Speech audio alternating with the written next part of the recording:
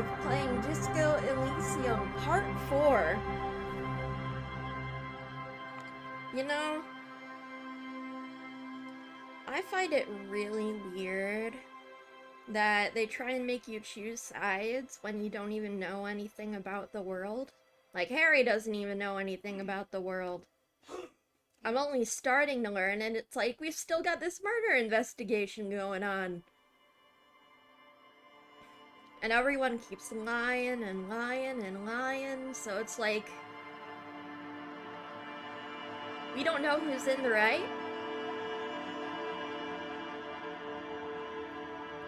I don't know. I like obtaining all of the information and then making an informed decision. But it doesn't seem to like that.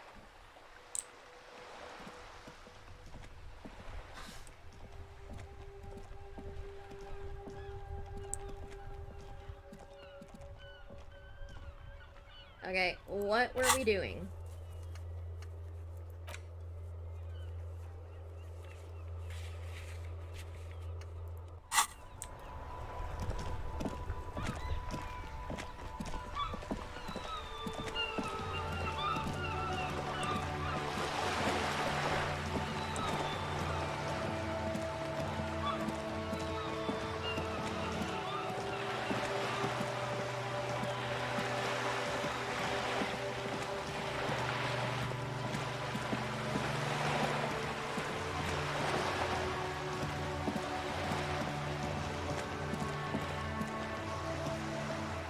I don't see any leads over there.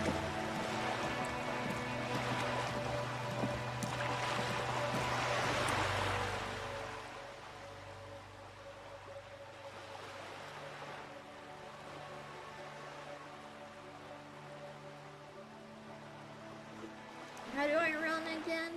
I did it on accident.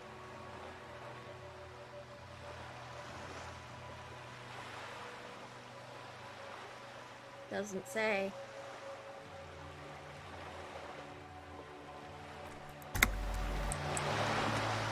I just gotta wait like 14 more minutes.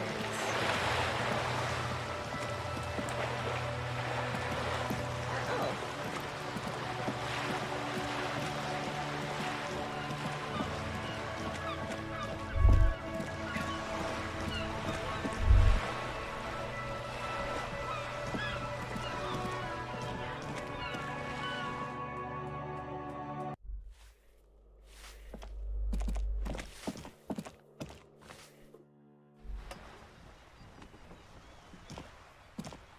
Yeah, I don't know what I undid. Hello again, officers. Have you come to admire my mural? Oh. She does have eyes that seem to be smeared with coal. Yes. Does anyone in a city like this? It doesn't have to do anything at all. Shoot, Piggy.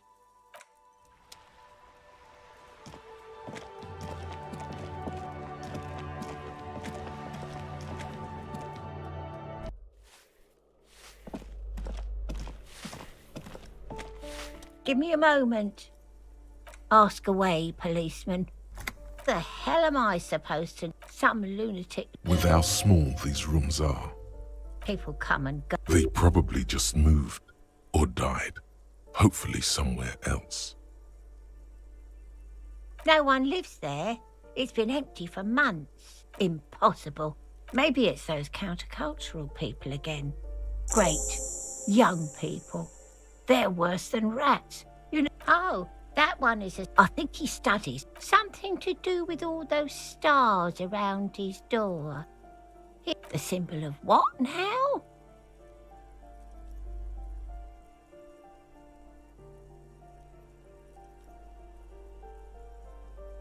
Huh. I thought Revachol was the capital. The artiste? No, she leaves an old lady. She mumbles some kind of a I'm... If you could... It's barely big.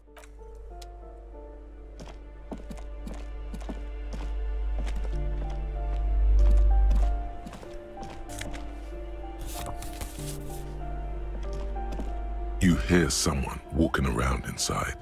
Excuse me? Of course not. You have plenty of reason to enter. Oh, come on. That was smart.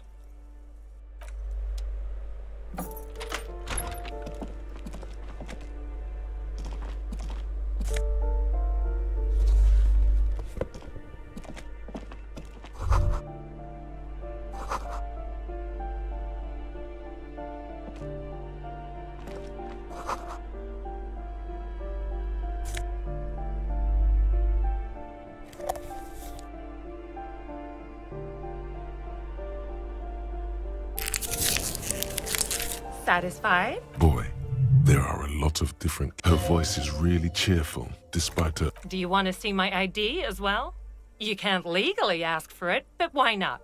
Want to see my residence permit too? Very well, but please make it quick. I need to be back in La Delta in an hour. I need to get it ready for the next lease, but as you can see, the previous tenant completely trashed the place. It was some kind of a moribund old man who used to be a business owner. You'd think they'd make rent. A sudden serious look crosses her face. This story didn't have a happy ending. But that was months ago. Anyway, was there anything you wanted, or is that it? I'm in a hurry. Oh, that's another huge mess. The former tenant owes us 3 months of rent. 3. We closed the apartment and planned on auctioning off the valuables, but... And again, I have no idea how stupid mistakes like a hole in... The sum must have been puny. These apartments are... I'll tell you, Martinez has a future. In a few years, it's going to blossom with artists and creatives and those radio computer wizards. Well, it does not disappear from my hands. No, I don't let it. Don't ask me what happened with the wall. Both apartments are now unrentable. Both. It is. Everyone says the real estate agents don't do anything. But here I am in the middle of the night cleaning up someone's crash pad. So the sooner we get this over with, the better. Of course.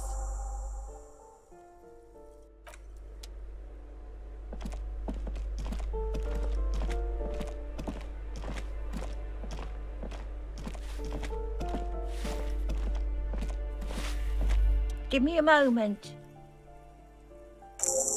I see. I hope some good people are finally going to move in. This place needs them.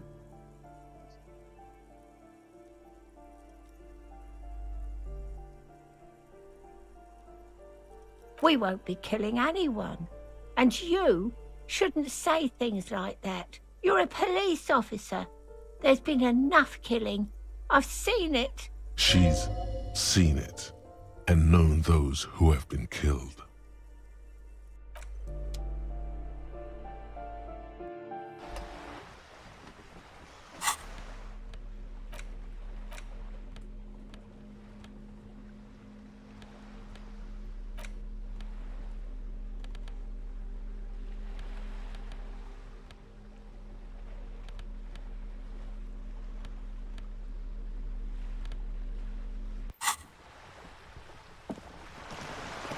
All right.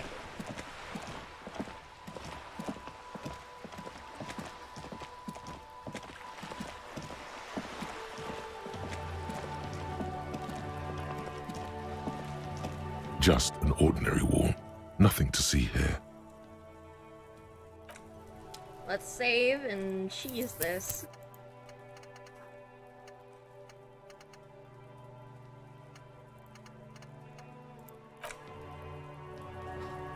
Just an ordinary wall. Nothing. You have no clue.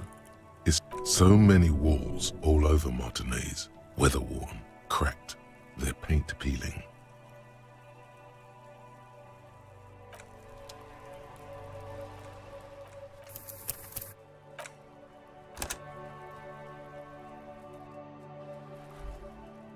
Just an ordinary wall. Nothing. You have no clue. So many walls. Cheese. Just an ordinary wall. Nothing to see here. Because this is no ordinary wall. It is sublime.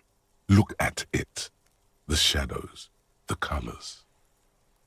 All the other walls on all the other houses must make a pilgrimage in adoration of this, the uncontested pinnacle of wallcraft, color peeled from the very face of God. Eh?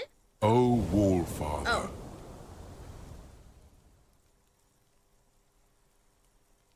Huh?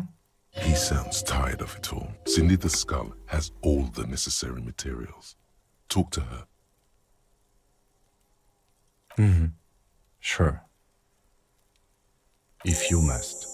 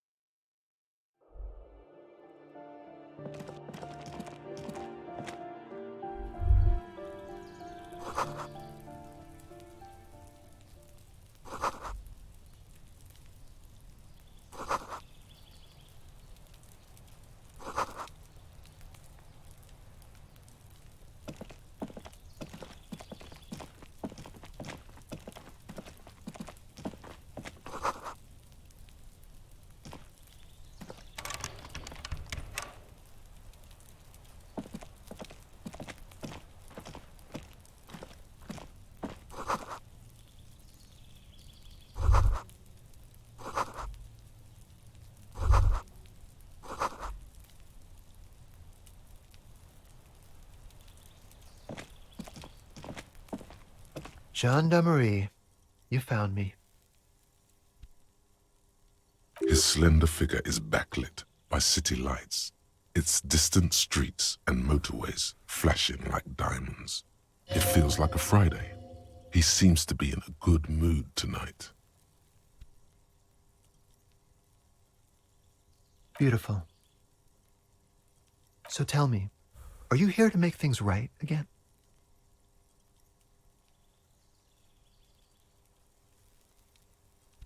Beautiful.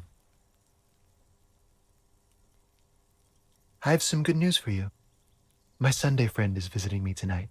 I told him about you and he'd like to say hello. Step in. He's already waiting.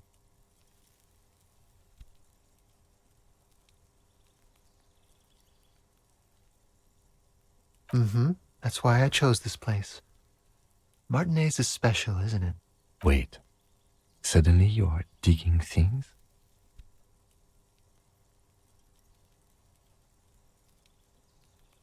Trust me, you do. Yeah, it does feel like the end of the week. Such gentle weather. That's nice, but I don't have anything to tell you. It's my friend you're looking for, not me. He takes another drag of his unfiltered cigarette and looks around. It's getting dark and the neighboring windows have lit up, one by one.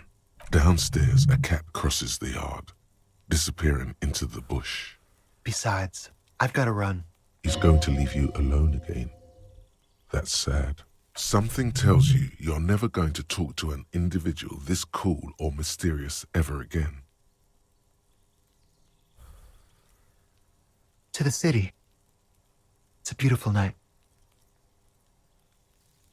Something flutters in the corner of the lieutenant's mouth as you're saying those words. We'll talk. Just not tonight. Take care, all right?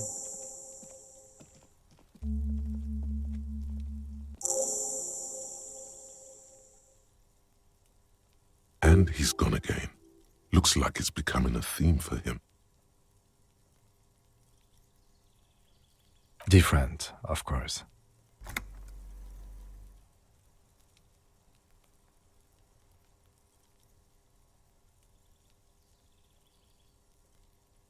Something so mysterious about the way he talks. Very. He's barely holding it together. It's all he can do to keep from bursting out in laughter. Come on, detective, let's go. We've got a potential witness to interview. His Sunday friend, remember?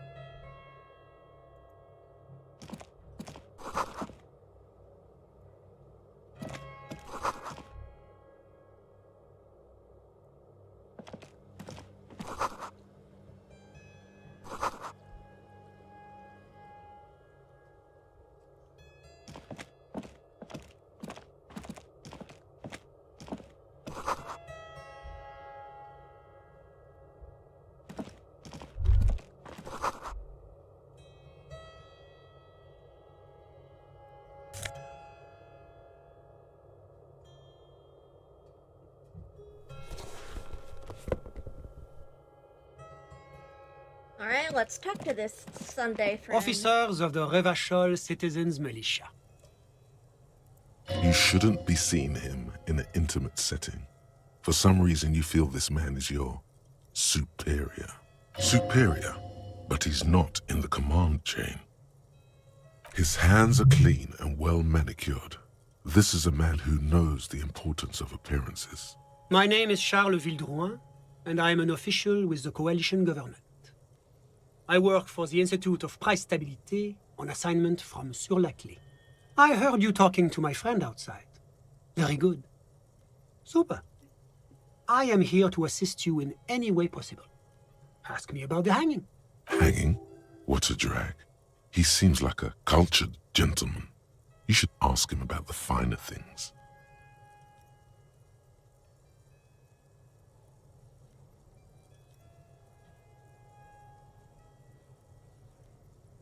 Oh, we got it from an atelier in the East Delta Commerce Center.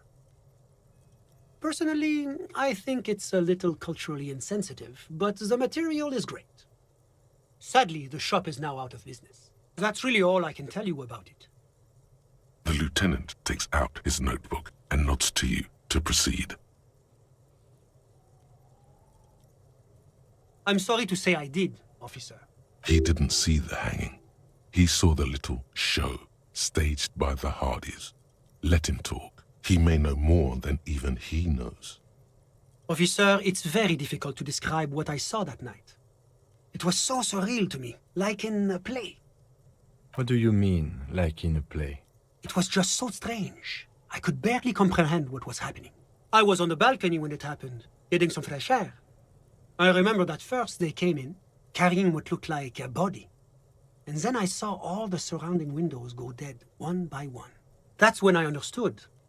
I should not be seeing this. That lines up with previous testimony, doesn't it? Well done, detective. Only that there were about 8 or 10. I couldn't make out anything. It was so dark. And it was quiet.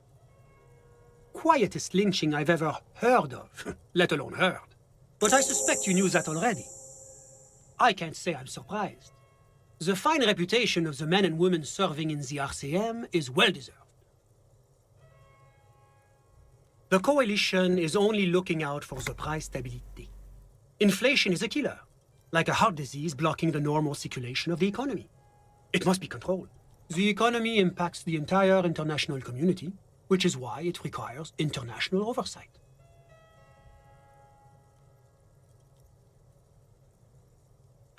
Well, I'm renovating it. It is an interesting project. The building used to be a 12-story skyscraper before the cannons took the top 4 stories off. This, of course, happened when the coalition forces landed here. You could say I'm undoing some of the material damage the international community caused when we arrived here. Yes, as I said before, I am a commissioner from Sur-la-Clé working for the Institute of Price Stabilité. This is one of the main projects of the Moral Inter. Wait, there isn't actually an Institute of Price Stability, is there? Or maybe there is. God, it's impossible to understand whether someone from the Moral Intern is joking or not.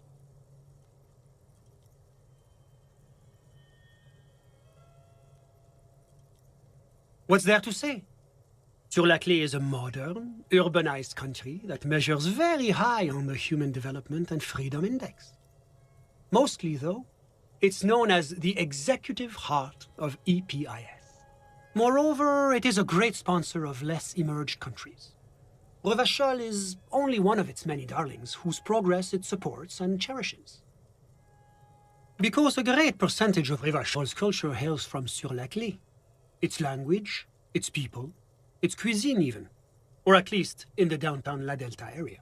Jamrock and other parts of the international zone have been mercifully spared of Solar Clay's love for meatballs and mashed potatoes. What's wrong with meatballs and mashed potatoes? La communauté internationale is what Revacholians colloquially call the coalition. In other words, the nations that stopped the disaster of the revolution. Your employer, technically speaking. The governing authority of Revachol. The RCM is but one part of this provisional administration. It is the most important thing. It's the central goal of any sound monetary policy. Maintaining the price stability is essential to maintaining high levels of economic activity, which is essential for maintaining high levels of employment, which is essential for maintaining the social stability. Basically, it makes sure the price of bread doesn't change. Précisément. Too much inflation, bread becomes too expensive. Too much deflation, it becomes too cheap for bakers to produce. That's why the Institute of Price Stability works to keep inflation just below 2%. But not too far below, no. Too below is also bad. Below, but close to 2%. The coalition believes in the importance of informing the public about the benefits of the price stability. Transparency is one of our principles. A sound monetary policy is essential for addressing uncertainty. Stability is the raison d'être of the moral intern. It's the reason why I identify as a moralist. But oh, I don't have my leaflets on me today. That's too bad. You can always call our information line. Making information available is part of the moral intern's commitment to transparency. It is the most important. It's the central goal of any, which is essential. Basically, it Précisé. That's why the Institute of Price Stability, but not too far below. No. The coalition believes in the importance of a sound monetary policy is essential. But oh, I don't have my leaflets on me today. It's the International Organization for Moralists. Hence, Moralist International. The Institute of Price Stability is just one of its many mind babies, as is the coalition.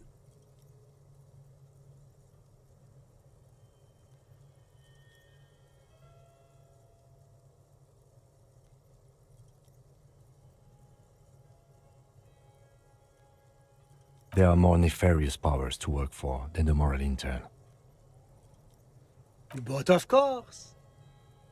Because moralists believe in a normal, stable world governed by democratic values. Martinez? No. Martinez is something else. Revachol is generally difficult. It's led by an interim government, which means it hasn't yet achieved full democracy. But they are working towards it. You're all doing very well here, relatively speaking.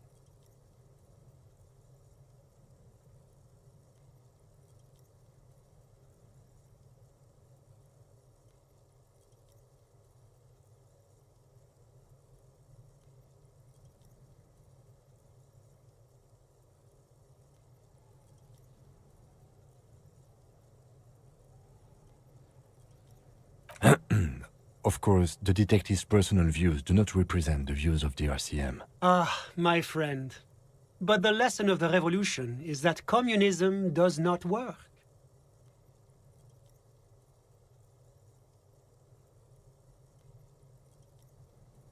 Oh, yes, the big bad coalition crushed the revolution.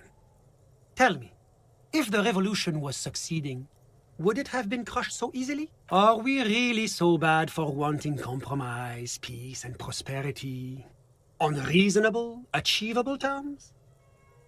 Ask yourself that. Now, enough of this delightful political interlude. Was there whatever you wish, officer?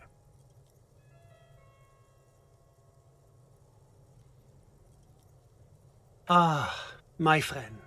My friend is a good young man. His family immigrated here from Kedra, and life has not been easy for him. But he understands the importance of education. He has taken his future into his own hands, and that's all that matters. Kedra is a candidate member of APIS. But, between you and me, their potential membership is a more contentious issue. that it's never going to happen. They entered negotiations in 21, and it's been pending ever since. EPIS is a very special program developed by the Moral Intern to support certain Occidental nations. It began as a unified system of weights and measures, which proved to be a wild success. Nothing but kilograms and centimeters as far as the eye can see. God, yes. Sweet standardization. The backbone of rationality and commerce. It was such a wild success that we expanded it into an economic union for the processing of steel. Another success. And between you and me, the Moral Intern feels emboldened by this success. Emboldened to take EPIS to the next level. A supranational political alliance. The United States of Occident. You mean Revachol? No, it's going to have transparent democracy. It's one day going to be a candidate member of EPIS, sure. No, candidate members do become members. Why do we even have the whole system in place if they don't? It just takes time. Time and evaluation. But we were talking about my friend here, not politics. How did any of us become friends? Bad things happening on the Insulindian Peninsula? Oil platforms ablaze in the night? Civil wars lasting for years? Finally, the international community is forced to step in. Au contraire, it's how millions of people end up where they are, meeting the people they meet. It's how I came here, and my friend too. Sorry, who? But I told you, officer, he's a bright young man here to pursue his education. Education is the foundation of our future, especially the arts. It is a cornerstone of our civilization. Officer, you have to understand.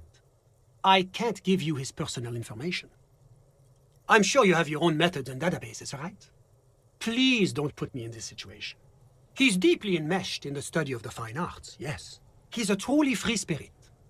He likes all the arts. Perhaps graphic design, printmaking, who knows? The world is open wide for a talented youth like him. I'm just enjoying the view. Listen. A baby is crying in the neighboring apartment. No, listen. The Insulindian Bay.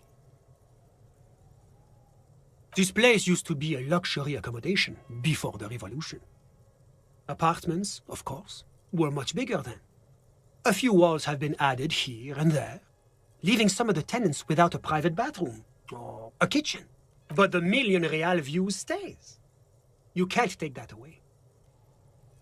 My friend comes and goes. I'm sure you'll see him around. He's a busy bee. I'm all ears, officer. A fugitive? Well, I would say that is very bad indeed. Not super. What sort of a fugitive are we talking about here? That is extremely serious. Corporate espionage may technically be legal in Revachol, but elsewhere it's a very high-level offense. It violates a number of international agreements, in particular the First La Charte Accord. This fugitive must be turned over to the ICP immediately. Have you apprehended them already? A moment, if you don't mind, sir. You do realize what you're doing, don't you? Of course, you're turning over a dangerous lawbreaker. You're dooming a young woman in her hour of desperation. Very real trouble. I won't tell you how to do your job, but remember, this is an RCM matter.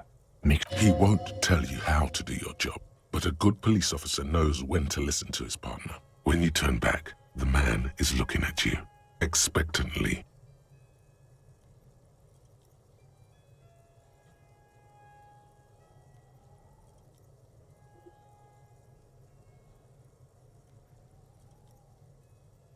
I understand that you are here to investigate a murder, but I must impress upon you the seriousness of this matter. Thousands of corporate secrets may be at stake here. I shudder to think what damage that might do to the international markets. Ugh. It's certainly serious, sir. But there's also the question of jurisdiction. The Wayfarer Act places certain strictures on what matters the RCM may involve itself in. You're right, of course. What use are protocols if you don't follow them? I only pray that the ICP apprehends this fugitive before more corporate secrets are lost. Now, was there anything else you wish to discuss? A moment. Officer, do you have everything you need from me? I'm afraid we won't have the chance to speak again once you leave. It's against diplomatic best practices for an official in my position to be discussing murders with local militiamen. Ugh. And I'm pressed for time. After you leave, I should be leaving as well. That's not the real reason he's so apprehensive. Men in his position shouldn't be seen loitering around in underprivileged young men's apartments in the middle of the night. Of course. I'm glad.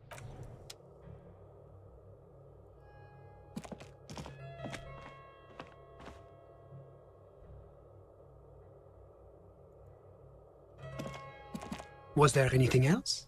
Of course.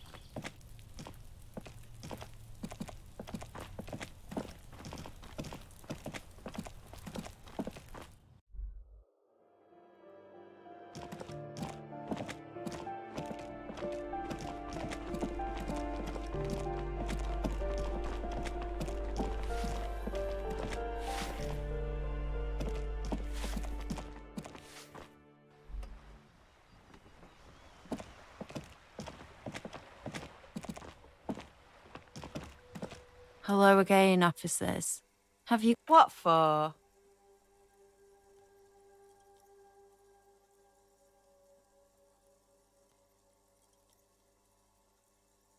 Well, if it's for art... But what kind of art are we talking about?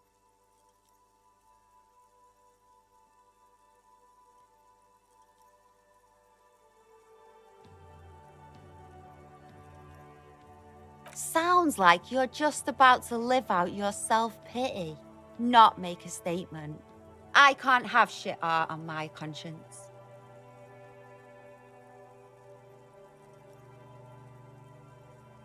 Yeah, Not gonna hold my breath, Piggy. You look like you'd suck. Everything, really.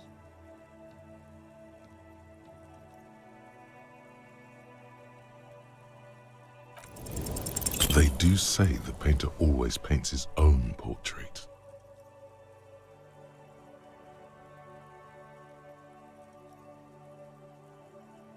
No, it's great. That's pretty fucked up.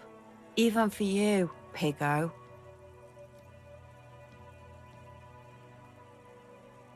You're a real sad sack. You know that? Go ahead then. Art it up. Just try not to hurt yourself. And no self-portraits. Oh, but I'm all out of fuel oil. You know what you should be able to find in your government-issued vehicle? Red-dyed heavy fuel oil. Are you kidding me? Fuel oil is so much cooler. No way you're disfiguring that beautiful wall with something as pedestrian as ordinary paint. My fuel oil is for my kinema. Use your own fuel if you are unable to contain your artistic impulses, but please, leave my kinema out of it.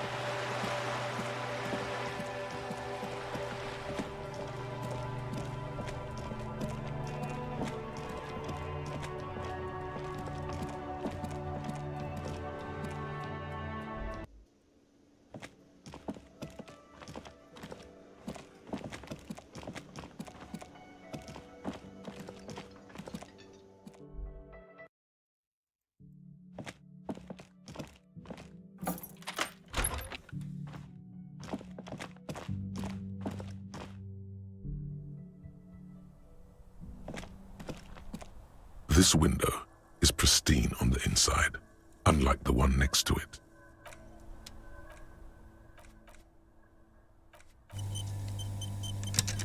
This window is pristine on the inside. The golden light melts away into the blue, glassy darkness of your mind. In it are two neon-lit shapes, a man and a woman on the single bed. Like the witness said, the man is kneeling, the woman is on her back. It's the night of March 4th and a shot has just been fired. The man looks directly at the woman. The shot's possible directions converge in his mouth, a ray cast from somewhere outside, entering his brain. From the roof outside, location A prime. The glass fractures around the bullet hole. Shards face inwards like a corona behind the woman's back.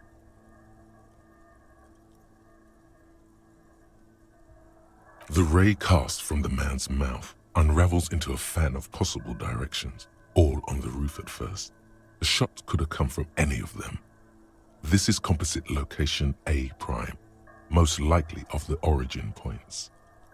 There could have been, then the rain and slush and wind washed it away.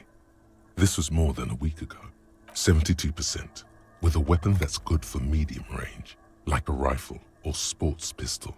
This is a good short distance, but not too short. The perpetrator aimed with their back against the railing, or possibly kneeling for precision. This would explain why it only took them one shot. The lights were on in here. Outside it was dark. It was like shooting fish in an aquarium, a well-lit aquarium. The victim opened his mouth to let the bullet in. Neither of them would have seen anything outside, in the darkness, too busy with their own bodies.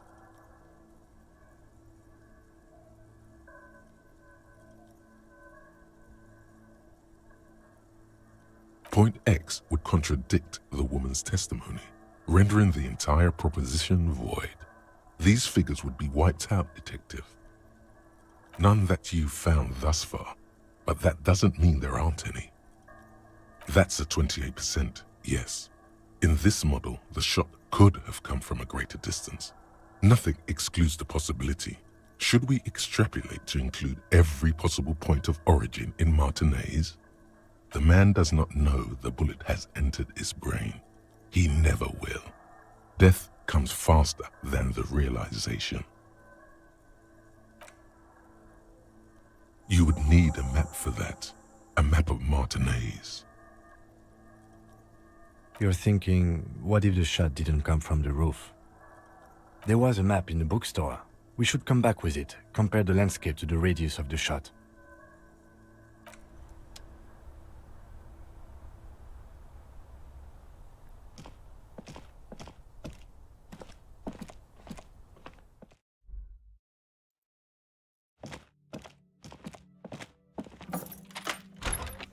Well, I can't do that tonight.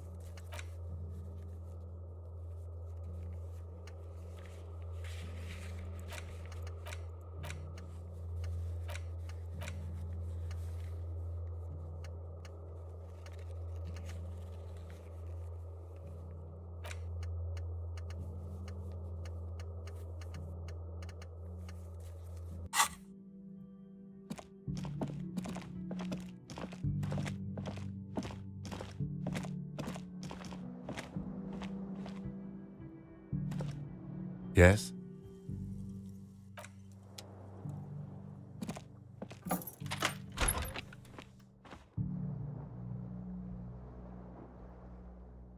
Yes?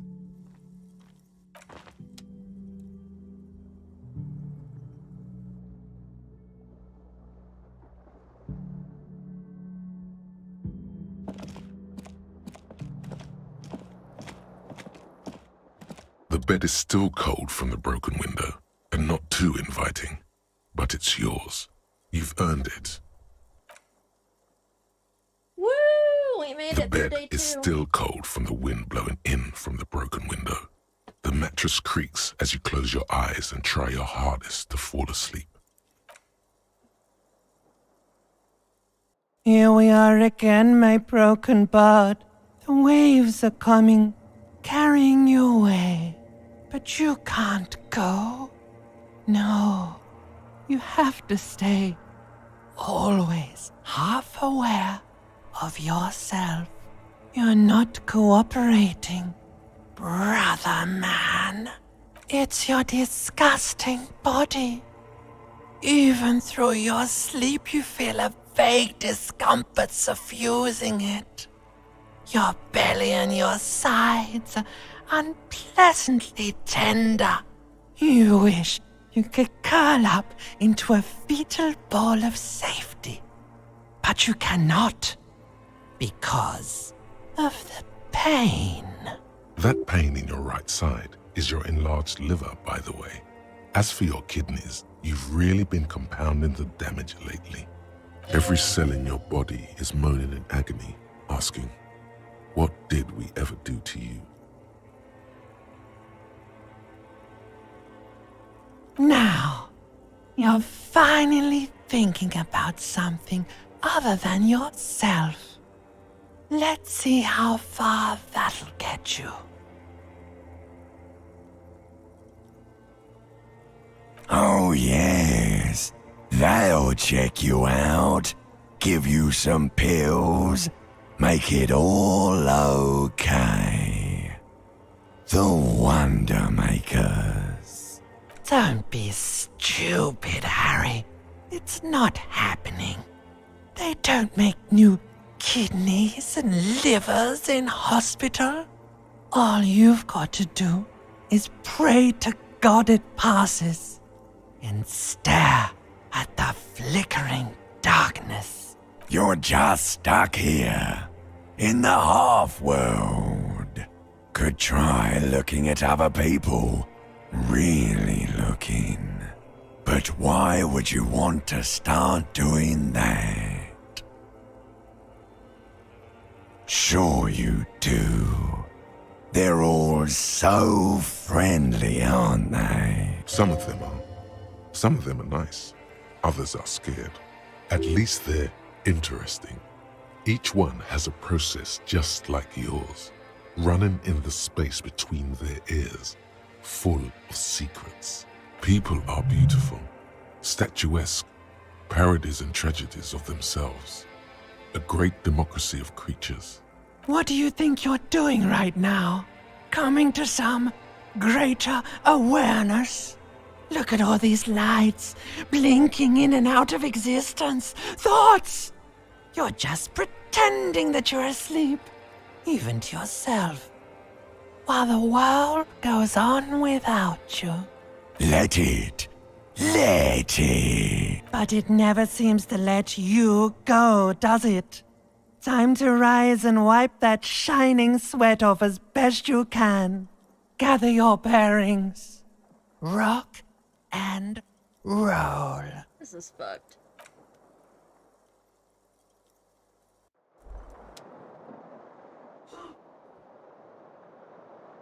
Alrighty.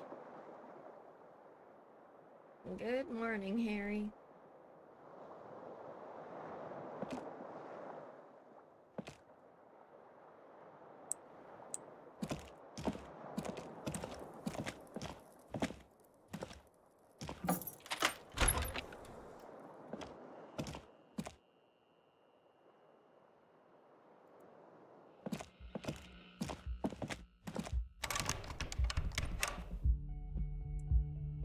Is Kim already downstairs?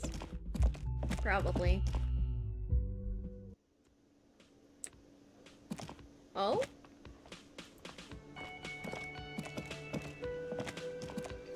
The woman in an RCM patrol officer's uniform winces as she notices you. I would really prefer not to talk to you right now. A patrol officer is the lowest rank in the RCM, below lieutenant and sergeant.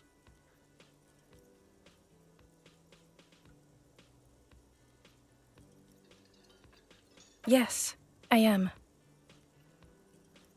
I'm definitely not the cavalry. I know. Here's the real deal. I don't know. I mean, why would I want to talk to you?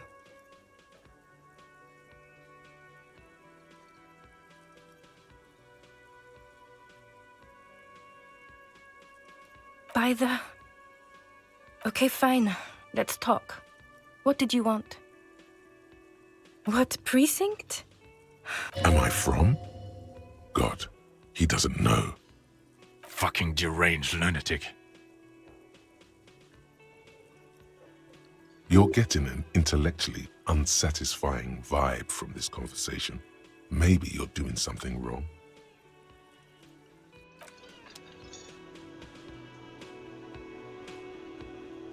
You look like shit. And I don't mean that as a metaphor.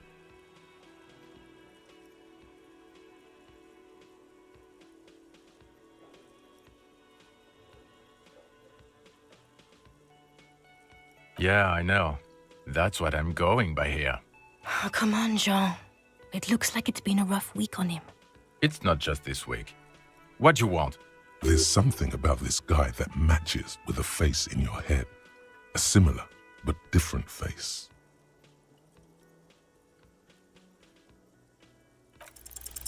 You know what it is. It's like the two of you know each other. Just ask him. Oh, I definitely know you from somewhere. Another life. Yes, from another life. A different life. Maybe the life of a police officer belonging to the ranks of the... To what station do you think you would belong in this alternate and totally fictional reality?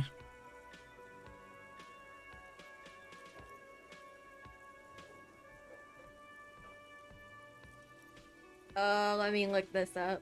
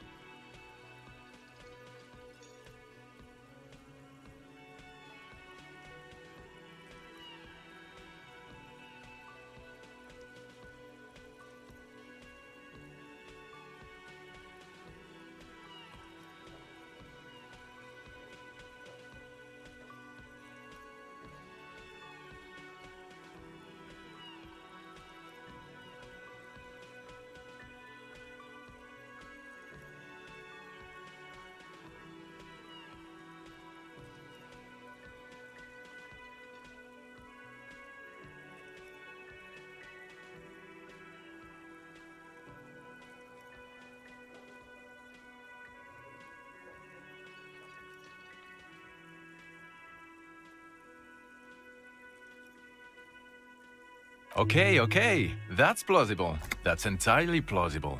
Now we're really getting somewhere. Somewhere good. Okay.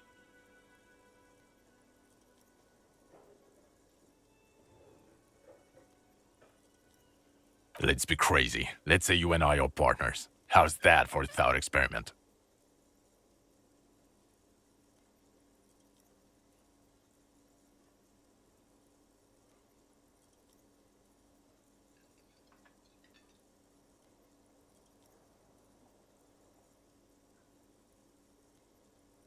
Would you now, or would I be cramping your style? Never mind, partner.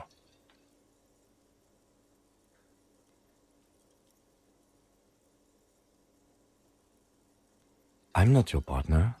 This union is temporary. A little premonition for you, Lieutenant. Sooner or later, probably sooner, your new friend tells you he doesn't need you. He will then suggest you should fuck off. When that happens, I suggest you take his advice. The lieutenant merely bows his head in response. You're not going to believe this, but police officers, yes sir, solving crimes, locking up bad guys, and get this, and not getting that drink on at 2 o'clock. Just some regular boring motherfuckers in suits and uniforms. Nothing spectacularly extravagant like you, the far-out son of Lang. Oh no. You see, I enjoy watching other better cops solve crimes. And let me tell you, it's been quite a privilege seeing you work. This isn't helping. Oh, it's you eccentric genius. I mean, with your unorthodox approach to police work, it has to be you. Not even a little bit. It's an urban myth about an officer who is so far undercover he can't remember who he is. As I said, just an urban myth. You are not the son of Lang. He's trying to protect you from further rough handling, dished out by this sunglassed man. Okay, yes, you get the joke. Leave it at that. Neither can I, partner. Neither can I. It's a mere second, but it feels like you saw something. A gram of compassion in that sadness. Watch out for yourself. That voice, so very familiar. Did you hear it when calling to your station and reporting your badge missing? Oh, really? I wonder where. That's the where you remember me from?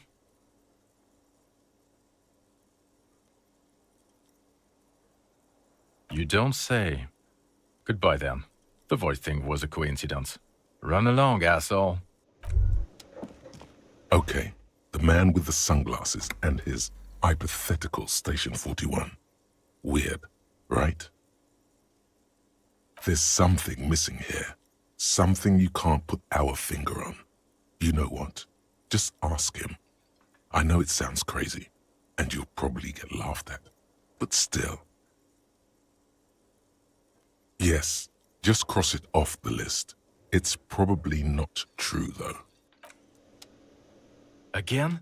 I can't believe this shit. I'm going to say no. Just to see what you'll say to that. What'd you say?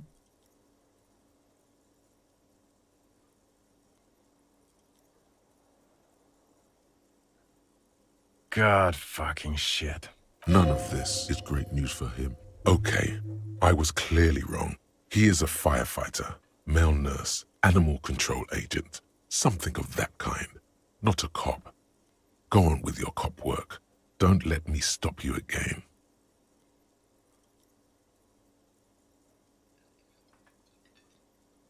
About what? You don't look like a cop. You know what you look like?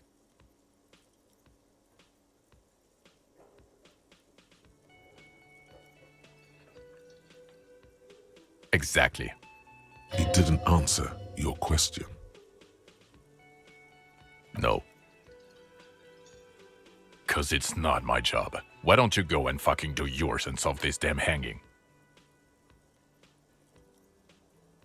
Actually, I don't want to hear you say things. Come on, Jean.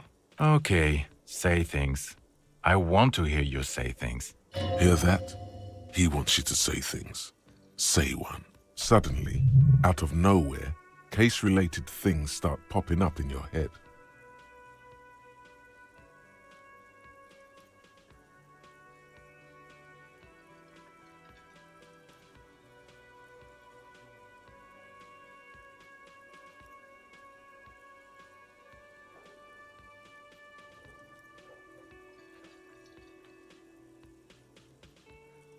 I get it, okay. But what is the motive? That would be my first guess, yes.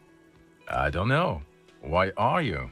It's like you felt it would be intellectually stimulating and would lead somewhere. A custom even? Strange. Oh my god, there's more. You want something more? What is it?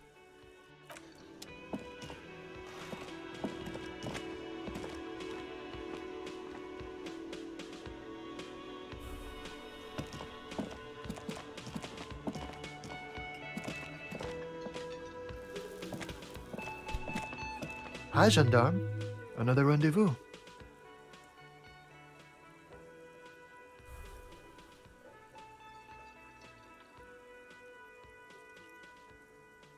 Hello, hello. So what brings you here?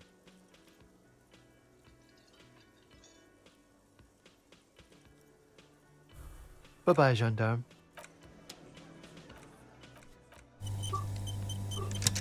Hi again, gendarme. Could he be a member of the homosexual underground? Yes, this man is definitely one of the homos. I've seen them homos with my own eyes. Just pointing it out. We're not talking about some kind of cult with members here. You made it up.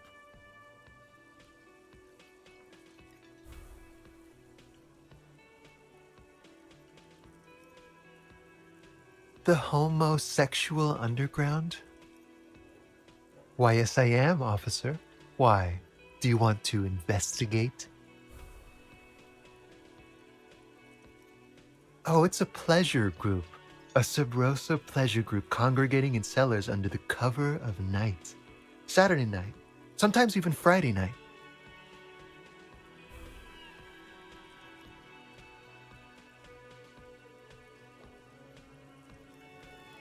Oh, we're ambitious. We want to destroy the last vestiges of meaning, the last things people in Rebishol have to hold on to, the true symbols of security, the meaning of man and woman, mother and father, their marriage.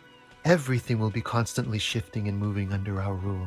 The future will belong to a circus of identities just spinning around, surreal and unreal. You won't even know who you are anymore. Yes, we listen to a lot of disco. Some say we engineered disco to spread our vision of a vertiginous, ever-changing society, where all there is a razzle-dazzle of gold. We are going to change the family unit with all this razzmatazz and finger dancing.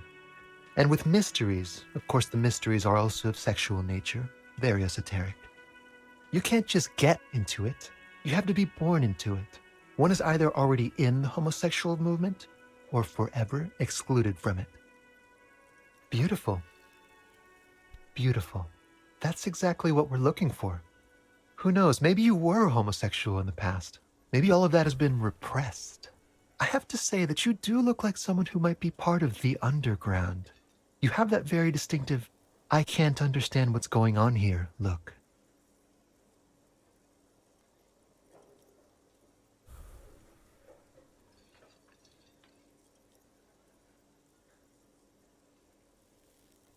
Absolutely wonderful. A man like you can figure out his sexuality in a working day. It won't be 20 hours unless you want to enter the heightened realms of the phantasme erotique afterwards. It may be 20 hours or more, but that would be on your own time.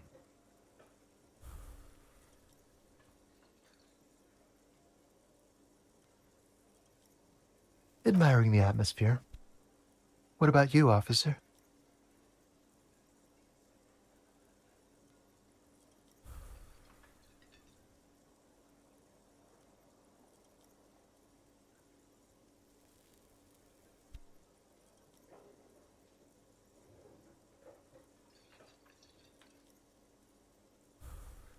Well, here's to you.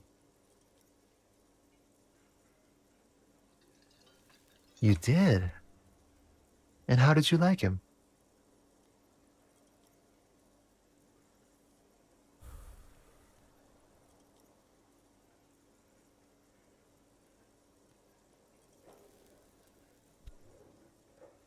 Ah, shoot.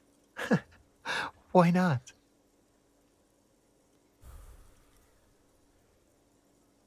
Friends, I told you. Sunday friends.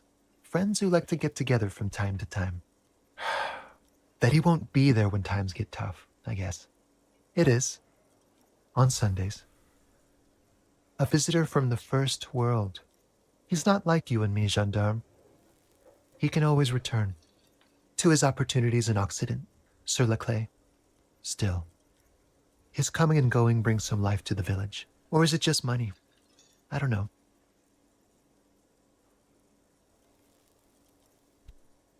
He has keys. And he likes the view. To the sea, I mean. What about me, gendarme? Oh yes, let's see. He knocked on my door a few days after the lynching. I think he was going through the entire building, asking questions. Nothing. That I didn't see anything. Why shouldn't he? What friend? No, I don't think it came up. Muscular, handsome, strong, like one of those military types. Yes, but he was speaking to someone on his earpiece. Just reporting back whatever I was telling him. Oh, let me think. He had an accent. He sounded like one of those mercenaries. He sounded vaguely Oranese. No, not vaguely, scratch that. He sounded definitely Oranese. Sure. Anything else on your mind? Bye-bye, gendarme.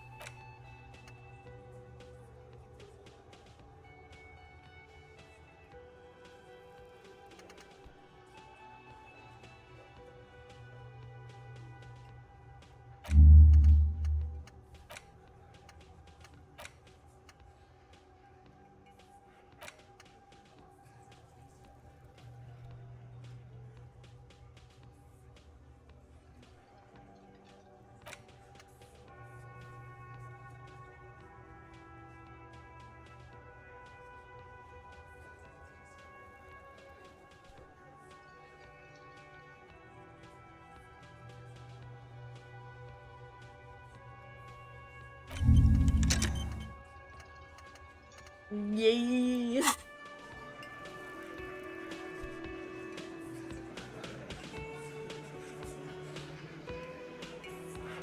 Okay, so I need to go to the bookstore.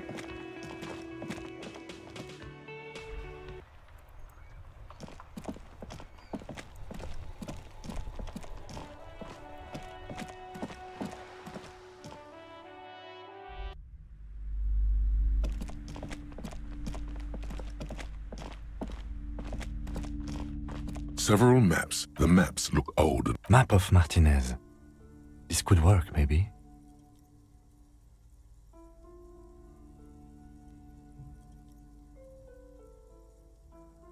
Always good to be informed of your surroundings.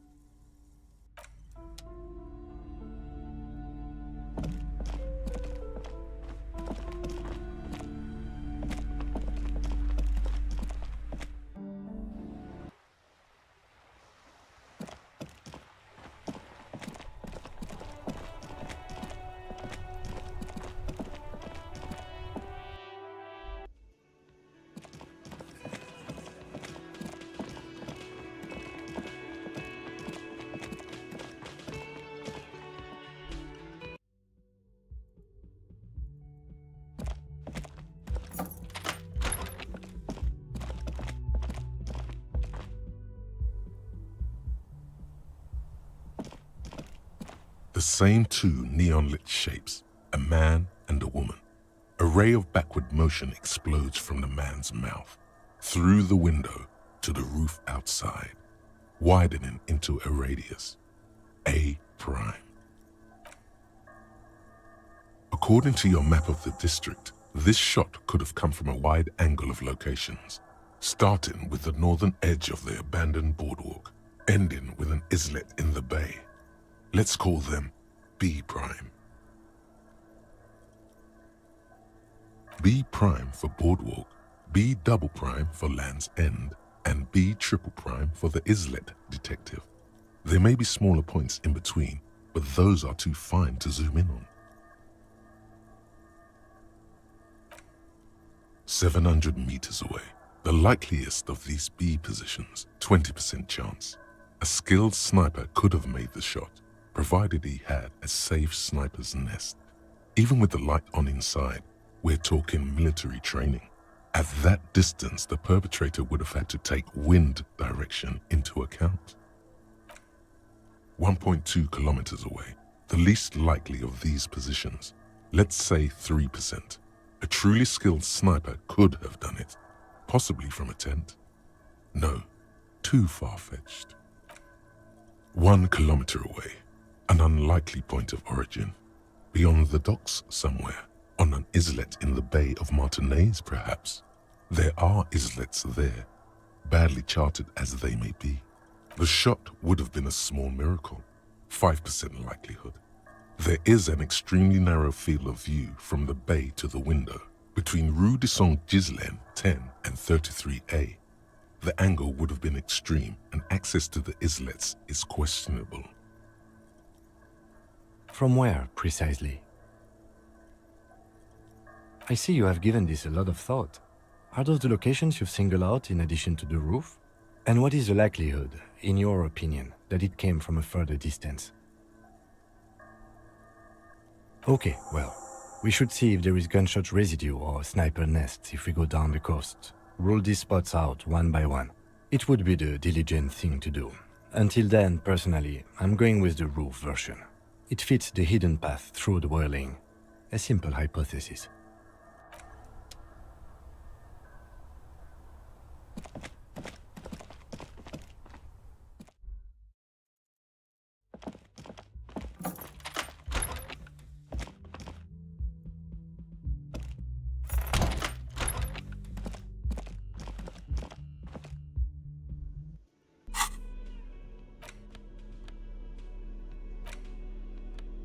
The worn map features the patchwork grid of the streets of Martinaise, with directions to appropriately touristy locations.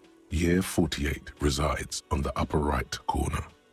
Your finger moves through the various streets, across Rue de Saint-Ghislain and Rue Saint-Cypar, over Saint-Brun and Martinaise North, finally coming to a halt on the spot where you are currently standing, although the map gives no such indication itself. For a more detailed view of the map, go to your journal and select the Map tab.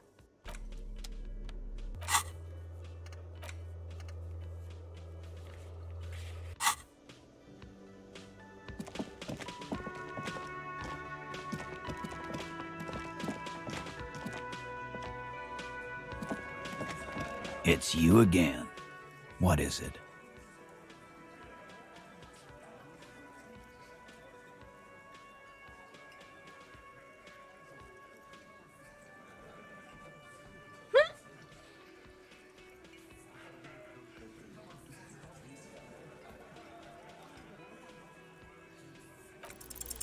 A sudden flash of lightning in your neocortex. The hostel cafeteria is lit by its airy blaze.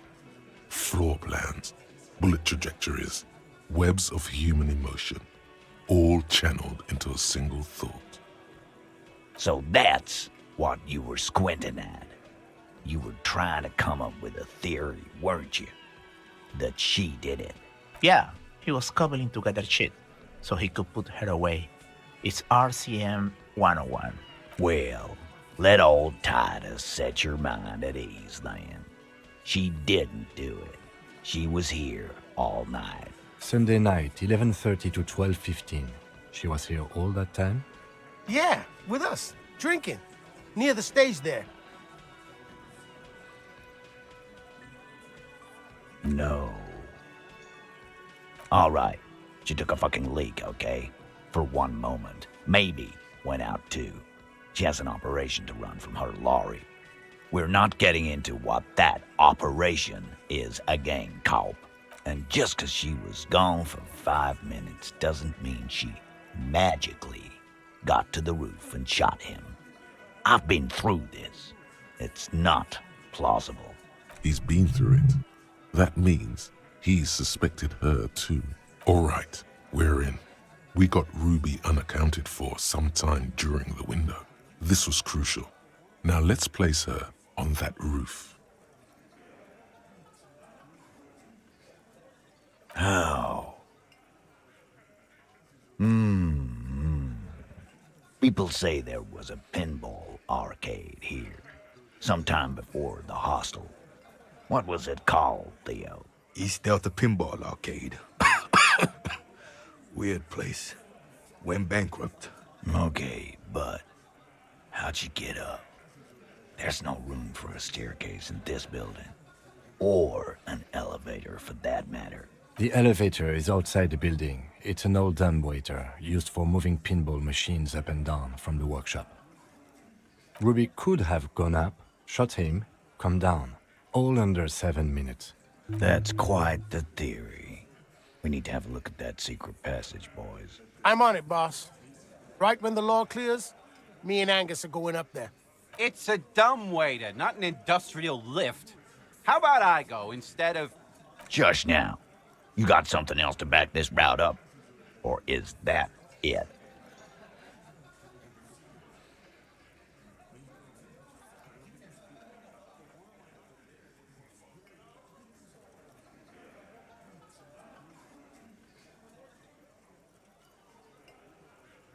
Footprints.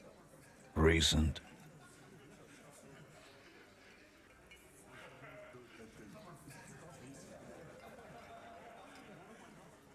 That close, huh? How fortunate. I'll take a thorough look at those prints myself before I believe that, Culp. Good news is, I'm still listening. I don't like guessing, Culp. No one does. It opens the steel door in the kitchen, the one that leads upstairs to the roof. This key was right here, with you. Quit jumping to conclusions, Theo. You took that key. Did it look like it was recently put there? No, the ribbon was old. Faded. It had been there for 20 years at least. Why? This doesn't make sense. It's damn interesting, but it doesn't fit well, and you know it. It doesn't fit well, but it fits, and he knows it. Why not? You can't draw a straight line into Clausia's window from any of the surrounding buildings. Not from what I know about Martinez. Maybe from the coast. But like I said, I've been too busy dealing with you idiots. So no, I don't think it was a sniper. 72%. There's a percentage and all. Where'd you get it from? Your guys in the lab? No, you can't. I know what you did here on the weekend. People talk. And what they say doesn't sound like a science Culp. You're a madman.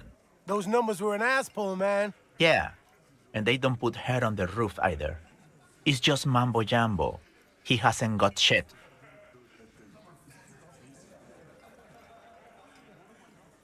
Right. What the fuck does that got to do with Ruby? Wow, man, can we? I mean...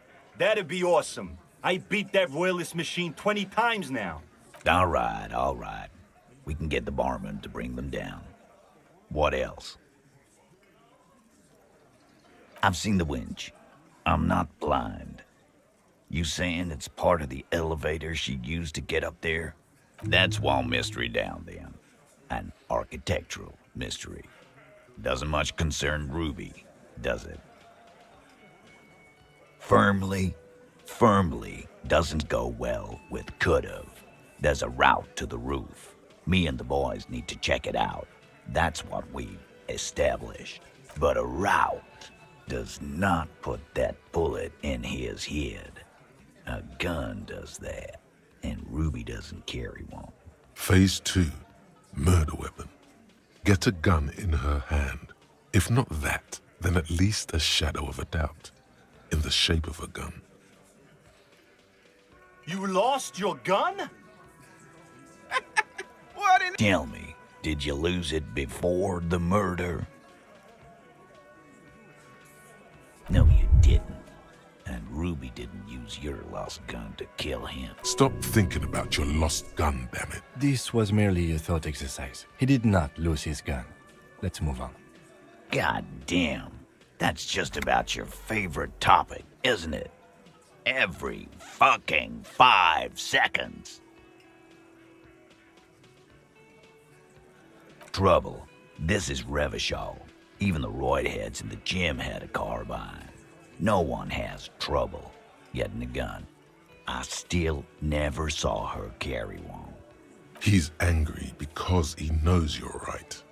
What he's saying only confirms your theory. I don't know, Cop. Why don't you find your lost gun first? Easy now, Al. This isn't comedy hour. Titus, we're not seriously considering it, are we? Ruby wouldn't do this. Why would she do something like this? Phase 3, motive. The last component.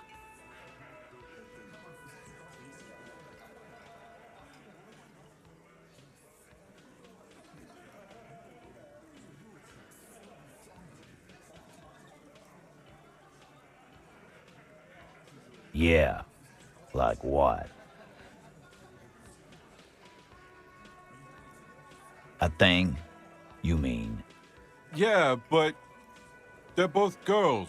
Girls like girls too, Angus, sometimes. This is one of those times. She liked Glacier.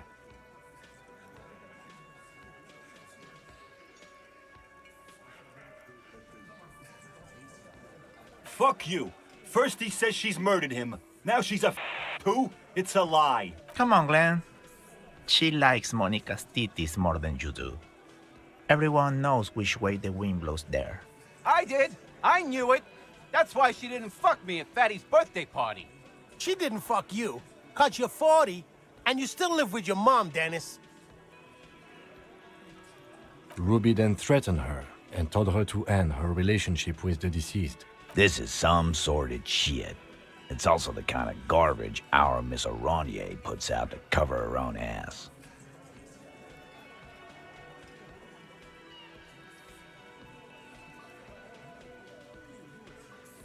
Figures. But that Ruby is queer as cabaret, now that I start thinking about it. So there is some truth to it. And that's okay.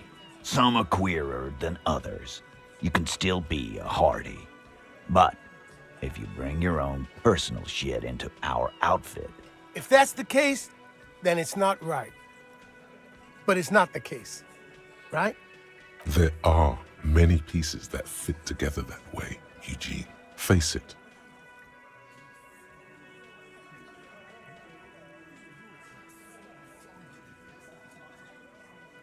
Nah, man. That's just Ruby. Plus, man, it's like female intuition, you know. Women talk to women.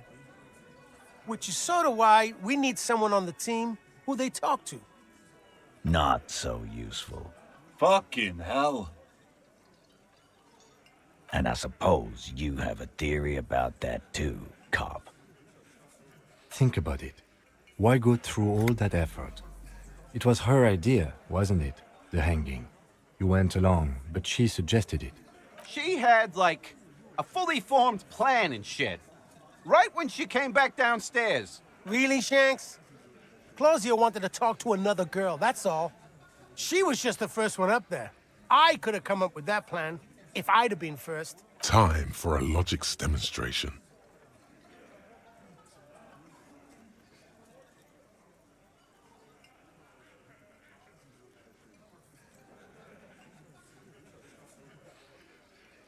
Oh dear. You know what?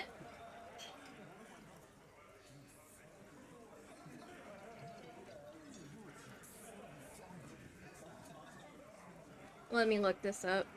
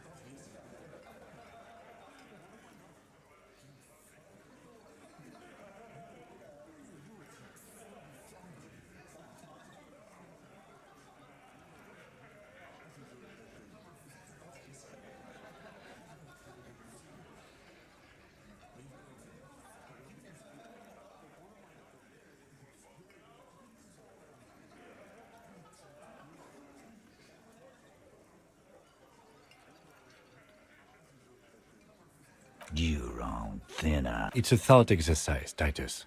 Think. You kill him. Get up there. Shoot him. Get down.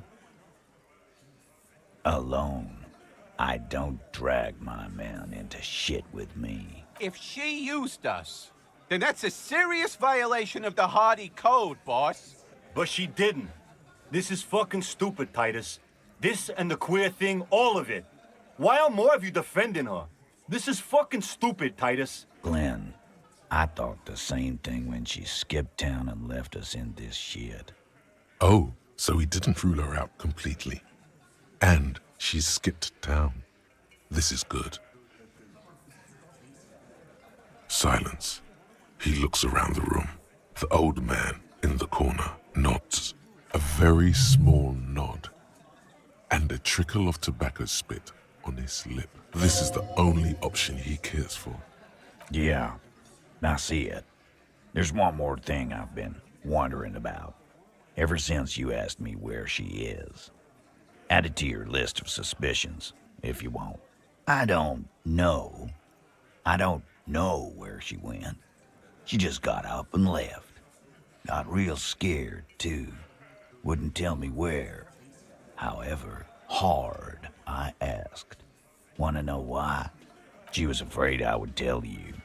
Maybe she was right. By now, I probably would. She knew there's evidence on her, and she knew we'd find it. This is typical suspect behavior, why fleeing is always incriminatory. Perhaps. Ask her if you find her. It won't be easy, though. She made sure of that. Friday afternoon, when you first arrived, I got word the RCM was in town. Then she came in to see me. Told me she was leaving. That's when we had our little conversation. She's not far. We know that much. She didn't take her lorry, so she's on foot. Good fucking luck, man. She knows this place like the back of her hand. You'll never find her. Yeah, Al. And we won't either.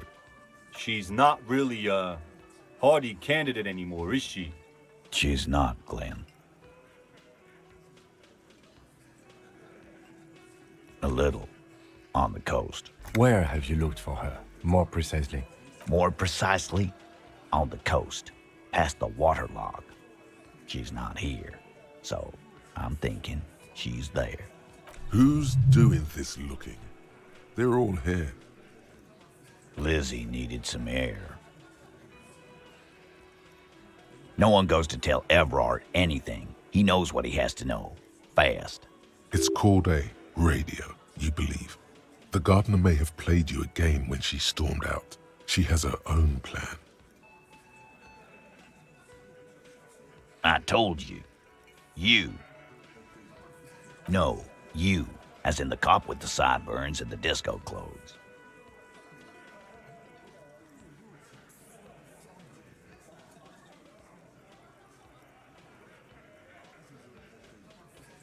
Sure. Normal. You know, when I first saw you limping here, I thought she was paranoid or sniffing her own supply. But now I'm not so sure. She said you have a funny taste in clothes and that you won't stop until you have something on her.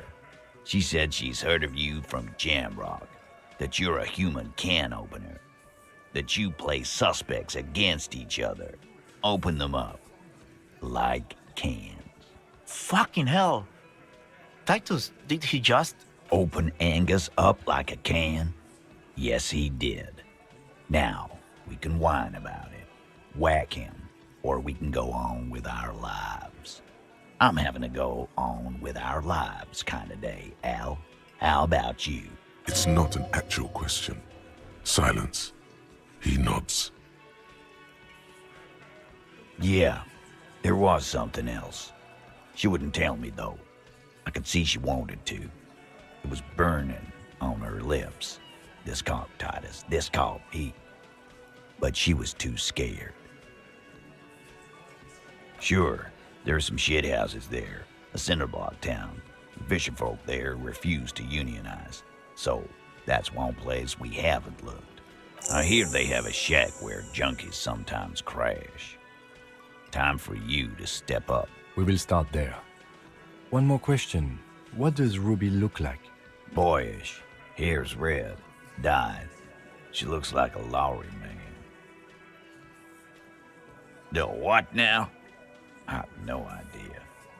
Boys? She said she's building a pale emitter. What? We were talking about radio equipment. She said she's doing Ulan frequencies and a pale something. I don't know more. This guy barely understands what he's talking about. There you have it. Pale something. It'll have to. His grip is firm and reassuring, like holding a piece of unpolished granite. You know, Petus isn't as bad as I thought he was. Not just granite, tightly packed RCM Sergeant material. When are you gonna get it through your dumb head? I already am. I just wasn't sure you were. And he still isn't. People aren't afraid of good cops in the way Ruby was afraid of you, he thinks, then turns back to his men.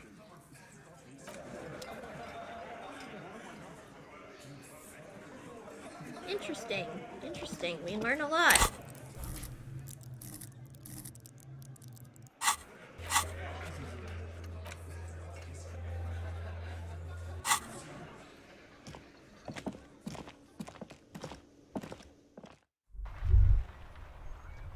You think you have a pretty hot suspect right now, don't you? That Ruby of yours? Notice how it came together without casting too much suspicion on Clasia. It was nice and Ruby-centric in the end. Anything strike you a bit off about this mishmash?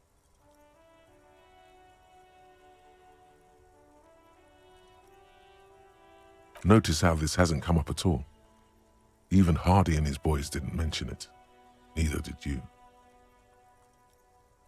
Absolutely. It could have come from anywhere, but you're suddenly so certain it came from the roof behind the window. No, they didn't. That's right. Finish thought. Just finish it and conveniently go on. She's watching you leave right now, you know that. Free as a bird on that roof, lighting up a cigarette and thinking, am I glad Ruby's in this shit and not me? Don't listen to this guy. The theory was solid. He's just jealous. Move on. It's no use harassing her further.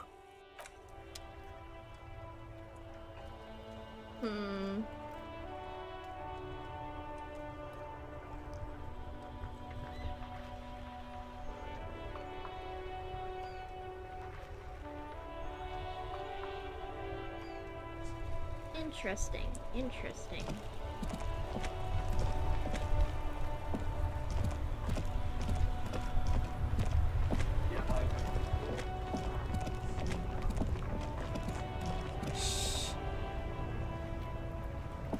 Sorry, Mom and brother being a bit loud.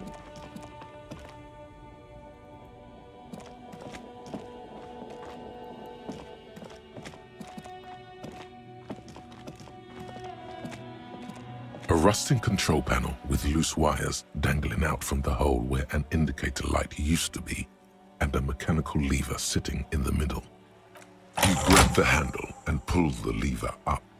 As soon as the metal connects against the contact pins, you hear a loud clunk. Then, the water lock starts moving.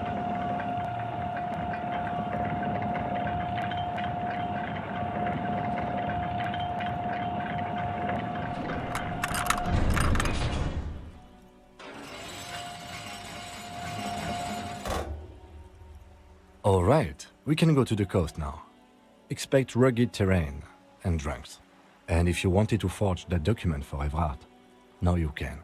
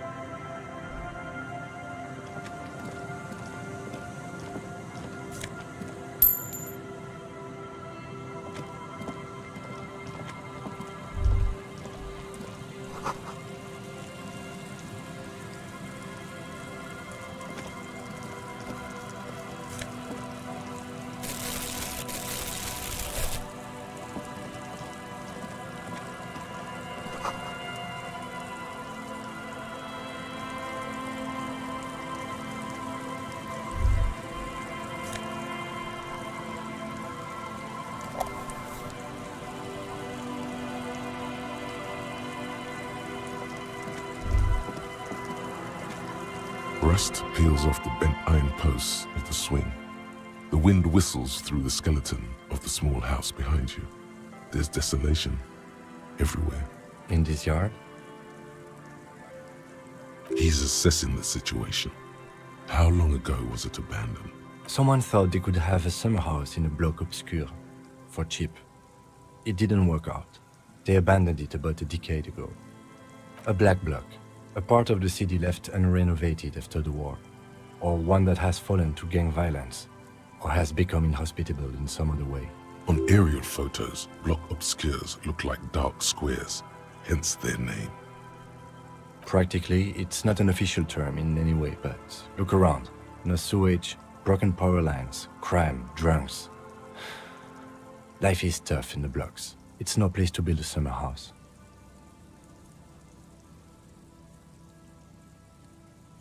Yes, and you picked it up as part of the Jamrock Shuffle.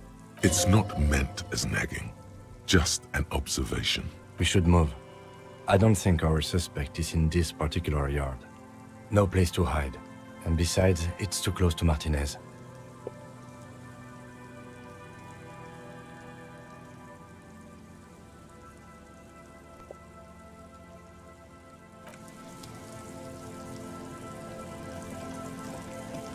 Alright, so nothing to see here.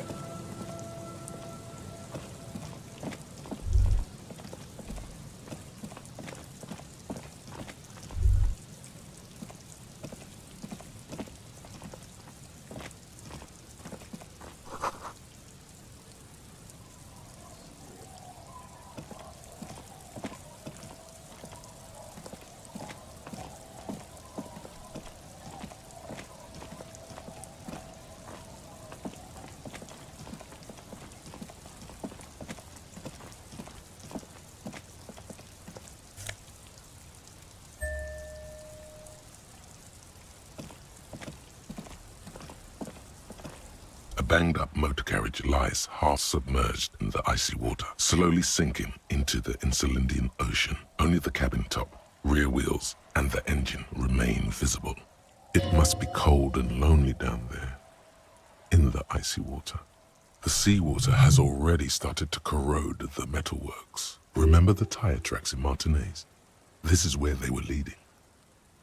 It appears to be so. I agree. We should definitely investigate. You get a sudden, sinking feeling. Stomach acid comes up as you look at the motor carriage in the deep, dark, cold water. Why the doom and gloom? It's just a sunken motor carriage. Some motor carriages are bound to end up in the sea. The logo is too deep in the murky water. You can't make it out, but you do see a monkfish float by. The motor carriage is properly stuck in the ice. Getting it out would require a team of specialists. A single day in the salty seawater would ruin most vehicles, but this one looks worn even in places the salt water hasn't touched it. The ice hasn't closed around the vehicle yet. My guess is it's been here since last Saturday or Sunday. The estimate is correct. The incident probably occurred on Sunday evening.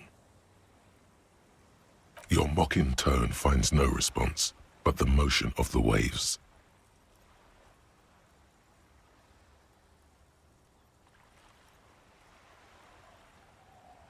Yes, quite. Let's wait for the low tide and see what's inside. Great idea. Then we can get the things inside. The joyrider must have left something good inside. Guns, papers, maybe a cool jacket. A joyrider jacket. I have a feeling it's me that did this. A joyrider jacket? You feel a strange connection to this joyrider. Maybe he's from some kind of joyriders district and likes blue and white racing livery, like a cop would. I don't know. An hour or two, tops?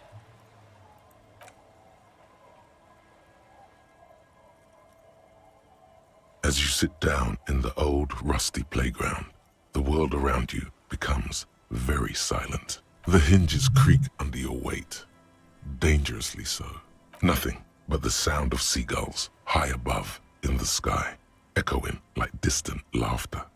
Ice cracks around the blue motor carriage in the sea.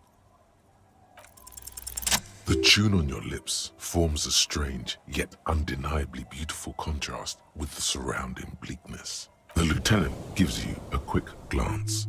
Then, still looking straight ahead, he joins you with a higher-pitched and slightly more melodic trill. Two birds on a wire, whistling by the seaside, looking at the water and a sunken car. The wind blows. In the distance, behind the church, some vagrants are having an argument over a bag of tear they found in the reeds. Further away, a flock of seagulls lands. The clouds pass in the sky, and the shadow of the swing moves like the hour hand on a timepiece. 30 minutes have passed. Looks like this might take a while. Time to present a good topic for discussion.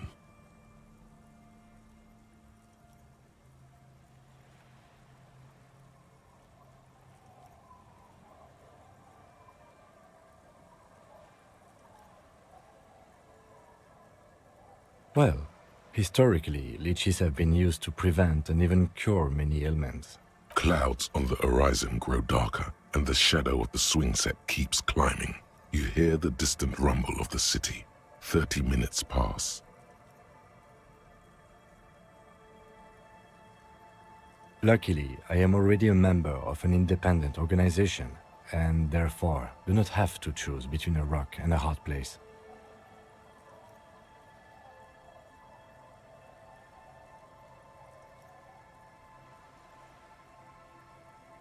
Your voice echoes on the water, strange and out of place in the environment.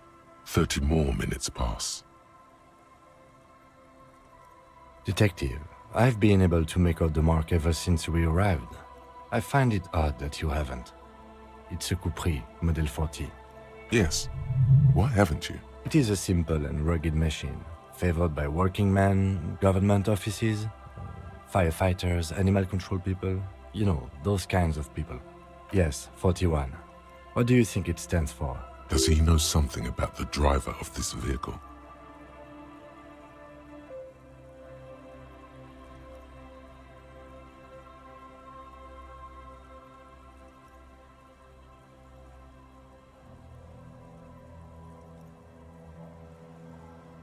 I'm sorry, Harry. I'm so sorry. 41. Precinct 41. A massive pit opens up in your stomach, and the most terrible feeling comes over you. I knew it. No.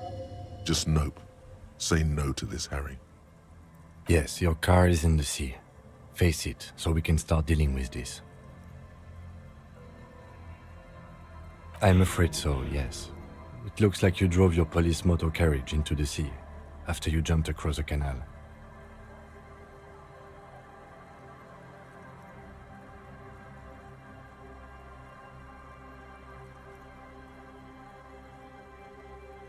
People are more valuable than machines.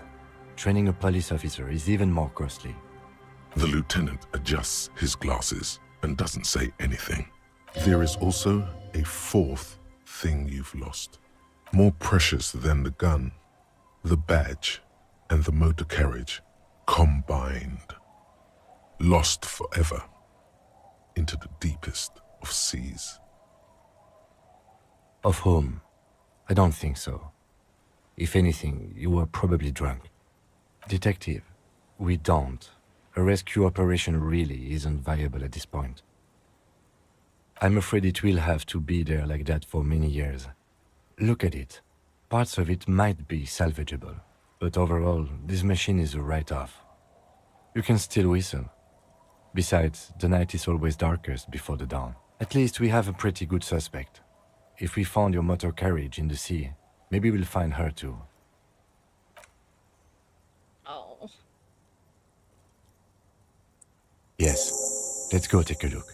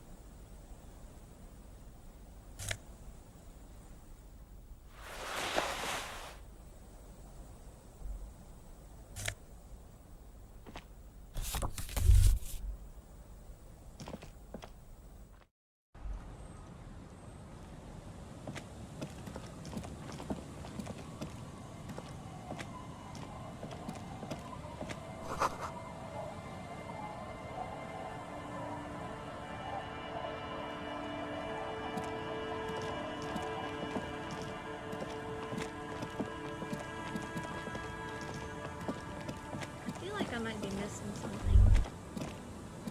Great news.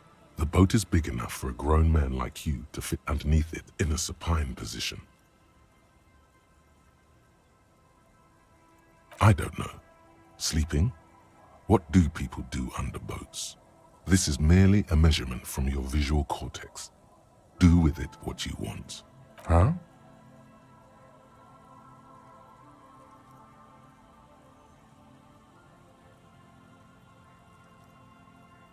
Sarcastic self-pity is not what we need at this moment, officer. I understand the situation looks grim, but we must continue with our investigation. Think of it as a salvation. You have a home somewhere. All cops do. When this is done, you can return.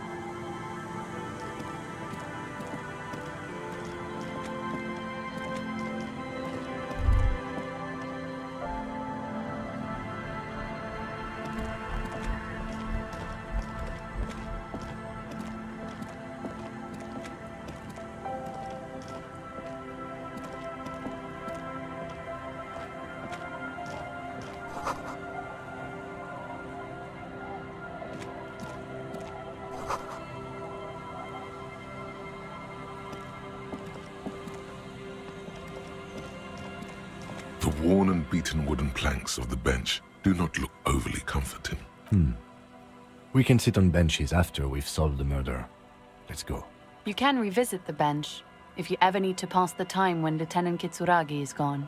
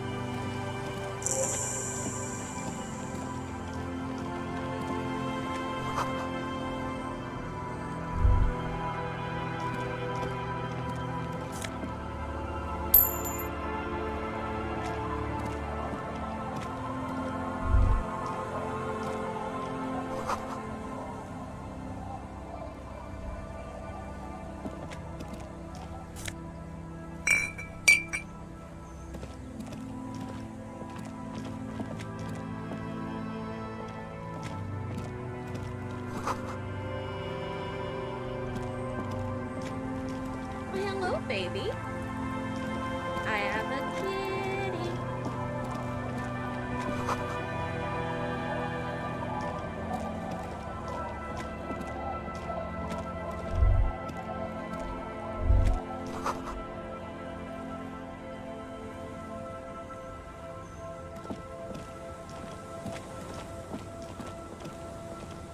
A little baby.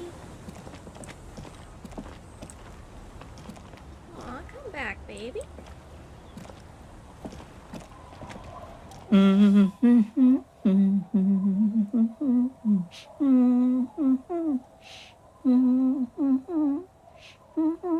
You're not sure about the melody, but it might be South Samaran, possibly Sigayan.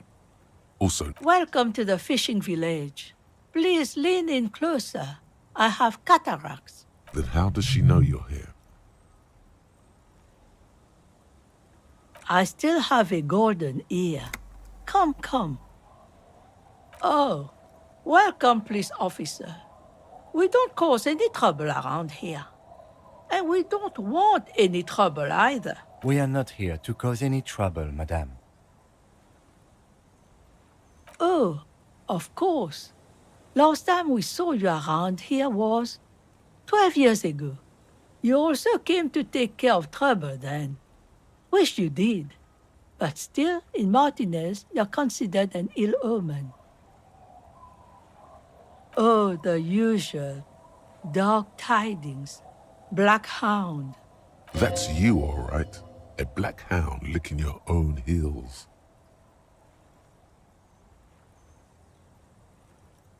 Maybe they are afraid. Because you're an ill omen. But you're still welcome here. As long as men with guns aren't chasing you. And maybe even then. Because that's the kind of fishing village we've built. I'm sorry there's not a lot of room to park the motor carriage. And not a lot of houses. Or a lot of people. My kids are long gone. Searching for treasure. So are others. Ah, look at me ramble on. What brings you to us? Nay, I haven't seen anyone lately. Because she's blind, which you seem to have forgotten. This is my little cinder block town. I know what goes on around here. She's being evasive. She knows something. There was a murder in Martinez. She might be a suspect. We would appreciate your help. Would you now? I know how this world works. And it doesn't work when people tell on each other. Ah, I should have known. This is yet another union mess. I'm not afraid of them, you know. We are not in the habit of being afraid around here. There's not much to tell. People come and go. Now, was there something else? I see, ma'am. I hope you don't mind if we look around anyway. Ruby was here. You know it. Stay? Most people here are trying to leave. That said, if lodgings is what you're looking for, I've got a free room in the shack. I won't charge you for it. Take it as a gesture of goodwill from the village to the RCM. Don't make an old woman regret opening her house to the police. Well, if you are not in the hostel in the morning, I'll know where to find you. Here, in a shack. He's a little relieved you're no longer in that room. Should he? This environment encourages one thing, and one thing only. Drinking. Just us. It's barely a village anymore. We almost don't exist. This is pretty much a non-place. A gap. A blank spot on the map. Just a cluster of nameless shacks on a nameless street.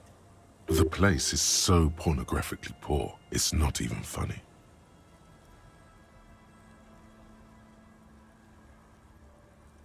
Well, there's Lillian and her kids. A few new folks live in the house to the east.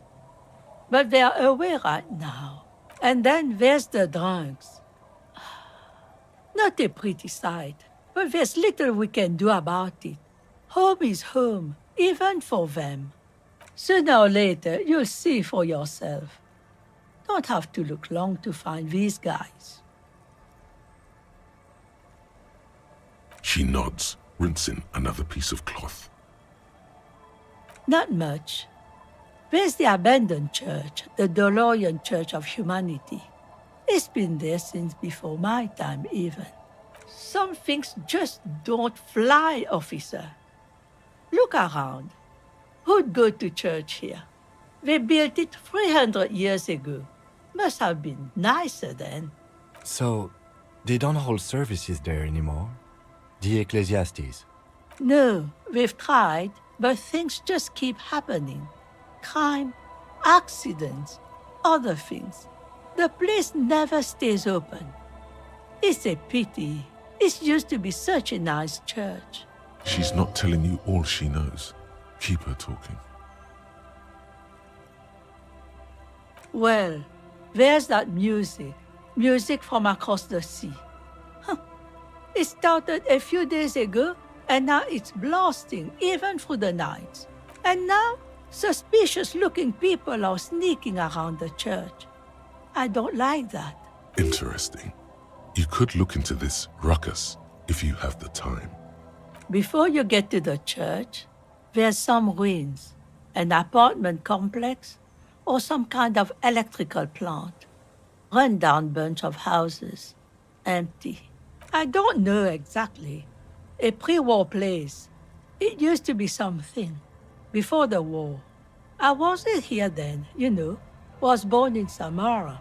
Of note, the old fish market up on the boardwalk. But it's closed. No one. That's why it's closed. It was once a bustling place, back when I was young, and so was everyone else. Now, what catch we do bring in goes straight into a lorry for the Delta or somewhere else. What? You're one of those real estate people with big plans? If you want a development opportunity, you can check out the abandoned building over at Land's End.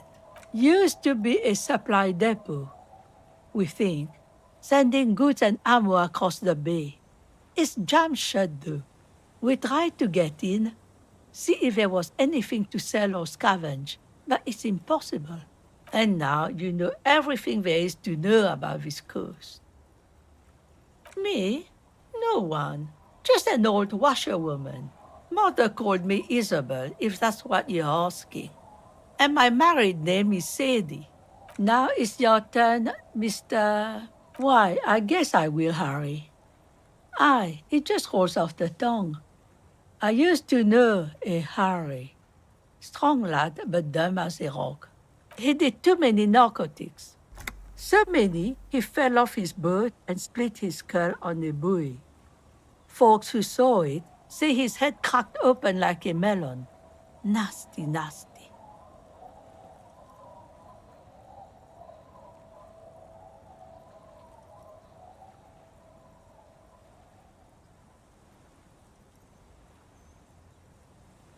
Eh?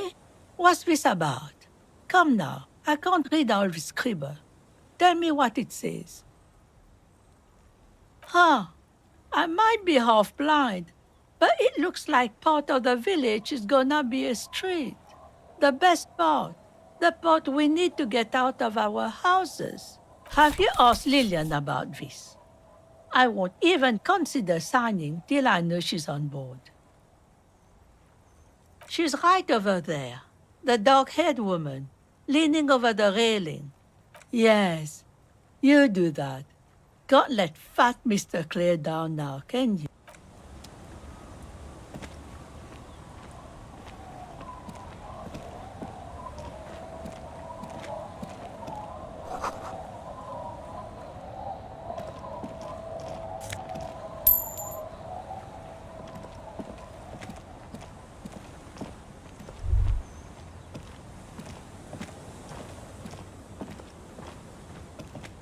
The scruffy-haired little boy kicks a stone. He can't be more than 5 years old. The other one looks indistinguishable from him. He watches his brother kick the stone with his tongue lolling out of his mouth. The kids don't reply, absorbed in their little game. The stone-kicking one becomes frantic all of a sudden, as if that's something to be scared of. The obvious fact that you just stated. He looks just like me. The boy doesn't answer. His brother throws another rock. Both of their hair is covered in some kind of dirt. The rock kicker was just being shy, but now he's enthusiastic again. You're bad with kids.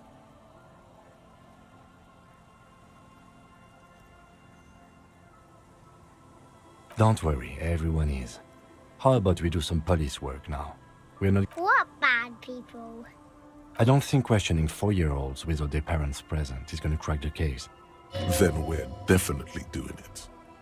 The kids don't reply, absorbed in their little game.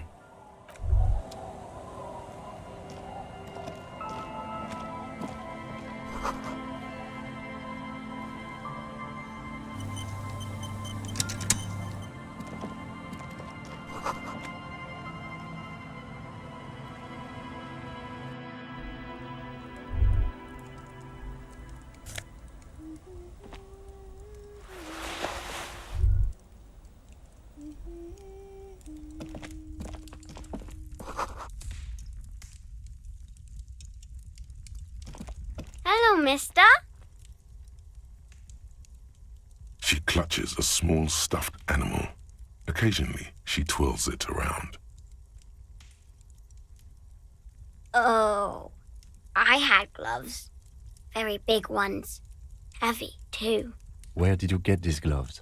Found them when Lemmy and I were playing hide and seek. In an empty house. Where no one lives. I think someone hid them there. She doesn't want you to think she stole them. I hid them. The twins were gonna take them. They're stupid. We're going to need those gloves. It's for important police business. Oh. They're in my sandcastle. Behind our house. Under the sand. You can break the castle. It's not very good. Yes. They don't want to play with me. They're older and play outside. They look the same. Sometimes I can't tell them apart. They look identical.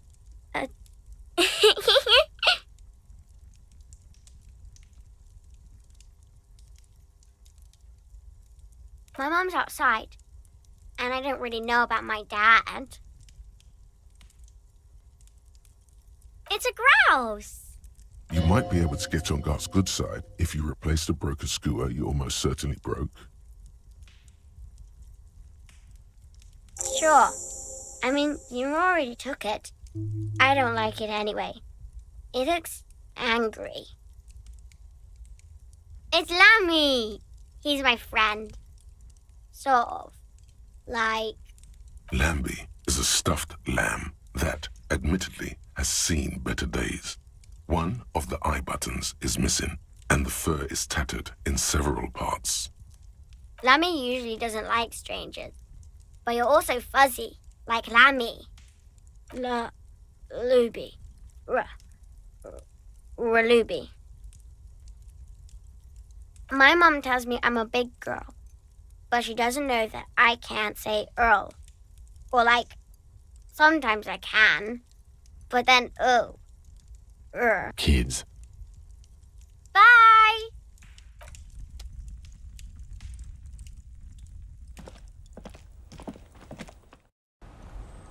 What a cute little kid.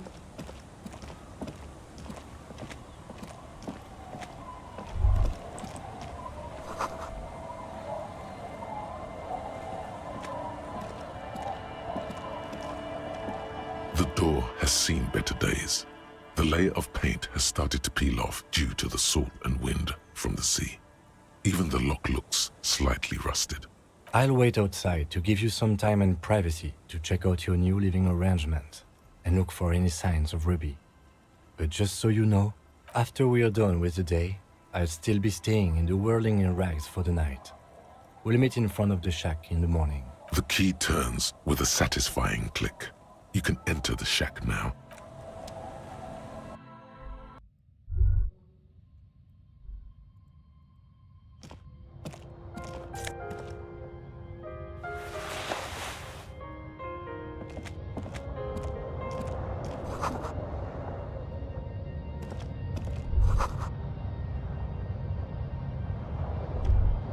As you look at the floorboards in this corner of the shack, it's clear one of them isn't quite level with the others. The edge of a floorboard next to it looks scratched. Hollow space underneath the floorboards is dark and damp. You can barely make out the mixture of sand and sawdust below. Nothing particular catches your eye. Looks like more reeds. There might be something hidden inside the sand though. Something bad. Someone's night thoughts. A last resort. A bad idea. You stick your hand in and start combing through the sand. Dry, not like outside. Fine dust. And then, something hard wrapped in paper. A small cylindrical object. You pull it out. A bullet. A 9mm bullet, to be exact. Fit for all muzzle loaders of that caliber. The floorboard doesn't care. But maybe the washerwoman does.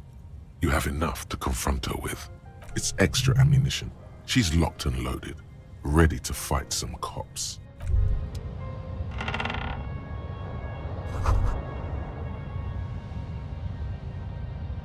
brisk coastal wind still howls against the window of the shack. Occasionally, the waves crawl in under the foundation, producing a low hum. The room feels muffled, like you pulled your hat over your ears. Outside, it is cold and windy, but you're inside, and it feels safe and warm. What is this place to you?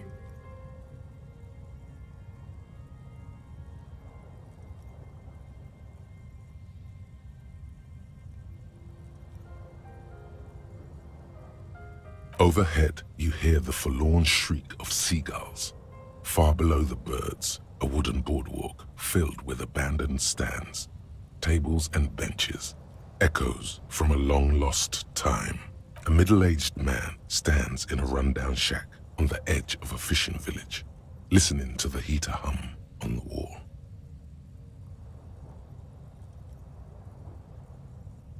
Who are you talking to? There is no one here. Not even cold. Outside, the howl of the wind has picked up. The waves crash against the stilts again. It's as if you think the thought, but in someone else's voice. Revachol forever. Strange. An old mirror hangs on the wall. You see the reflection of your face in it, adorned with the expression.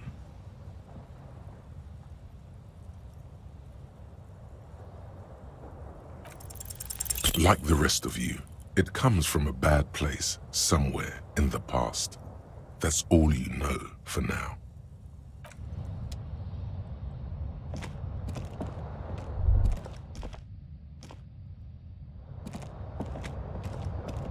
On the table, you see a bowl of water, a rough soap, and next to it, a small hand mirror.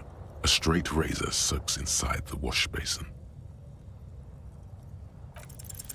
Like an artist with a brush or a master swordsman, you use the small mirror and the straight razor with some soap to remove all that unkempt hair from below the noseline. The sharp blade chafes against your skin, producing a scratching sound. The surface underneath the beard feels tender, the air brushing against it chilly. They feel so smooth, surprisingly so. A feeling of freshness overcomes you, as if you just came from a cold bath. The water reflects back a vague image of your clean-shaven face. Despite the bulbous nose, unkempt hair, and persistent swelling, you look a little younger, maybe. You almost look like a professional. Nice. What do you think of my new haircut, Kim? Yes? Yes. I don't know what to say. Perhaps, I'm not really sure about this turn of events. I think the mutton chops might have been a better idea. They sort of seem to cover up some of the... either way, good on you. You were saying?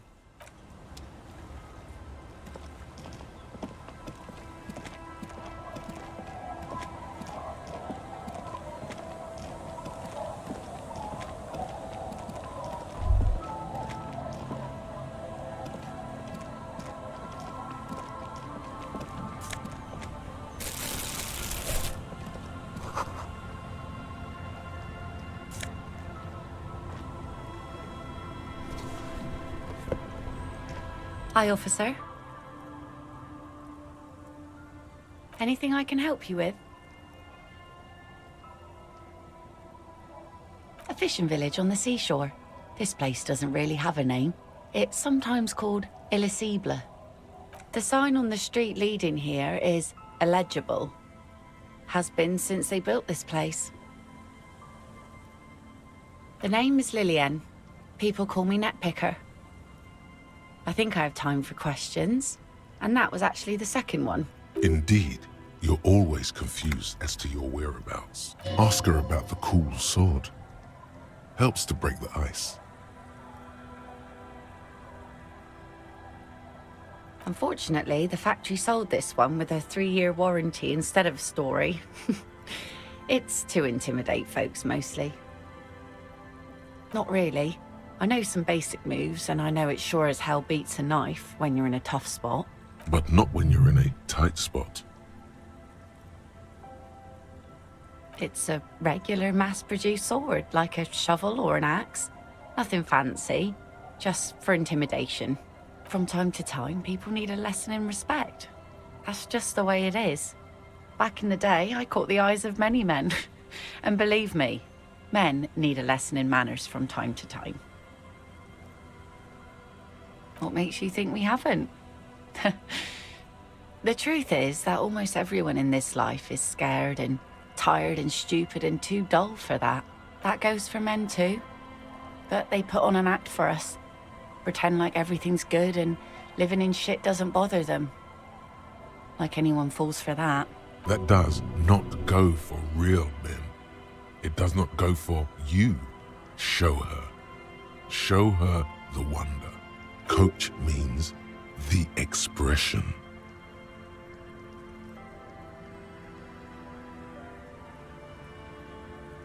No one wants to talk about how frightened they are. But only frightened people are really dangerous.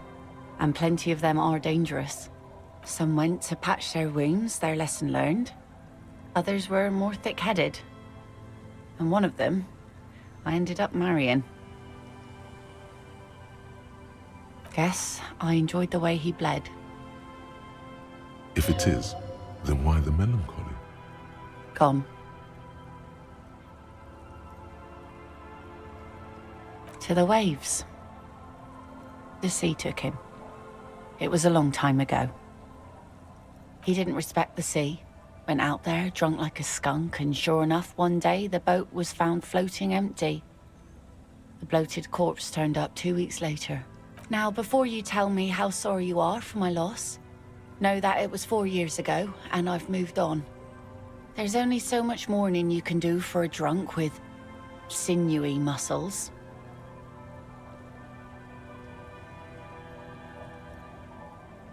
Us working folk don't have the luxury to be bedsick with melancholy. I buried him, mourned for an appropriate amount of time, and went on. Life didn't really change that much for me and the kids. This is neither a touchy nor a very interesting topic for her. She looks like she's ready to go on a date with another, better, drunk. Ask her. Both of you could need some action. No. Sure is. The sun, I call her, coated with a fresh layer of tar just yesterday. It'll take some time for it to dry, assuming the sunny days continue. Aye. Sunny days. You got a problem with that? No, ma'am.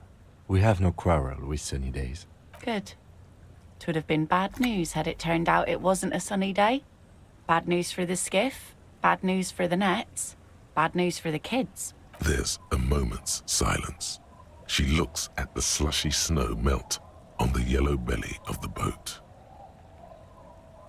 Shot, huh? The boat will be ready when the sea turns and the winds settle. You can't command the weather, officer. Waves wash the sand. A skiff moves across the mirror-smooth sea, far away from here. A lone passenger, a fast sloop in the distance. White sails. My prediction, it will be at least 2 days. Let's see. Who are you looking for?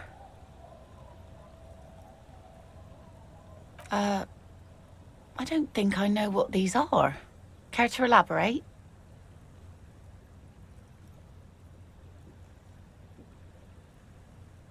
Aha! Like snowmen. 2 odd guys have been wandering around here, nose in sand, talking nonsense about snowmen and the like. I don't really know. Further down the peninsula, I guess. I mean, that's where they were heading. Who else are you looking for besides snowmen? Okay. When did this person stay here? Oh. I've been out on the sea for most of the past week. The weather's been good for fishing, so I usually start at 4 in the morning. Yes, that's the optimal time. Got to make the most of the calm.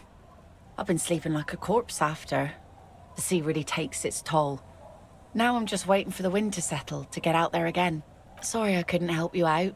Maybe I can help you find someone else. Well, how can I assist you then, officer? Like I said, fish mostly. Sail the waves, take care of the kids, pick nets. Right now I'm tarring a little skiff.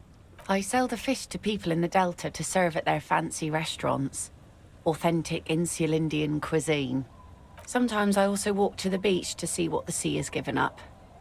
The sea is full of surprises. Wood, pieces of glass. Every once in a while we see dead bodies. Human, animal, fish, other odd sea creatures. A mine washed ashore once. Bottles, drugs also. Lost cargo in general. Most of the time it's just wood and glass. All right.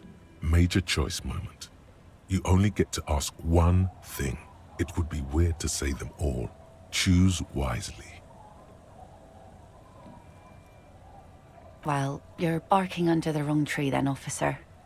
I have no interest in floaters. Seen enough of them in my life already. Very unattractive bunch.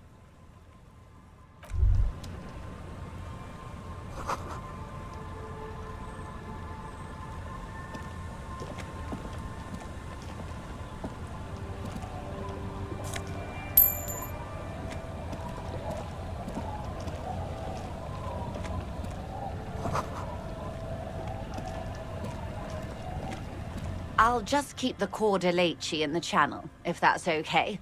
It's too shallow near the pier. Hi, ma'am. And it's a jetty, by the way. Of course. Jetty. I prefer a good jetty to a pier any day. Jetty? Hello, detectives. It's good to see you here. I only just arrived myself. What brings you here, madame? Nothing, really. I've had my eye on this jetty for weeks now. So I decided to investigate it personally. This cluster of buildings isn't on any of the official maps, as far as I can tell. That. And she's also keeping an eye on you. Spying has such a negative connotation.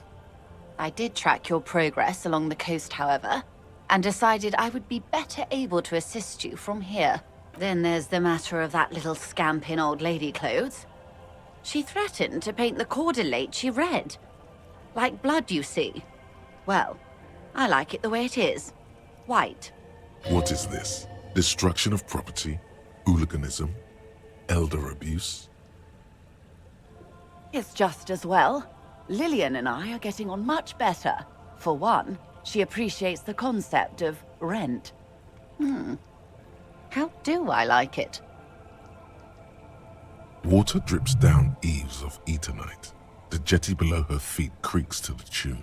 The smell of salt and dog shit in the background. It's pornographically poor. The street has no name. All the men are dead or missing. And is that the carcass of a motor carriage over there? I'm surprised that woman hasn't put me to the sword yet. Maybe she will. You should ask your questions while you can. Dark eyes survey the coast leading up to Martinez. Dull grey metal rests in her scabbard.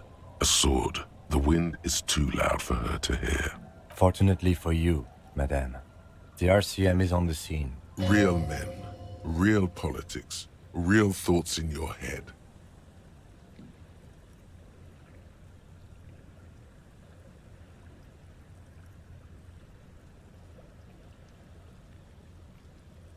That they don't. Above you, there forms a quilt of altocumulus clouds, twisting into each other. The wind tugs and stretches them over the bay. Their cloud shadows slide over the ruins of Revachol West. Wherever they pass, the temperature drops slightly, but perceptibly. Do you know how they discovered this place? No, they're in Celindian, Isola. Well, your condition has left you no worse off than most of these people. The literacy rate is around 45% west of the river. 50 years of occupation have left these people in an oblivion of poverty. I knew you would sympathize. Most Revacholians will never know what this place means. Our home. This island of matter. Or why they were ferried over in the first place. Remind me to tell you one day. For now, how can I assist you in this new location? Do we? I hear you have singled out a suspect and are in pursuit. This is cool. This story she will tell only before she leaves Martinez, at the very end of her stay. Maybe there is something else I can assist you with, while you're hot in pursuit? By love, you did. Fast, observantly, like an electronic printer. She is memorizing your badge number. Pleased to meet you, Lieutenant W. Freighter Dubois. I am glad to see a man of high qualification. The situation is precarious. What can I help you with, Lieutenant Freighter? This reality. Ah. Don't be phased, madame. He found... We may be here. All right, we're in. I know these all look good, but begin with the first, okay?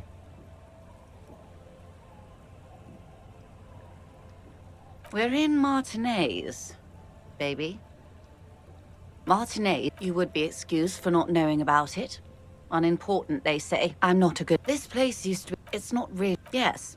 Known to the early vast, lukewarm and unknowable. Caillou. It is clear this pebble and to humanity at large. Revachol. The great... As if itself... History detective. They built this city to resolve history. Our part in it, at least. Our centuries. The nations of the Occident, or migrant workers from Seminine and Ile Marat, depending on your creed. In the DeLorean century. 380 years ago. They say it's, by that I mean, we are standing on a fertile, self-sufficient island, able to sustain up to 200 million people. In the middle of the Insulindic Ocean. I think it's fair to say so. Martinez is about... A collection of tall ghosts. 22 kilometers from the center of the... Silence. The water. The light. There is no recognition. Only the immensity of the sea and the cold radiating from it. We are where we are. This is one thought you need to complete. Was there something else? This has been informative. Might I suggest not asking them all right now? Absolutely. My commitment here is long-term. Oh, of course not. Indeed. I'm always at your service.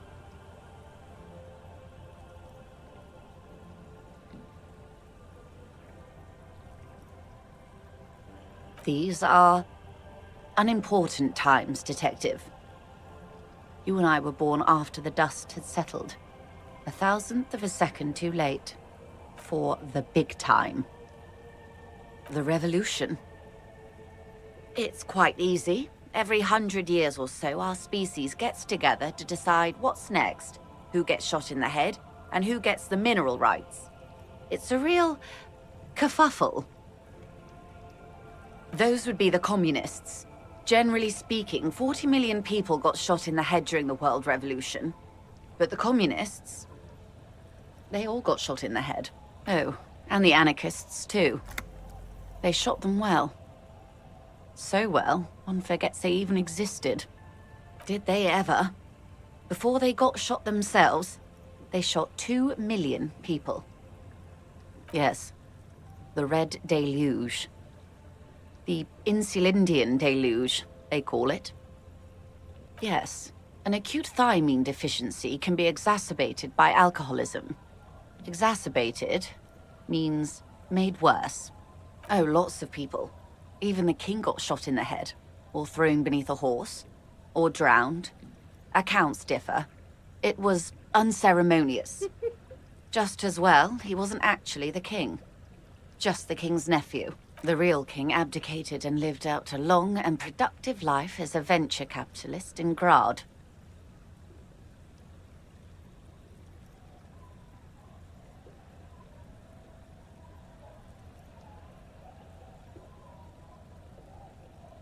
About head shooting? The liberals got the mineral rights. And by mineral rights, I mean everything. Liberals are usually middle-class people, Detective. Or the remaining gentry. The beneficiaries of the pre-revolutionary arrangement. Some were rich enough to stay with the Constitution, with monarchy. Big mistake.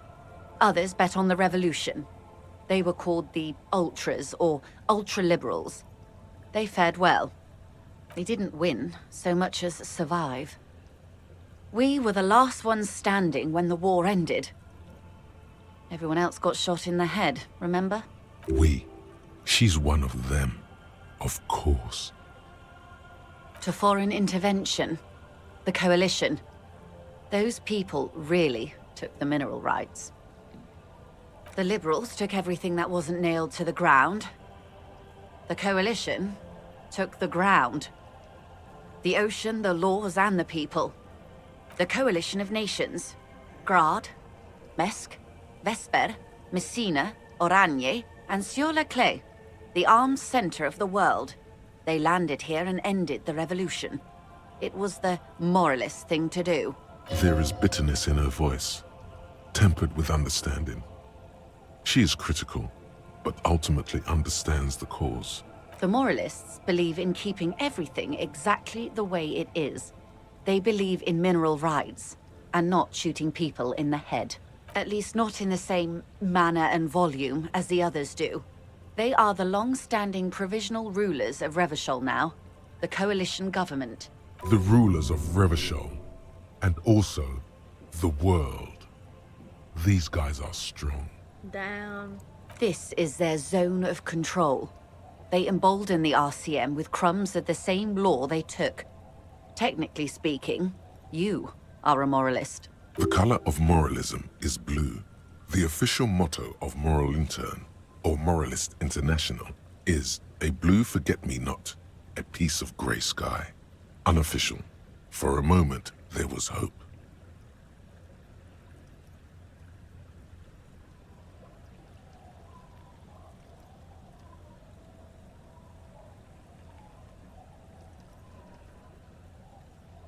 Of course.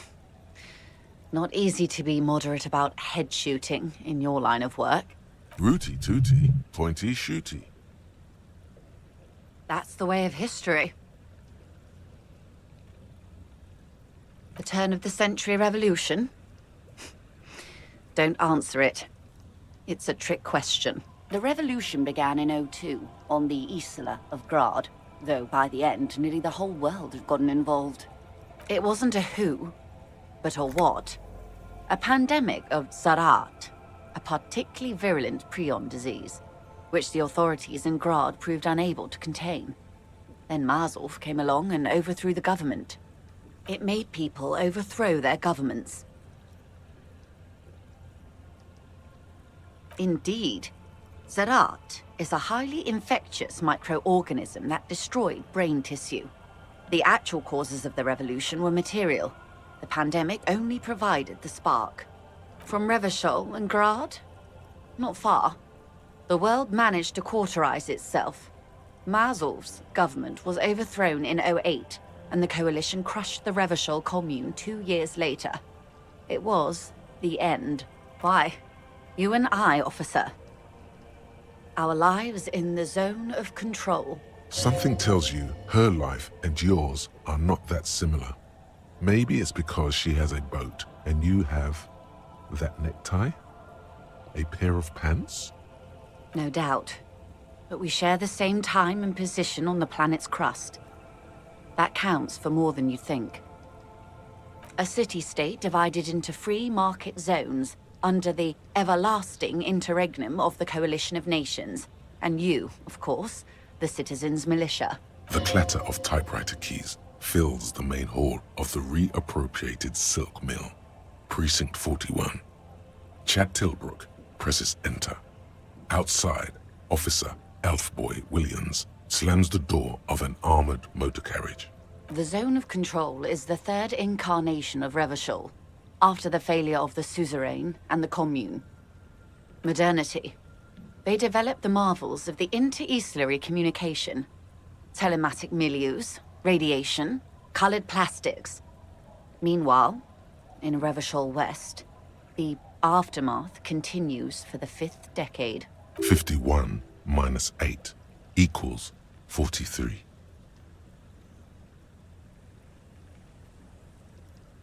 Time flies.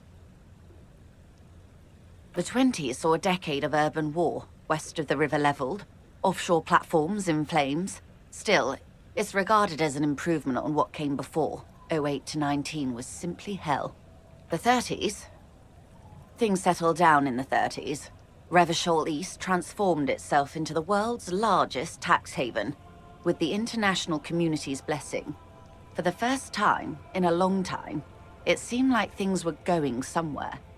No, it was a market mirage fueled by cocaine and quantitative easing. The 40s dispelled it like a cold splash, an Isla-wide hangover, you might say. And here we are. Welcome to reality, baby. For her to be where she is, Wild Pines Group must have picked the right side. Why, of course. We're talking Duke Out Central. Full swing intraspecies warfare. No, I would say the apes were neutral.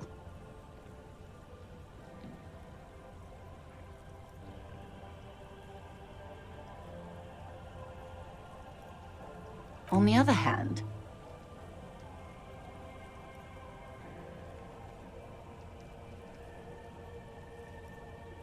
they picked the winning side. That's why they're here, and others are not. Perhaps it wouldn't have turned out that way had I been in charge. I might have bet on the king and led the Pines to doom. I would have sided with the cannons. If you'd seen the calibers of the things, you might have too. Perhaps it's better I was born when I was. 10 of the 14 Indo tribes got it wrong. Feld, Kupri, Tricentennial. So I suppose I would have been in good company. Good question. What would you have done differently? No, her first. And I asked you, past less detective of the citizens' militia, what insight has acute encephalopathy given to you?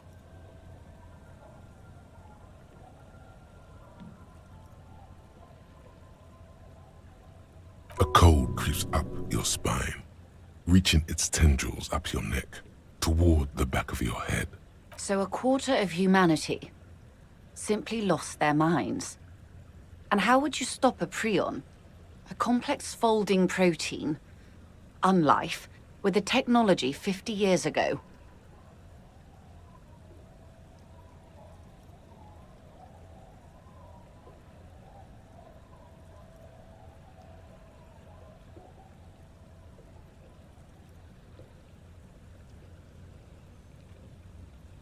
The wind stops, and for a moment, there's silence.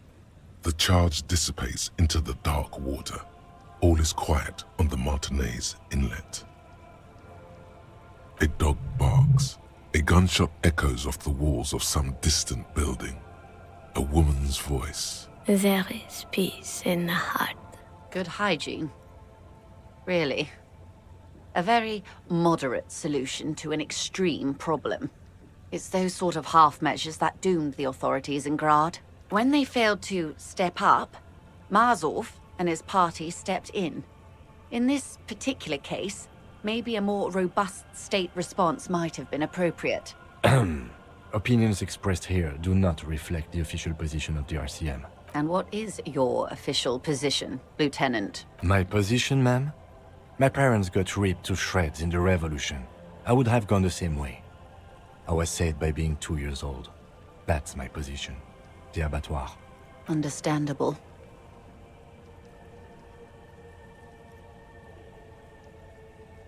They are what they are. Who knows? An afterbloom may yet come. Anyway, enough sentimentality. Is there anything else you want to know? Not so fast. Who is she in all this? Ask her who she is. She owes you an answer. She won't maneuver her way out of this one. I and the vilest of the vile. A traitor, a devourer of nations and infants. I am an ultra. She raises the corner of her mouth, smirking, revealing a canine. An ultra-liberal. It's a type of liberal. From the revolution. It's, not the moderate kind. Yes. I am the nether creature of the Forbidden Swamp. I pushed the king under a shit wagon and betrayed the revolution. My kind surrendered the nation to financial colonists. I can see you thought we'd gone extinct. After all, no sane person identifies as an ultra-liberal anymore. Not in broad daylight. You're a centrist at heart. A real moralist, no? Tell me, now that I've uncoiled myself, do you find me frightening? In her green eyes, you see a mixture of truth and self-satire. Decades of guilt and pride.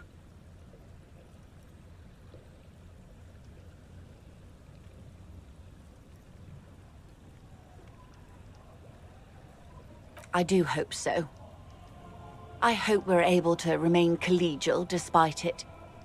Remember, we were partners, whether you like to admit it or not. There's blood on many hands, I assure you. When the dust settled, the liberals were the only ones left to clean up the mess. By virtue of their survival, they were handed enormous power to shape the future. This was all our last generation managed. With due respect to our overlords, the eternal caretaker government that keeps Martinaise a monument to the efficacy of its artillery. While a gentle wind sweeps the streets in the rebuilt east, light drizzle washing it clean, lights go up and motor carriages circulate the tracks. I would not have relinquished sovereignty to the Coalition. Not here in Martinaise, and not in the Stella Maris or Delta Beachheads either. If not for my own sake. She realizes her small, cold fists are clenched. Then for my daughters. We had an obligation to defend our sovereignty. We should have burned the whole Isola down rather than let them have it. Dark orange flames reflect in her green eyes. An oil fire on the ocean. Yes, I suppose I am. But I wouldn't be a patriot anywhere but here. Seditious talk, ma'am. Yes. Whatever else I am, I'm also a mother. And a wife. Now, shall we return to reality? It's a neurological disorder caused by a lack of vitamin B in the brain. Symptoms include a retrograde amnesia. It's quite serious. You should get yourself checked out. She conveys it in short, cold bursts, trying not to invest too deeply in the condition of this doomed detective, in case he goes down later, souring the entire portfolio. Well, it's either bariatric surgery or long-term alcohol use. She nods slowly.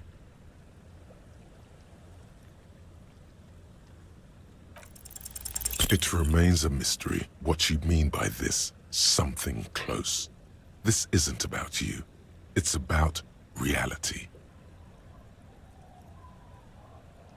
Glad to have been of assistance. The little that I know. Interesting. What's this? We're getting reports of normal, reasonable, temperate political opinions somewhere in Martinaise.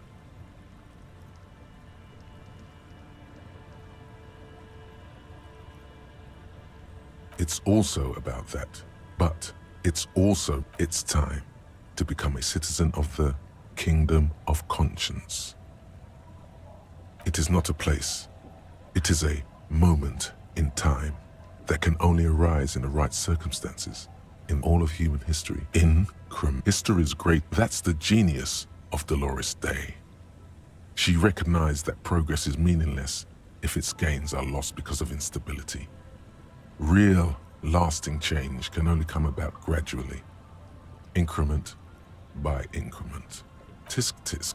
Just because you live in the present doesn't mean you may never live what rationality, what sang-froid, what benevolence.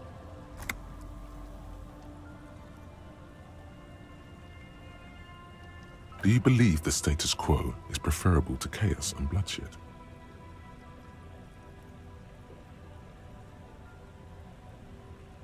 There you have it. Sometimes holding the line is progress. The kingdom is difficult to comprehend and even more difficult to describe. Partly because humanity will need to discard many of the categories. It's also post-industrial, post-ideological, and even post-sexual. Let's give it a try. Slow down, Mr. Reasonable. Did you miss the part about compromising and taking things slow? That's right. Remember, real democracy is just around the corner for Revachol. When that real democracy kicks in, a long time from now, we are all going to be so much happier. Strange.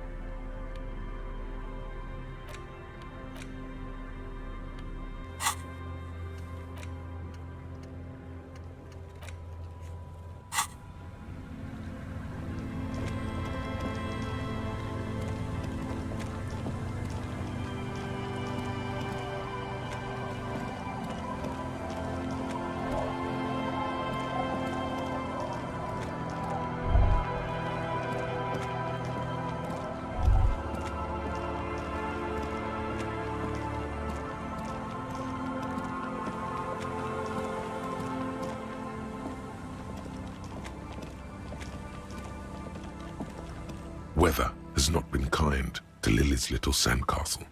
The once mighty towers are quickly eroding away. You can see something shining back to you.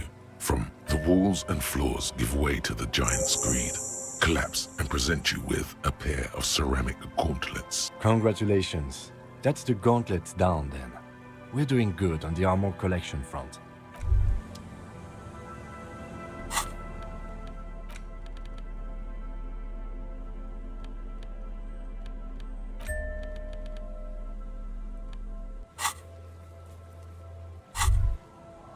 As you fold your fingers into a fist, you realize you could knock anyone out with one punch. The white ceramic gloves wrap around your digits comfortably.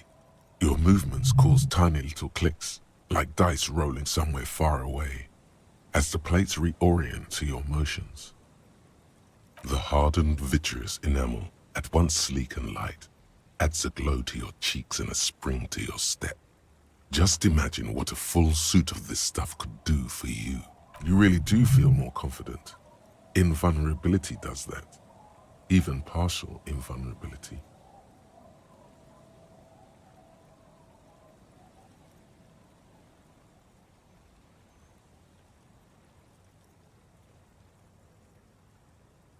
Two?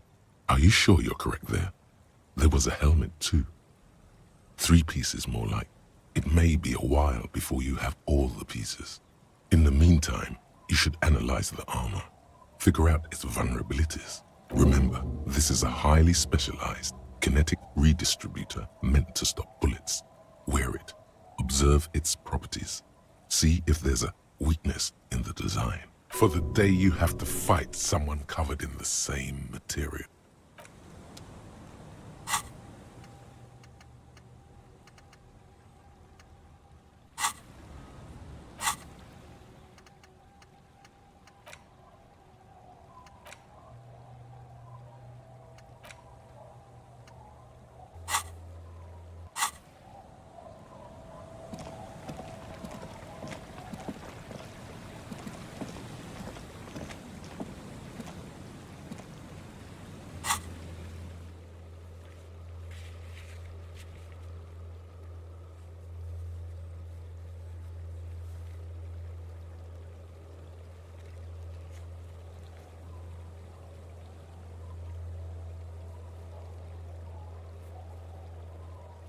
Crazy ass map. What's going on over there? Can I not?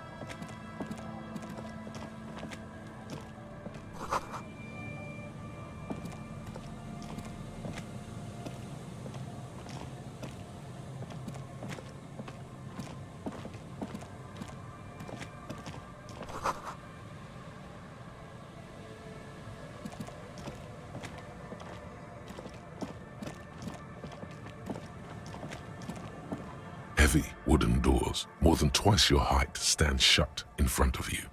The rectangular sea-worn ornamentation appears in stark contrast to the padlock, carelessly drilled into the wood. This cheap-looking padlock is sturdily built. It shackles together a hasp and a staple screwed into the wooden door. The lock is adorned with a yellow sticker. It'll be easier to break the staple than the lock. Also, that sticker is interesting, somehow. You see a yellow circle with 2 X's and a big curve below them that looks like a mouth. You're pretty sure you haven't seen it before, but what the symbol depicts is clear enough. A smiling dead guy. The curve makes it smile, and the X's make it dead. There is something blindingly modern about this symbol. Its modernness puts to shame everything you've seen before. It's the contrast between the cheery, chemical yellow and the rigor mortis. As if the cheery guy didn't know he was dead, or the dead guy didn't care that he was. Either way, you get the sense the forces of future are at work here. He takes off his glasses and uses a blue handkerchief to thoroughly wipe them clean before inspecting the sticker. Then he looks up, pauses, and replies. No. Looks like a dead man smiling. Suggests junior delinquency. For Revachol ZOC, the moral intern defined junior delinquents as minors between the ages of 10 and 16 who have committed an act in violation of the law. These acts aren't called crimes as they would be for adults. Crimes committed by minors are called delinquent acts. This was part of your officer's exams. I haven't seen that sticker before, and I'm not a youth.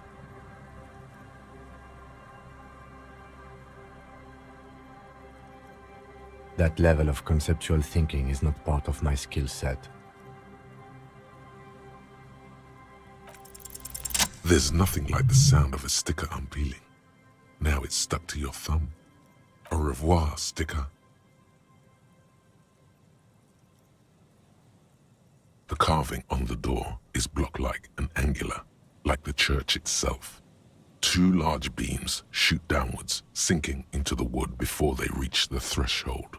The surface is smooth from the wind, but moist to the touch. Nothing happens, only the sound. I don't think that's going. Do you think our suspect is hiding inside? The lieutenant nods, silently. The padlock passes through a staple that's been hastily attached to the wood. Closer inspection reveals that one of the screws is not a screw at all, but a nail. The work has been done recently and is unprofessional, to say the least. Should you want to get through, it might be easier to just pry the whole thing off. Maybe we should circle the building first and look for another way. There is a touch of guilt in his voice. Yes, the pulsing base. A sure sign of junior delinquency, somewhere east of here. There's something on the sea ice there.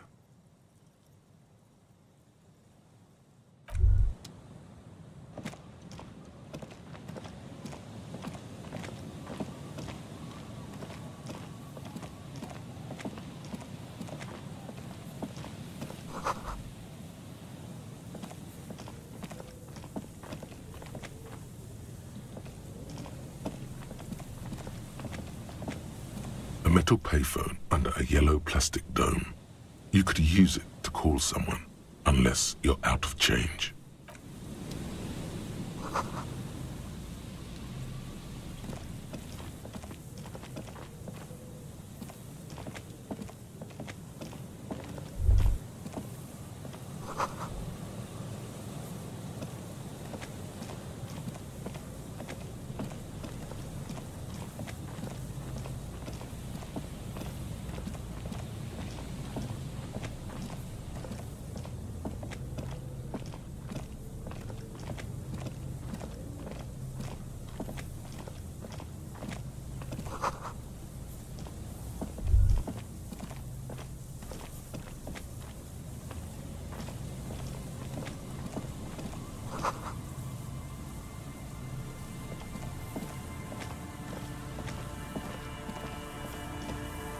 The remaining windows rattle from a strong gust of wind.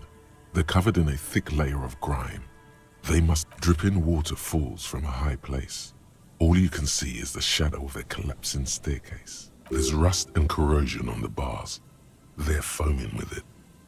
And a small layer of white salt from the sea. No, I won't even try. I had a partner once. They called him Eyes, because he had to show me things. It's that bad. Well enough, actually. It's odd how that works. I'm no sharpshooter, but I passed my shooting courses 7 out of 10.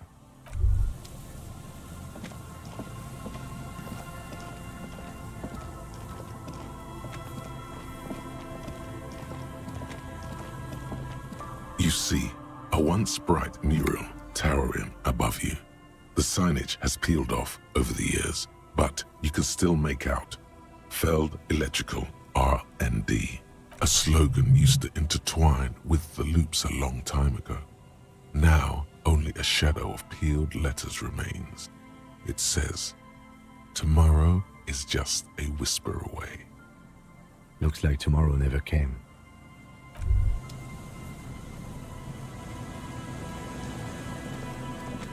And Mikhail noticed the windows, especially with how there are no windows on the south side. This was to deal with. You officers, come to investigate the historic subtext of West Martinez? I'm Tran Heilostan. You must be Kim Kitsuragi, right? I was just telling my son about this building. Not a lot of people realize the historic significance here. Very rich in hypertext. Nice to meet you.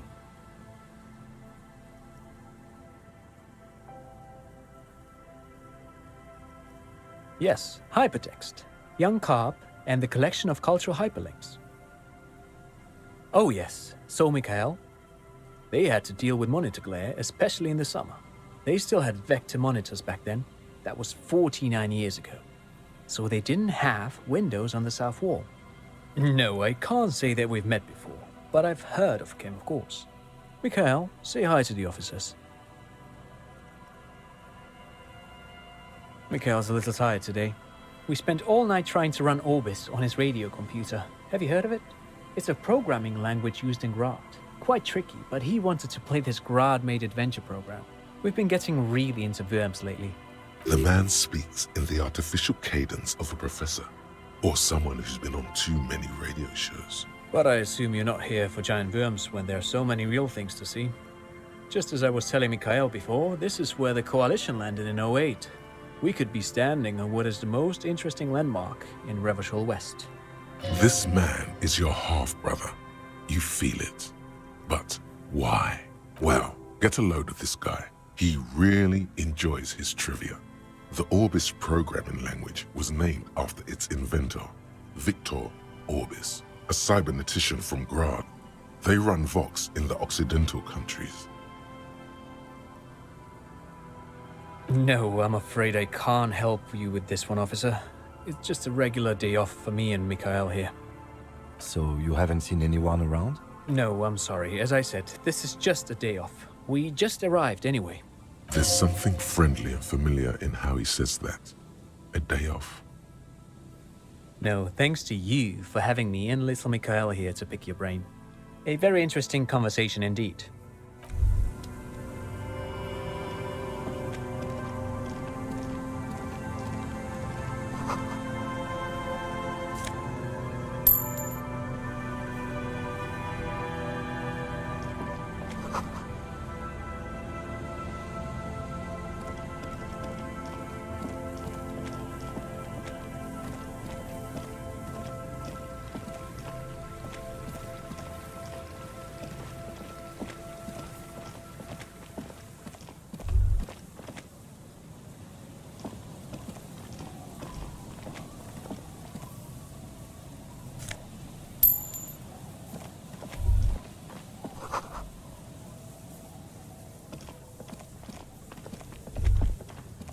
The light vanishes inside the concrete slit.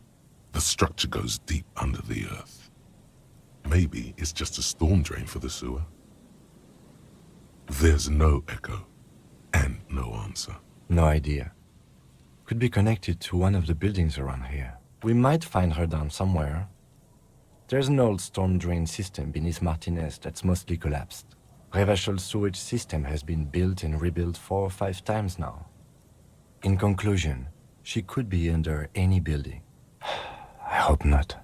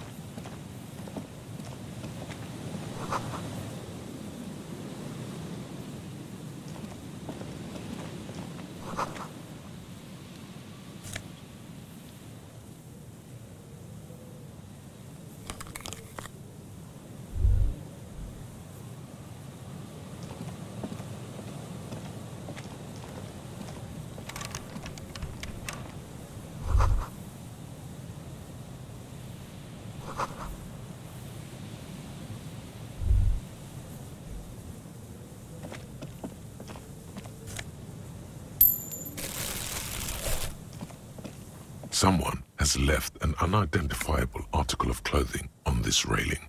It smells really bad. It's streaked with dried seagull shit and tangled with pieces of seaweed. A dangling arm suggests that there might be a jacket beneath the crust of filth. It seems likely that it was left in the surf until someone laid it out on this fence to dry out. Unfortunately, that just seems to have stiffened it into a shapeless mass. Please tell me you're not taking that with you. A clue? You think our suspect is a seagull who's been defecating on unsuspecting jacket? Me neither. You should still take it.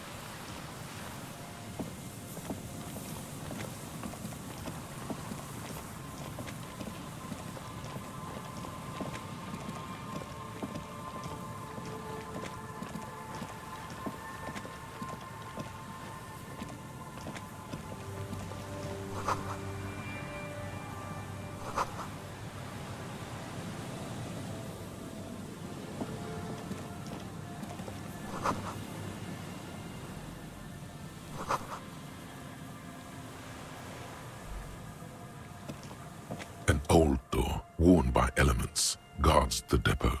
The wind has blown a sand dune in front of it. The door hasn't been opened in a long while. It's military. A service depot of some sort. The washerwoman mentioned a depot up the coast. She said it was for moving ammo and cargo across the bay. This might be it. From here to the whirling, I can't see how. The church is in the way.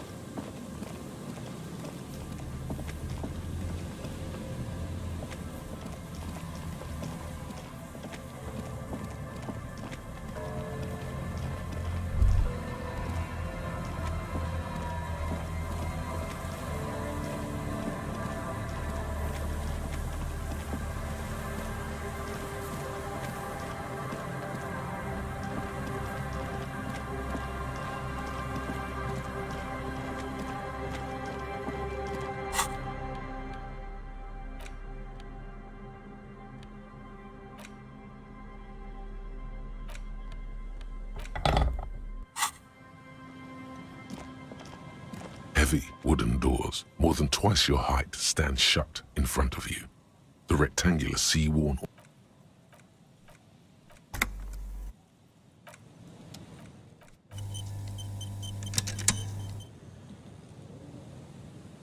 heavy wooden doors, more than a minute or so of mauling away at the lock has led to no success. The pry bar in your hand has given you... I'm not as sturdy as you are. I have even less leverage. The doors remain unchanged, closed, with a pad.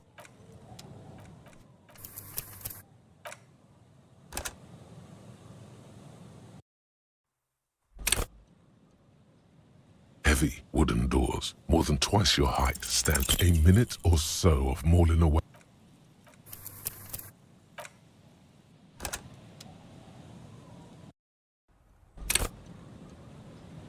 Heavy wooden doors, more than twice your height, stand shut in front of you. The rectangular, a minute or so.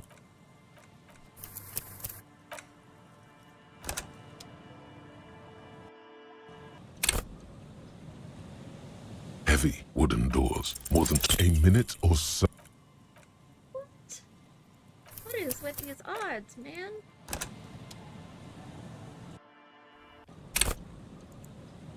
Heavy wooden doors, more than twice. You jam the pry bar between the lock and the staple and apply force. Your biceps bulge from the strain. The metal creaks and squeals.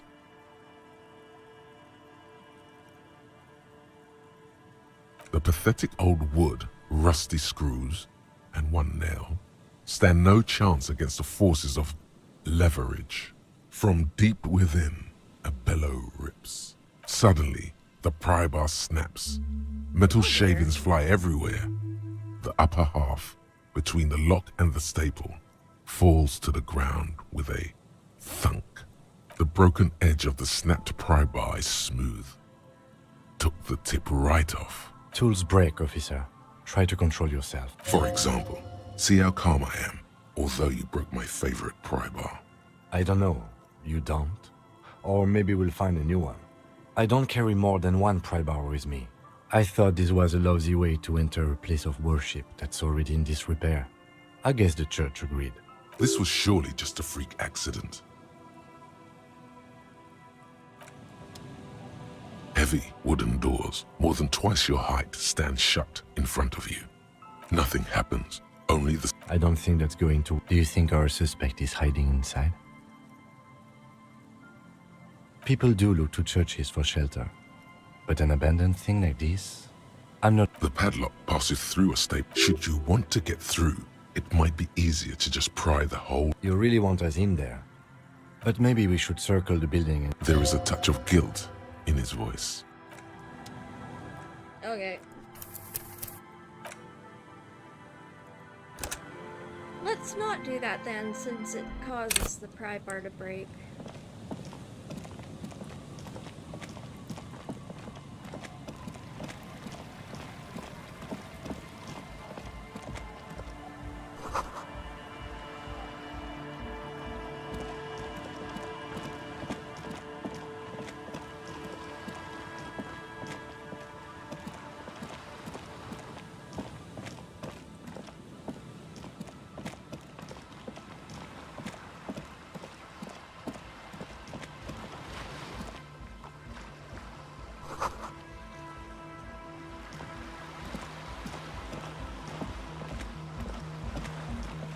A shaggy-looking girl in her late teens or early 20s kneels on the ice with an electronic contraption in her hand.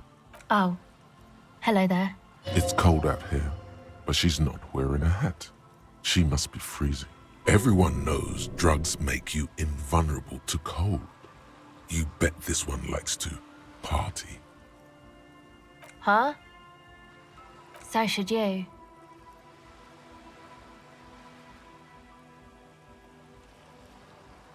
Oh, I didn't notice that.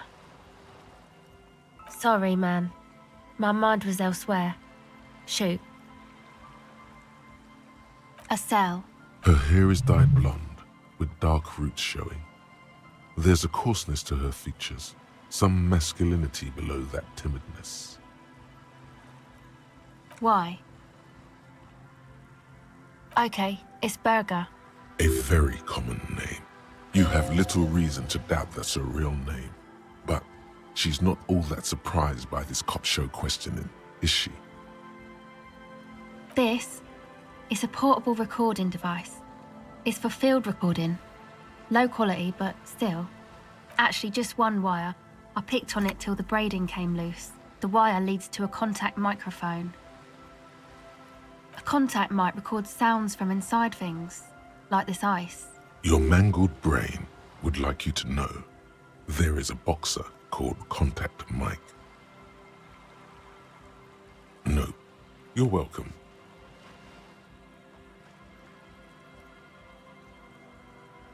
The mic? I don't exactly know. Somehow it doesn't pick up vibrations from the air. The book said it only picks up structure-borne sound, if you like technobabble. Same place I got the recorder from, the Elysium. Oh man, you haven't been to the Elysium? It's the coolest place in this whole drug-addled shithole. It's a music club and a synthesizer workshop on Boogie Street in Jamrock. Musicians live there, like real musicians. I once saw Arno van Eyck. Thinking about it really cheers her up. It's a long way from here, though. Oh yeah, guess you wouldn't know Van Eyck, or really be a Elysium-going kind of person. Yes? Okay. Recording, I guess. I think I'm recording cracks in the ice, but there's no way to tell. Not without headphones. I think I just recorded your footsteps too. Not sure how that will sound. My boyfriend sold them. I don't know, man. Things. Just stuff you need for life. Everything checks out, sire. The musicians in the Elysium used them for making music. They looped the stuff, cutting the tapes together. They make music out of cracks in the ice and keys jangling. Crazy sounds like that. Anyway, I thought I'd make some too. It's supposed to be, like, a music place anyway. I don't really know what I'm doing. They use synthesizers too. I don't have a synthesizer. She looks at the recording device, the thing she thought would fill her hours with joy and escape. It's turning out to be an empty fantasy. She feels childish, very useless all of a sudden. Take this, you're cold. No, man, fuck that, I'm cool. I'm sorry I said that. I'm sorry about the fuck. It's okay.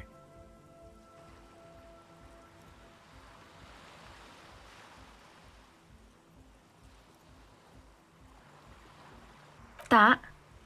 The boys think it could be a place, like the Elysium or something. Stupid. It's really not gonna be a Elysium, that's for sure. And who are these boys? Yeah, Andre and the guys, they're inside, in the tent. And why is that? They got too much stuff crammed in there, no room. Music stuff mostly. Like this tape recorder, but bigger.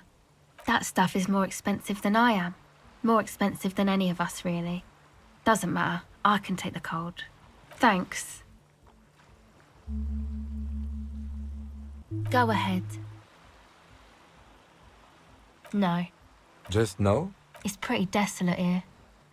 I only hear the dogs bark at night and see the shadows move down the coast.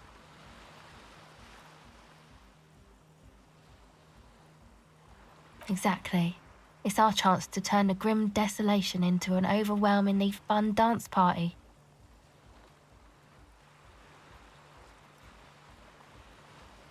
Well, it's just questioning, right? You're just questioning me. It's what cops do. Go ahead. Okay, bye.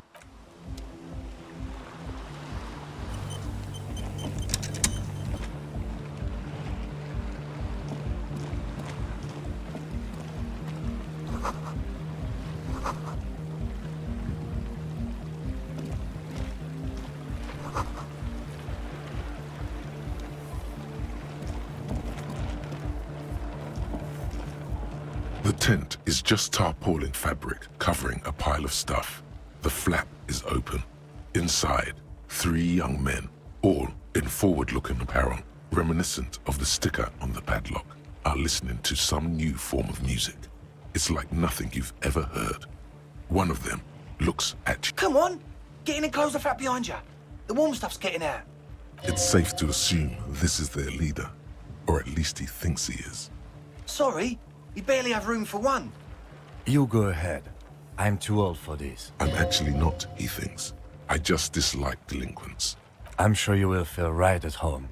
I'll keep watch.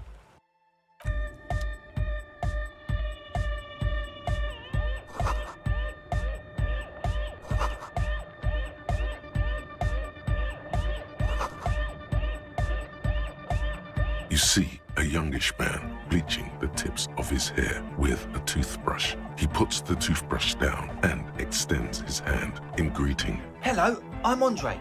It's a pleasure to meet you. His grip is strong, sweaty, and warm. He's trying to project and inspire confidence. This is my posse, Noid. The young man with earrings looks at you suspiciously. And Egghead. Egg! Together with a Settle Burger, who's out there right now, doing some seriously progressive sonic experimentation, we like to think of ourselves as music venue organisers. We have many in the pipeline, officer. You see, we've been all over Jamrock North, prospecting for real estate to establish a new venue in. Oh, that's all for talent. Yeah, thank you, Egghead.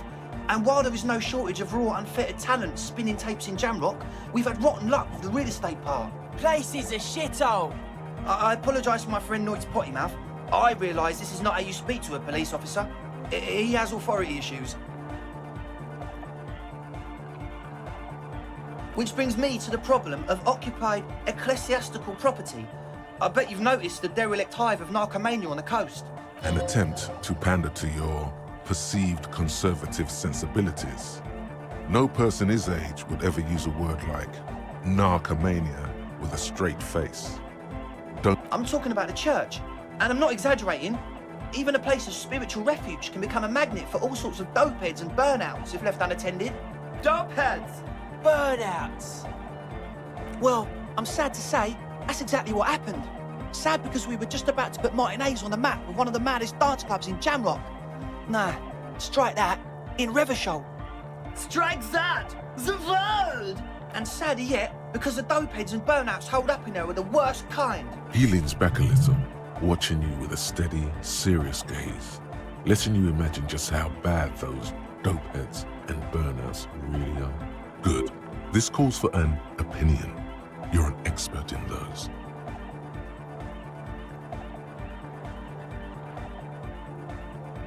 They're spooky.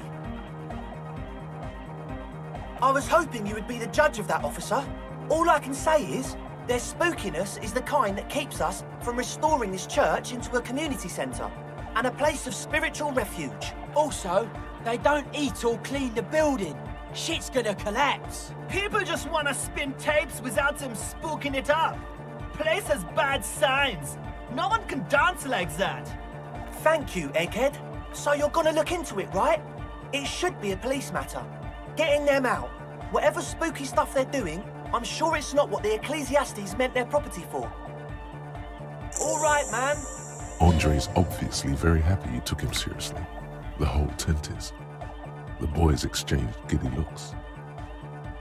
Truth is, I don't really know. None of us do. I don't even know how many there are. All we've seen are glimpses.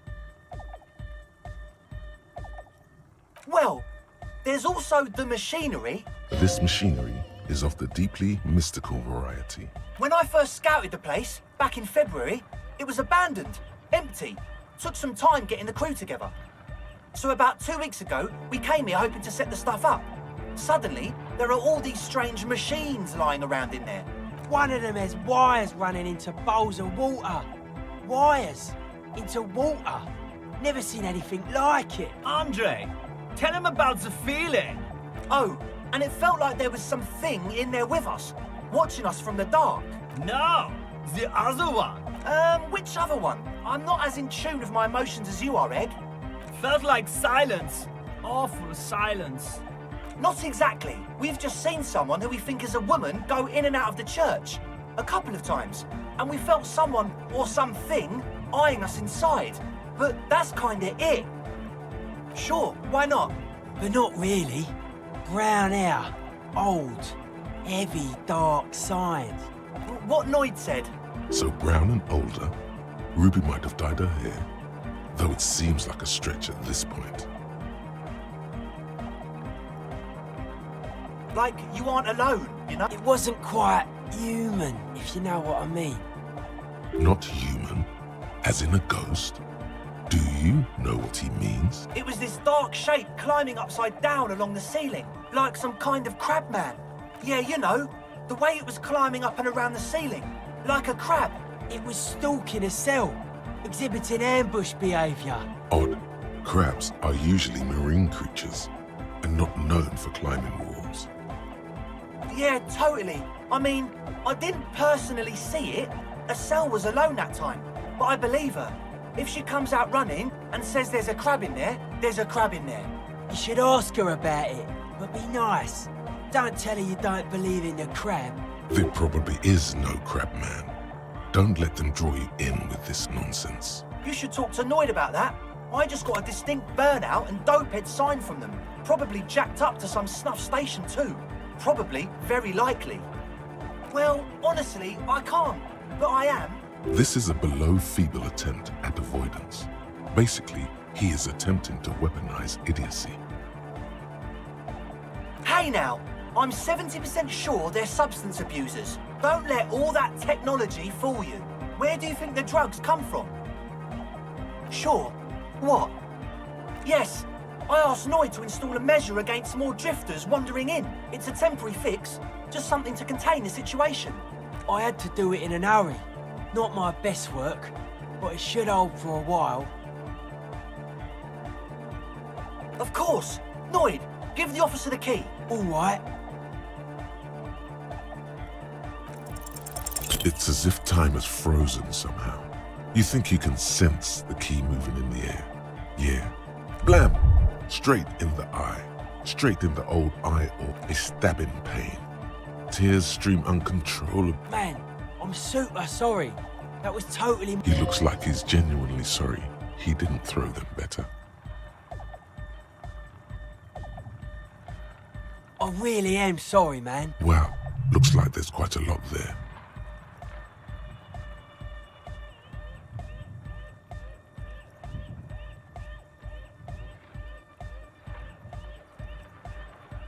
I hope that settles it. Or wait, the key? He is shifting in his spot, uncomfortably, still feeling sorry for the mishap. We were talking about the padlock, I think. Not long, like a week maybe? I'm super sure they're alive. I mean, come on.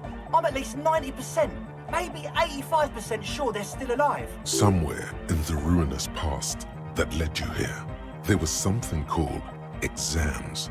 You may have learned the term involuntary manslaughter there. Yes, I do. I listen to Channel 8 all the time. I know about crime stuff, and I assure you, officer, this is not what's happening here. I'm at least 80% sure they're alive. I mean, come on. Most people aren't ever that alive in their entire lives. I don't know. What does anything mean, really? Oh, yeah. You're right. It is nonsense. Total garbage.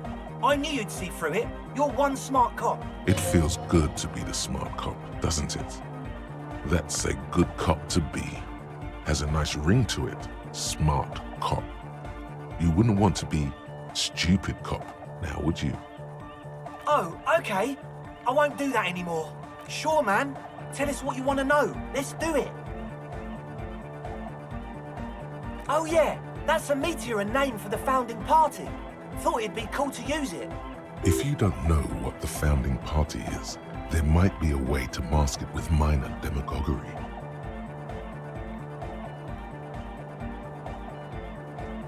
Come to think of it, I've never really looked them up, you know. I can't give you a precise definition, but they're a very powerful religious organisation. And they have roots in ancient mass society.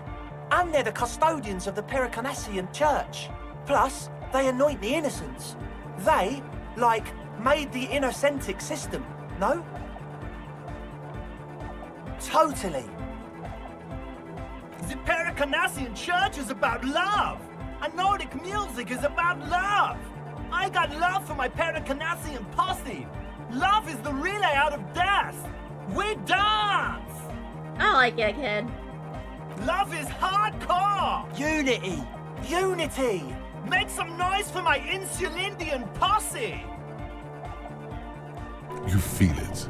The anodes and the cathodes coursing through you. Your big toe starts tapping along to the base, as if testing the waters.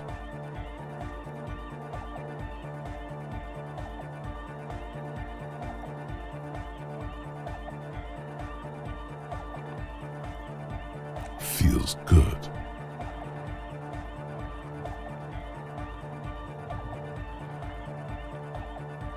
Yeah! He seems ecstatic that you share his vision of Pericarnassianism. Do it for the masses. Do it for the crew.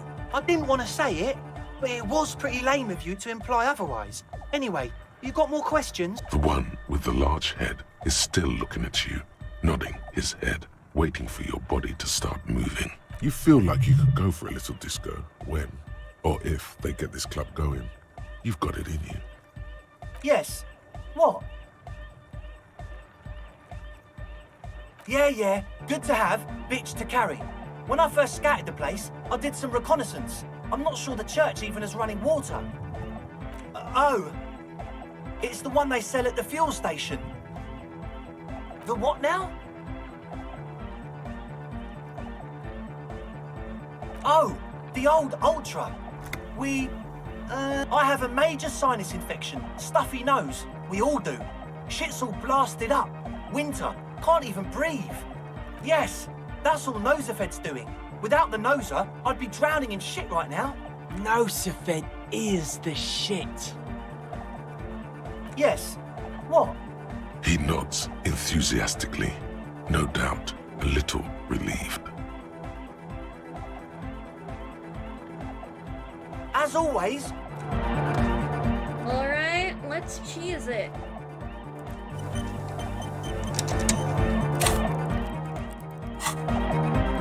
Hi again. So, how things... A number of things don't add up. Let's take a look. How about gather around, kids? The young speed freak puts down a busted capacitor and looks at you. The one with the large head seems very enthusiastic about whatever you have planned. Their would-be leader is less amused.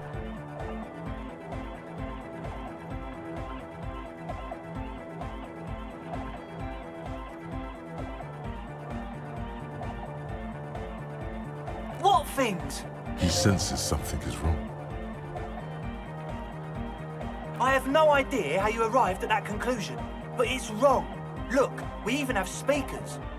One speaker. They have one speaker.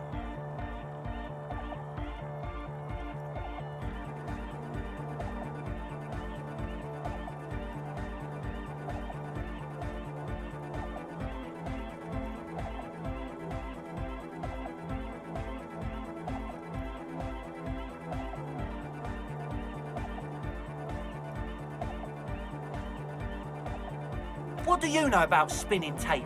Nothing. What do you mean, friend? It's a one-speaker system. It's monodynamic. You wouldn't know the first thing about sound reproduction in anodic music. Other speaker. This may be the brain damage talking, but you've definitely never heard of monodynamic or one-speaker systems. He said it was for his nose. What more do you want? Likely pseudoephedrine, almost exactly the shape of ephedrine. Ephedrine makes you happy, and so does pseudoephedrine. And of all cellular-based life, what's your point, Lawbringer? No shit. That's... Come on, that's... I meant to say, not true. What do you mean, do? There's resignation in his voice. He's almost ready to drop the act. It wouldn't take a lot of pushing.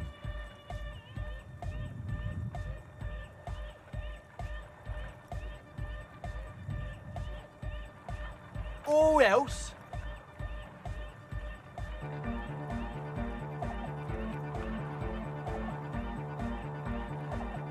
Okay, man, okay. Things are just so hard for an entrepreneur in this city right now. It's not like we lied when we said we want to turn a church into the wickedest club in East Revershall. Because we do! We totally do! We just need to turn it into a speed lab before. To get our foot in the door. Like I told you, spooky arseholes moved in while I was getting all this stuff together. A month ago, the place was empty, and now it's all spooked up. No, man, they're spooky all right. It's just that they would also probably call the police if we started cooking speed in there. But the sign was way off too.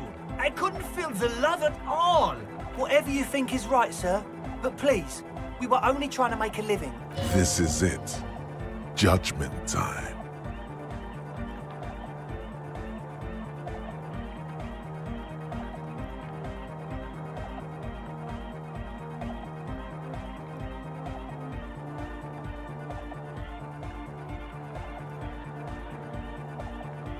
We can continue on an amiable path, right?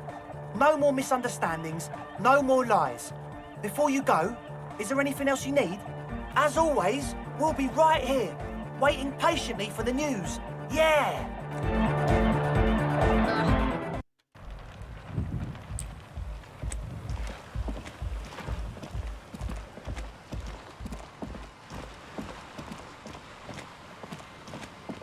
That's honestly the last thing this place needs.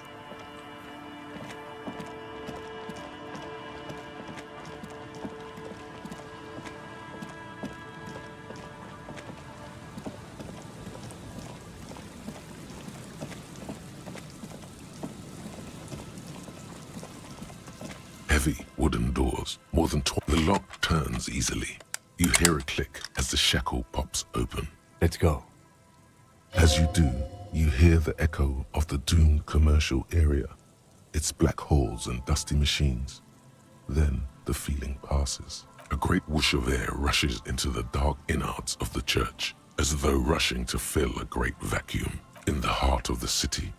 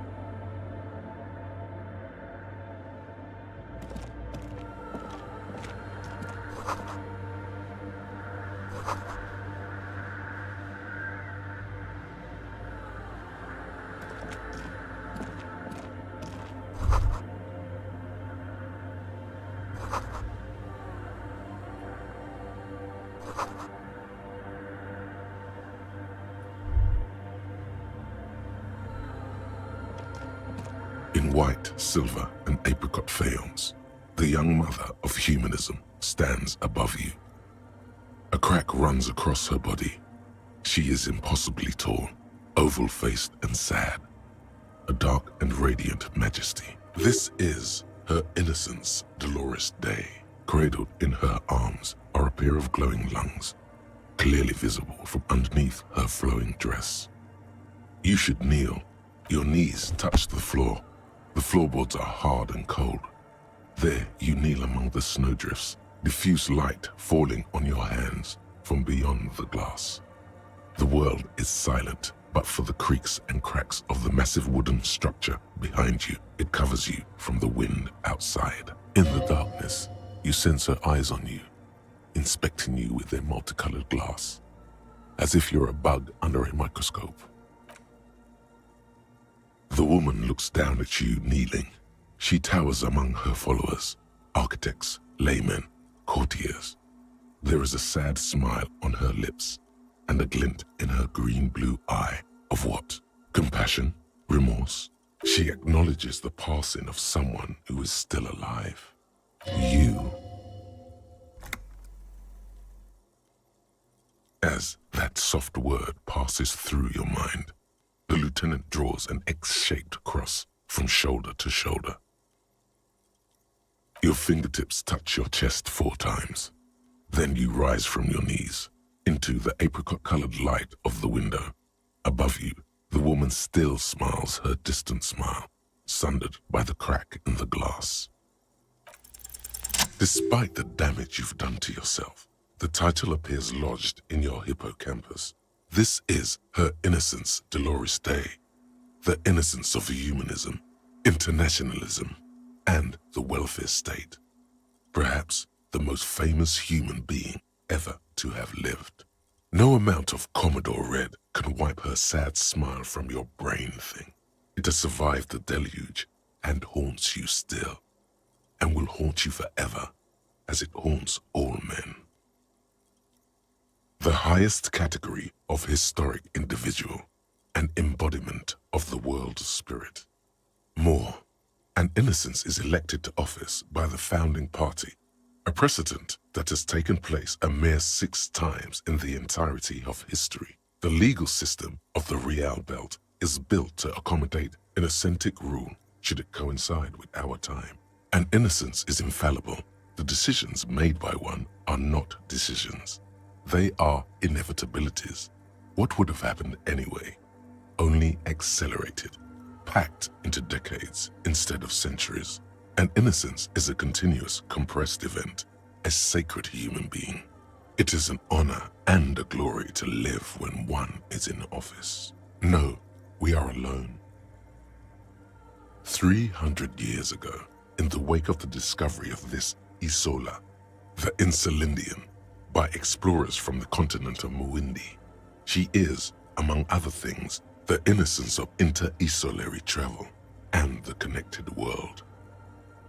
Many things, you know she was a woman of the court, the wife of an influential Marchese, and eventually the principal advisor to Irene la Navigateur, Queen of Suresnes, modern-day Sir La Clé. Also that she was gorgeous beyond beauty, draped in ancient sadness. Are you sure you want to remember this bit of historic trivia? Standing under a long, slender form like this, dwarfed? The past is a silo of sadness, fermenting. You should keep away. No, you must know.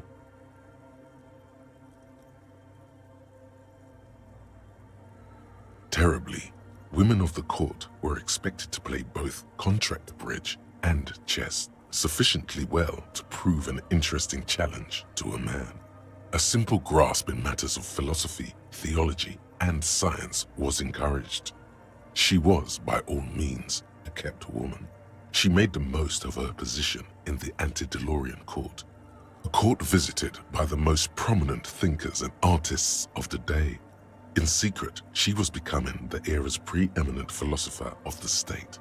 A scalpel, a piercing gaze. She was an almost preternaturally magnetic and intelligent individual. To her contemporaries, she appeared out of time, a messenger from the future of the species. We all fell in love with her, head over heels. Even before she was declared an innocence, her influence was tremendous. It was on her advice that Irene la Navigateur sponsored a number of voyages into the Pale. A costly, often tragic endeavor, ultimately vindicated by the discovery of the new world, the piece of reality you're standing on. She was crowned 2 years after the first expedition returned, setting in motion what is widely considered the greatest era in history. Wow, indeed.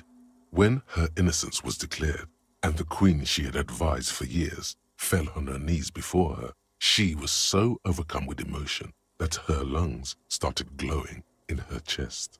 Bystanders reported golden filaments lighting the already sunlit chamber around her, clearly visible beneath her dress. That is why the lungs are the symbol of love for the cultures of the Riel Belt. As did we all. The lands of the Mesk and the Occident, and even faraway Supra-Muindi, altogether 21 of the 40 Mundial nations of the time, immediately accepted Innocentic rule, even before her crowning. In a city called Advesperaskit in Vesper Messina, her homeland, the name of the city means evening comes, but it happened on a winter's morning, with the canals frozen and slush falling out of the sky. She was dressed in a white and pearl dress on an emptied-out plaza. Oh yes, she looked like humanity's young mother, a perfect mother, insultingly beautiful. It was as if her face and shoulders and hands were covered in a soft down of underfeathers. You know this well, very well. Midwinter snow was beating the cobblestones around her. A small attaché of officials stood by as her Theriers placed a white gold wreath on her head. The crowning was mostly witnessed by Secret Servicemen. One of the men in this Secret Service killed her 22 years later. A young man who had come to suspect that Dolores Day was not entirely human, but something else. Something that had walked in our midst, watching us stumble for hundreds, if not thousands of years, until it decided to interfere in the course of our history. We were supposed to come up with this ourselves, the man was reported to have screamed at the innocents. Dolores Day was shot in the chest with a fowling piece 8 times. The man, thought to be insane, said he once touched her and her body had been unnaturally warm, like a furnace, and that sometimes, while on duty, he observed her forgetting to breathe for over 10 minutes. This inhuman quality was witnessed by many others as well, glowing lungs and all. It is commonly attributed to mass hysteria and religious psychology. Terrifying is a term too emotionally charged for your semantic memory, or what remains of it. But terrifying, it's a simple word. She was bad for humanity, and you shouldn't have started thinking about her. You already do. Although she is often considered to be the greatest human being to ever live, there was something ominous about Dolores Day, constantly surrounded by her terriers. She was the most socially secluded and least self-aware of all the innocences. Some modern thinkers would consider her a war criminal for the campaigns she waged against the Mesk state. And then there were the resettlement programs. Oh dear. The Mesk state tried to detach itself from innocentic rule. Parts of the world were experiencing whiplash from accelerating into secularism. Her mandatory education programs and mass resettlement of upstream Marguerite were problematic as well. Dissenters were suppressed by a military force she called the Army of Humanity, suggesting those who fight against it are not part of humanity. She adored chess, yes, but also military war games. Dolores Day often holds a tiny tin soldier between her index finger and thumb in icons such as this. She was also blonde, the blondest woman you have ever seen, with green eyes the color of the Pacentic, mare interregnum. Little is known of her Marchese husband. It's as if he vanished from history after completing his role, which was to introduce Dolores Day to court. In conclusion, yes, there is something lonely, paranoid, and even terrifying that people seldom mention, but feel when they think of her. This subtle terror is part of her iconography. Officer, you've stood there for over 5 minutes. What are you thinking of, if I may ask?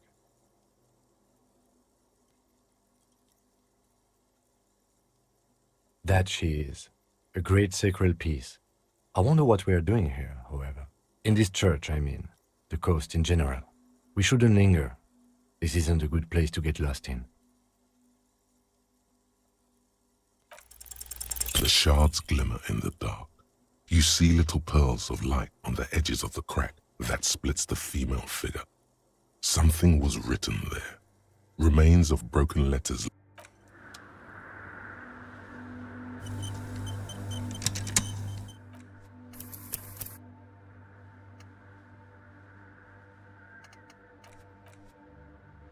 Wait.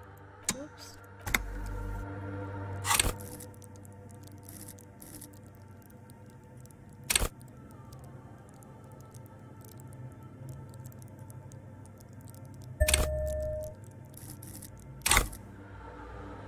The mother of humanism stands above you, a precious and complex.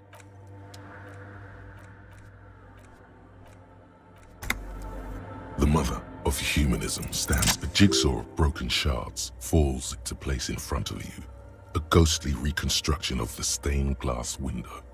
Before it was shattered, there was an older woman beneath the younger one, and a text, a light motif below them both. The escutcheon on her throne says, Irene the Navigator.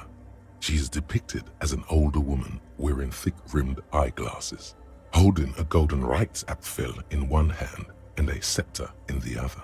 This is the queen her innocence day advised. Above, she herself is whole. Small figures of wise men, common men, worshippers walk up the stairs to stand at her feet. Secret servicemen, farriers, stand in a row guarding her. It must have taken years to produce this work in all its dizzying detail. Below both women, in luminous black letters, Après la vie, mort. Après la mort, la vie de nouveau. And then along the left side, après le monde, la gré. Après le gré, le monde de nouveau. After life, death.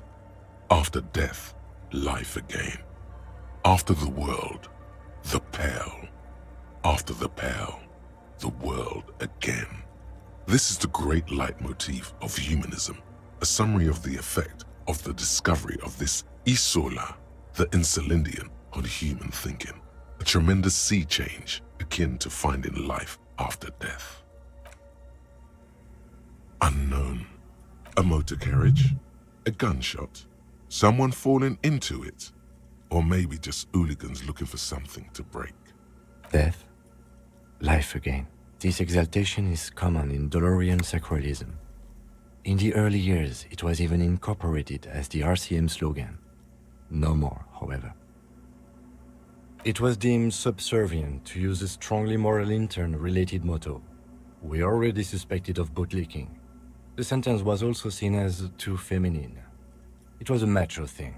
Justice, union, prudence, and force.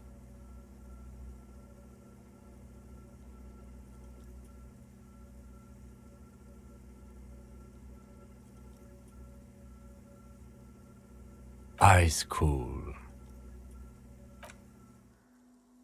The mother of humanism towers above you, a wax painting on a cracked pane of glass. Nothing has changed in her expression. The old woman in the village was right. This must be the DeLorean Church of Humanity in Martinez, or the Small Pinewood Church in some records. It's a minor landmark, not easy to find. Most maps misplace it. It was built not long after Ravachol's founding, 300 or so years ago, by first-generation settlers. On the coast of an uninhabited archipelago where only animals had roamed before, in the wild reeds. There used to be 7 stave churches on the coast. Les Sept Sœurs, they call them, the 7 sisters. Only one remains. The rest were burnt in the revolution or used for building materials. We should be respectful here, although the building appears to be deserted. I do not believe we'll find the instigator here. Something else, perhaps? Respectful? Is the lieutenant a follower of DeLoreanism? There it is again. A small pang of guilt. It's time to ask him what happened here. I have a theory, yes. There was a police raid a while back. I heard the place was shot to pieces. The old woman in the village was being tactful with us when she didn't mention it. She has more respect for the RCM than many around here. Well, your station was involved, I hear, although I can't be sure. How come the lieutenant isn't sure? Is this confidential information? 3 precincts were involved in the raid, and people say Precinct 41 was one of them. I am pretty sure it was a clandestine operation. I don't know anything more about it, why it was conducted, or who participated. I try not to pry into extra-district matters. Good luck. You will not get information on a confidential operation from your station secretary just by calling. If you really don't remember, it might be better to keep this one forgotten. It happened a while ago. It's unimportant to our business in Martinez now. Yes, we all are. Her name, body, and rule are synonymous with humanism. The laws we enforce are DeLorean in origin. The woman looks by in silence, smiling enigmatically. It's not spiritual, it's constitutional. The DeLorean system does not demand faith, only accordance. Homosexual underground. Maybe you should stop obsessing about your own and other people's sexuality.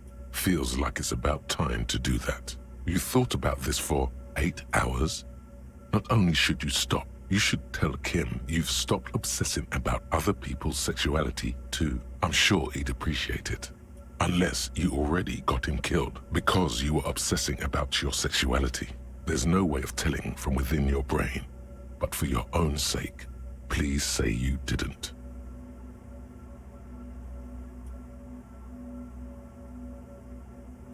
What?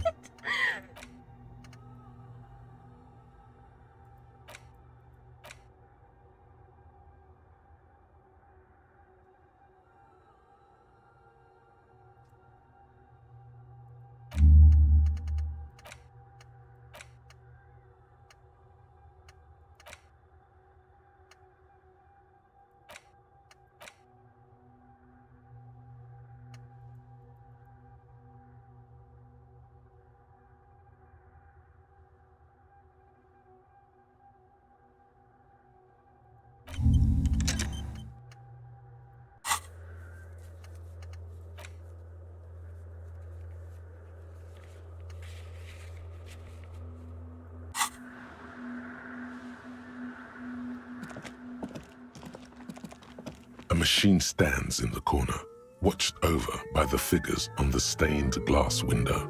It's turned on and quivering with soft electricity. Another radio computer. And this time it's already turned on. These machines sometimes harbor traps, he thinks.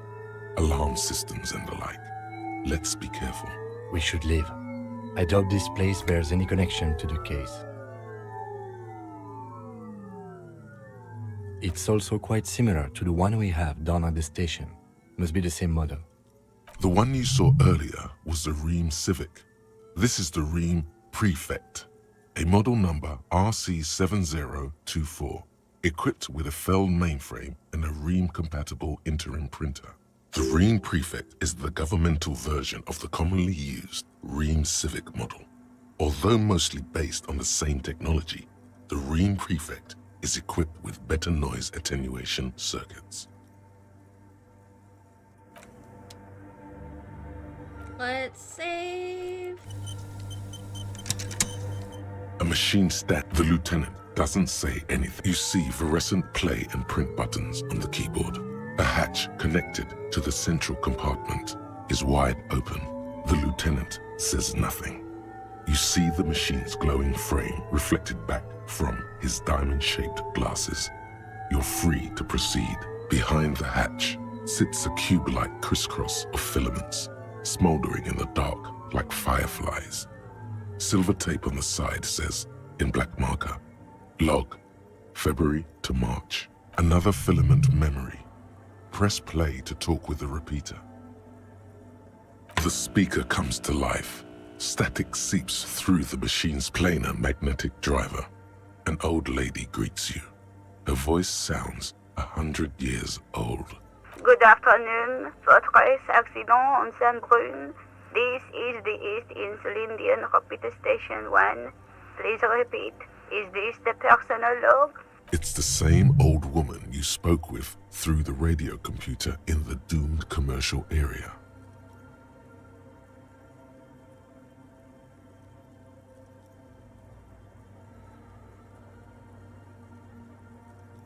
Good.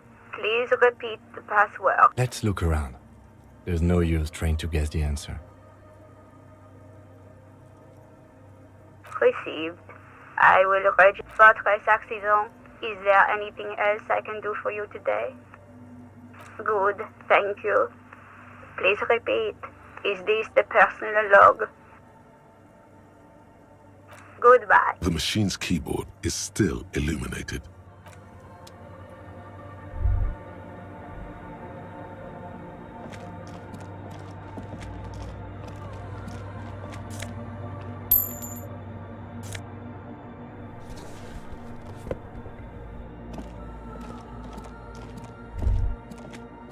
Hey, her Innocence Dolores Day liked little figurines, right?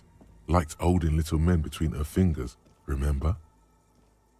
You have the Headless Falcon Rider figurine. You should give it to her. Win her back. Don't be so pessimistic. Love doesn't die that easily. This isn't funny. You have a bad feeling about this one. No, it would have been beautiful. Really tiny, thoughtful, clever, whatever this was. It feels like you made the right choice not to peek into it.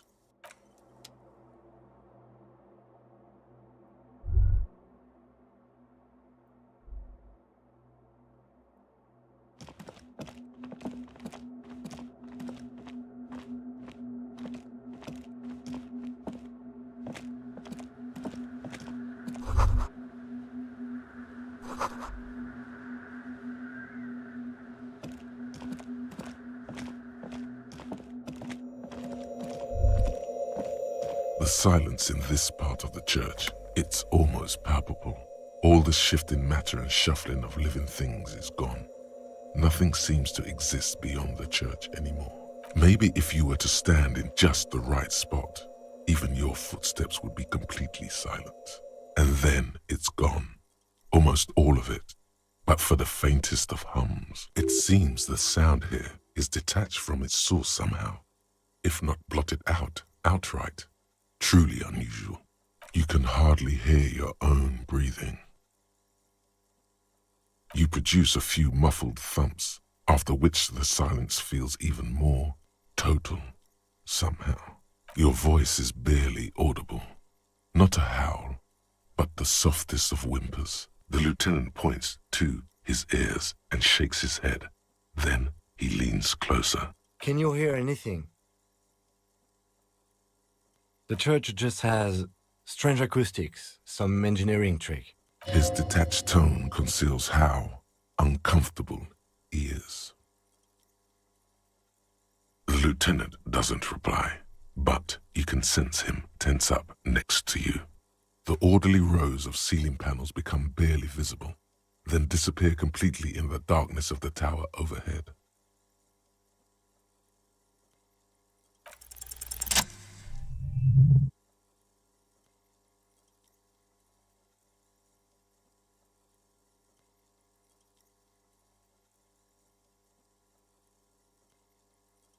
It's like there's something moving up there.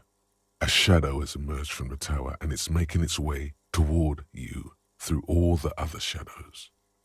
Yes, the darkness makes the ceiling feel infinitely far away. It's not a shadow anymore, becoming more substantial as it gets closer. The shape of an animal descends. Officer, is there something up there? Oh no, you've lost sight of it. Where did it go?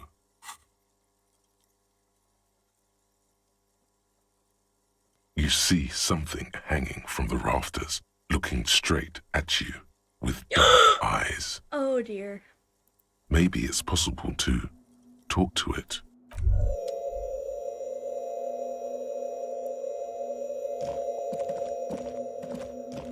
The shadow is a man made of the same stuff as the carpentry of the building. He is studying you intently. The crab man. The man leaned forward a little, fixing you with a steady, unreadable gaze, then speaks. Habitual alcohol use has made you into a scared little pussy, Holmes. But don't worry, everything's gonna be all right. You come to the right place. That accent is Villalobos, a peninsula in Mesk and a district in Jamrock. There's a sizable contingent of Villalobos-speaking Mesks in Revachol. Here you can receive the mother's love. And when you're ready, she will take your hand and lift you out of the despair at the bottom of that bottle.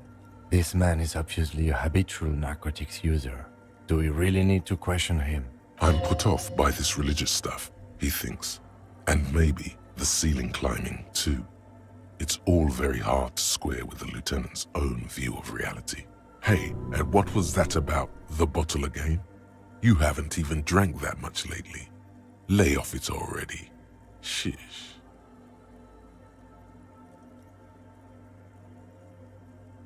Está crudo, way. I see deep inside you.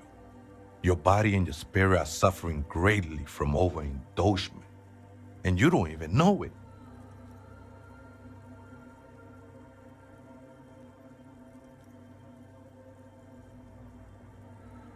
Not all of it. I was like you once. You don't know all the havoc El Vino is wrecking on your mind and your spirit. Necesita parar, homie. You know, actually, since we're here, you may want to pay attention to what the ceiling climber is saying.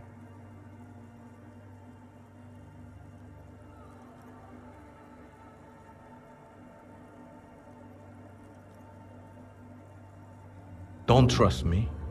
Trust the mother. I'm only the messenger, Holmes.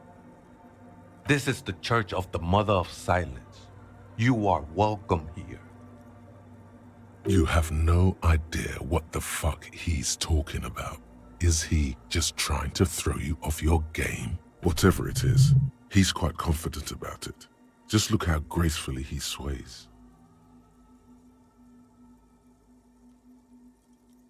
Other spooker?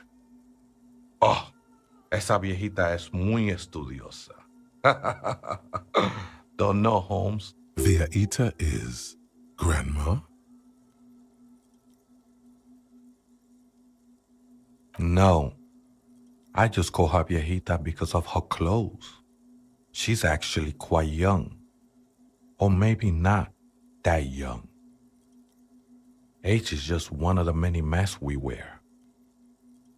Wait, what if it's Ruby? Did it ever seem to you like she was hiding here from something? You mean like a fugitive? No, man. Quite the opposite. I don't think she cared much about authority or anything else for that matter. Maybe only about her machines. I see. And where is she now? I told you, Holmes. I don't know. Don't really follow her comings and goings. Just see her typing on her computer now and then. We got different interests. I'm afraid not, Essay.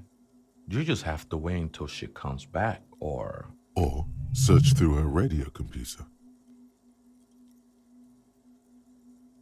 Too many times, Essay. You need it for something. Don't sweat it, vato. The password is afterlife death. What you think of that? Makes me almost pity la niñita pequeña when I hear it. Never known myself to be a crab, but if that's the name you got for me, I won't stop you from using it.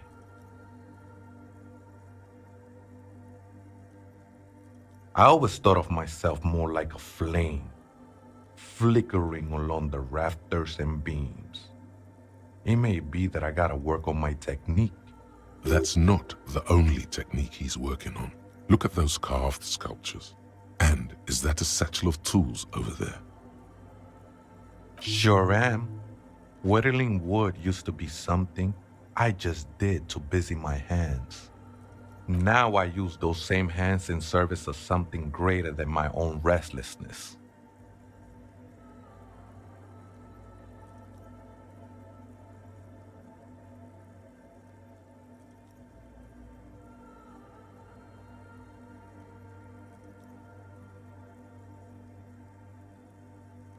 It's all just for the mother, man. No need to overthink it. I was in a gangway, but my memories of that time are fading. Most of them are already gone.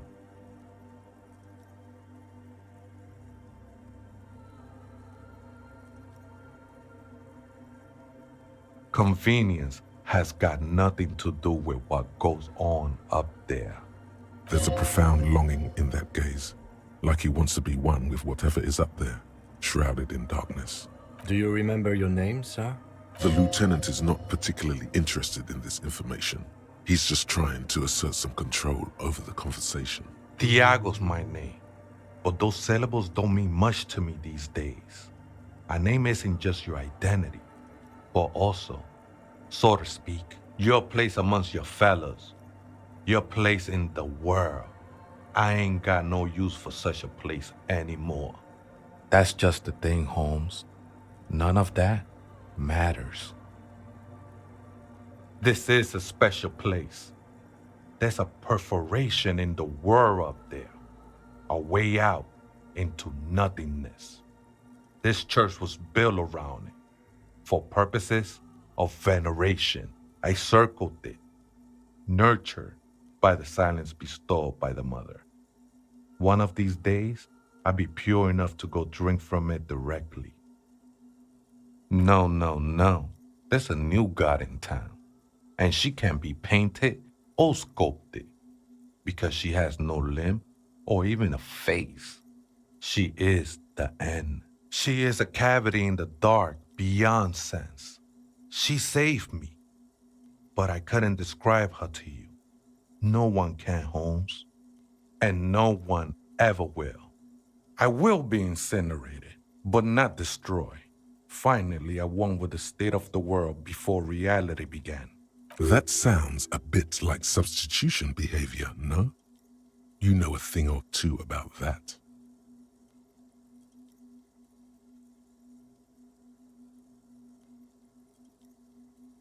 It's not like that at all, man. It's just faith and joyful service. I heard that before, Way, and I know I can't convince you on the spot. But think, when's the last time you woke up from silent communion with a hangover, regretting what you did last night? There are drugs darker than alcohol circling your system. I know it will take time. Don't sweat it. I know it will take time. I'm a seraph, Holmes. I sing the mother's glory.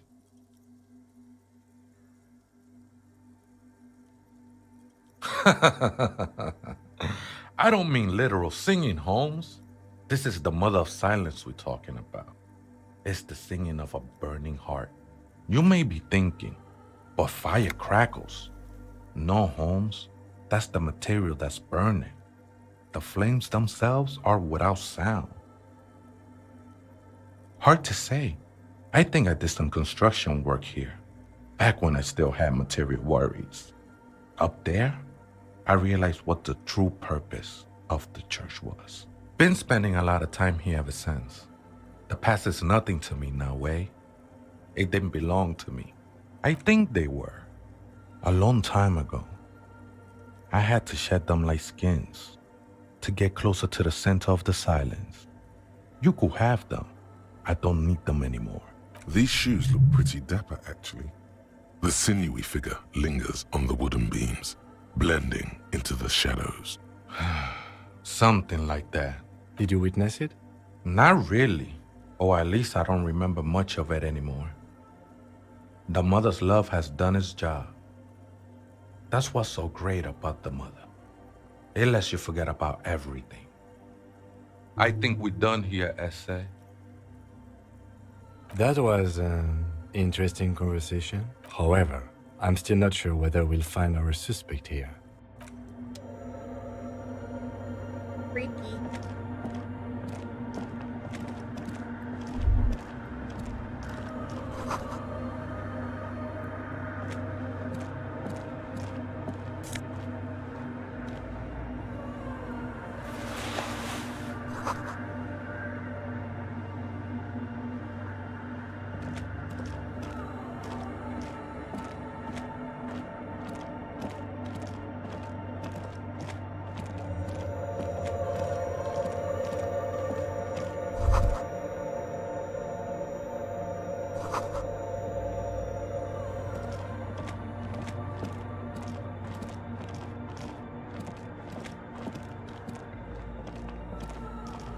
The machine's keyboard is the speaker. Good afternoon. Fortress accident on Saint-Brune.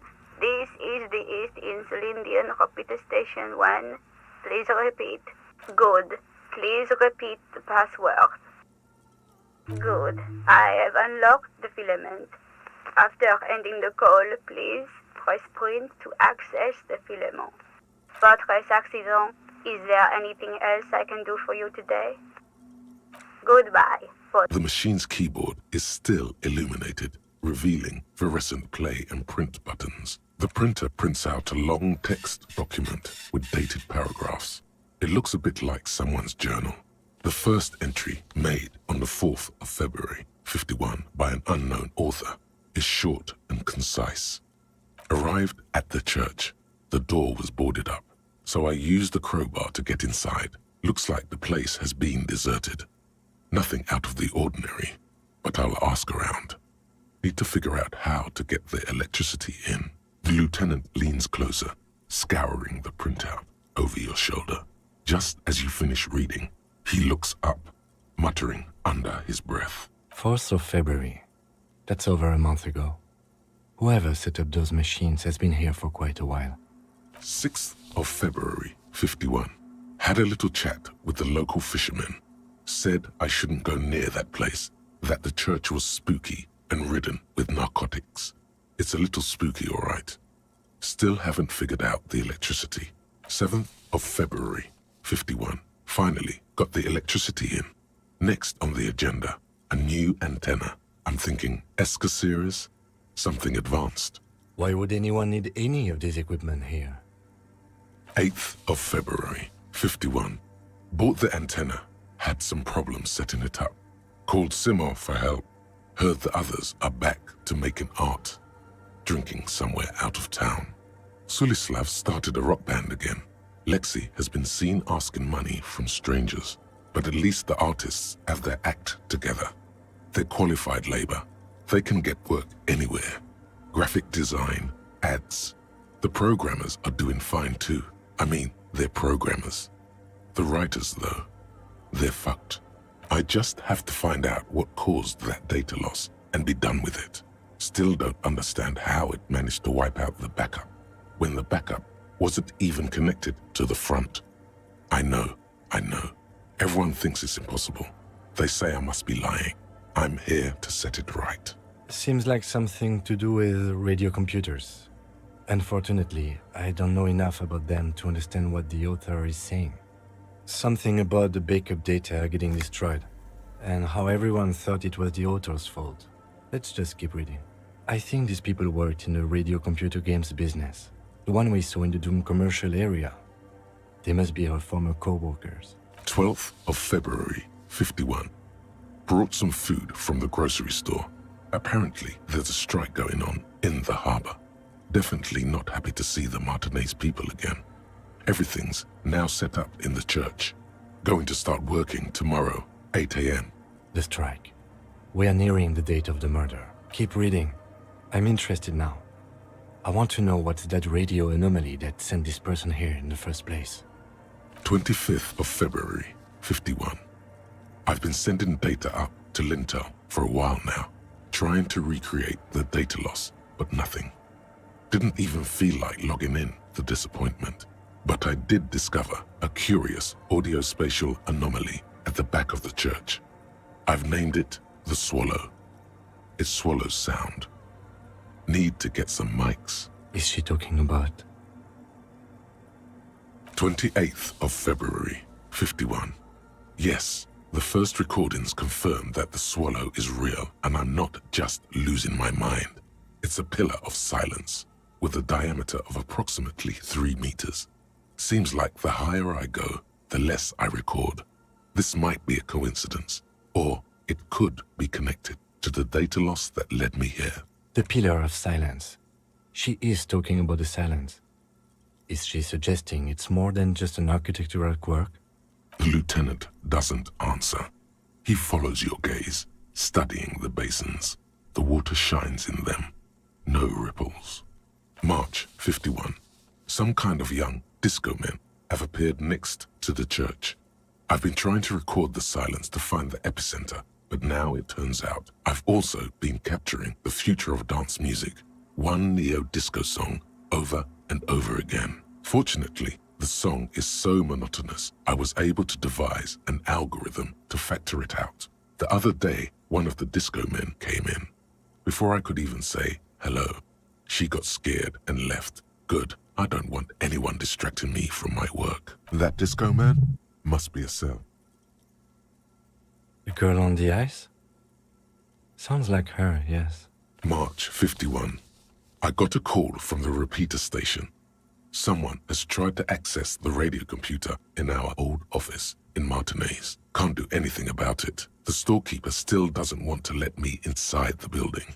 Thinks I'm part of some kind of curse. How Martinez of her. I knew it wasn't a good idea to meddle with that machine. No. It was a great idea. You're learning things. This is how you learn things about machines. March 51.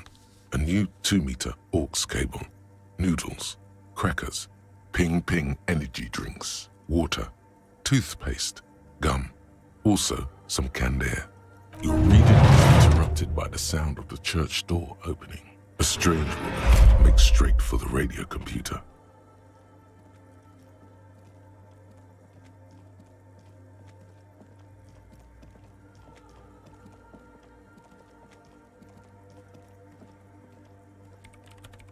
Breaking into my radio computer, I see. Yes, you are breaking in, but not into her radio computer. You're a master circuit bender. I do apologize for the intrusion, madame. We are with the RCM, you see.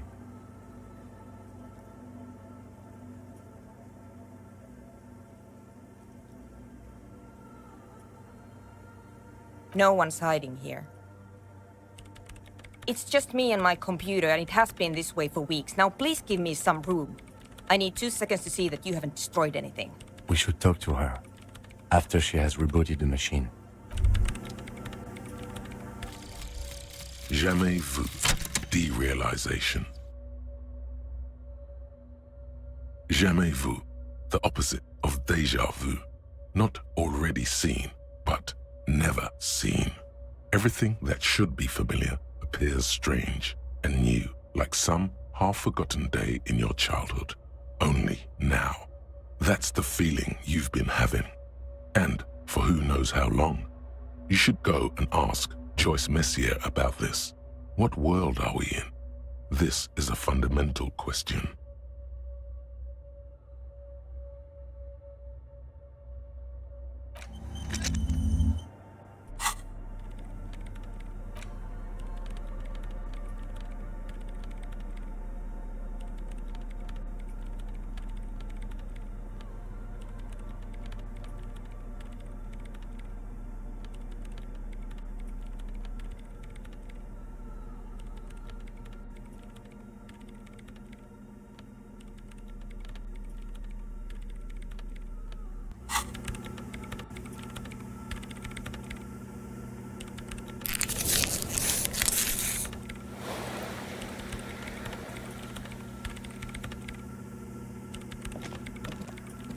What is it?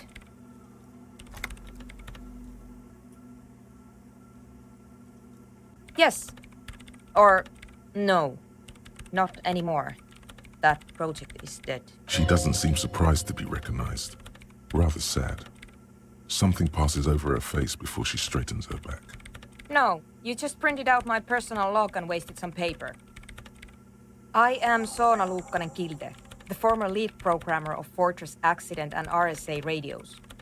I have over 16 years of programming experience, and I'm proficient in both Vox and Orbis languages. If you're not here to hire me, I don't really know how I can help. Did she say over 16 years of experience? She must have started programming when she was still a teenager. What? No, no one's suspicious around here. She has not seen her, sire. 'Tis true. I brought them here.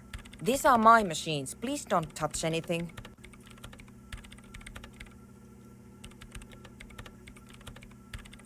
I use the AR-1 as my RAIM prefix processing unit. Mm-hmm. Yes? You really don't know anything about radio computers, do you? All right. Well, all radio computers perform operations up on air. So in order to gain more processing power, you need to invest in a good antenna. I guess it is. So far, I've been quite satisfied with it. Martinez is an unstable region with bad coverage, and the operation has been surprisingly stable. But it's not the cheapest one on the market. So I wouldn't recommend it for your regular red tape operations. Fraser 1000 is a foolproof line for civilians. Anyway, you should do some research before you decide to buy anything. Ask around, compare the prices. There are many milieus dedicated to that sort of thing. She liked telling you this. It calmed her nerves. I'm working. The machine seems almost alien with its pulsing core. The light casts in her face in a strange shadow. Could you just shh for a moment? It's not just rudeness. It really is hard to concentrate on whatever she needs to do. And you're not helping. So you do know something about computers. You're right. Prefect is used mostly by the government peeps. No, I don't. Because I needed something good for my investigation, and RAIM Civic is widely agreed to be below all standards. So I had to upgrade. Besides, owning a RAIM prefect isn't such a big deal anymore. No, actually, it is kind of a big deal. You don't see RAIM prefects in every police department, for example. I know a friend of a friend who used to freelance for the Coalition. I was actually aiming for the military-grade RAIM Rational series, but couldn't find one. Prefect is mainly based on the same technology as RAIM Civic, so it's kind of a ripoff. But it does have better compatibility with newer antenna models, so I won't complain. They are connected to my RAIN prefect. Whatever you do, just please don't move them, okay? Short and terse. There you have it. Whatever she's using them for, they're hers. Great. You really like those questions, don't you?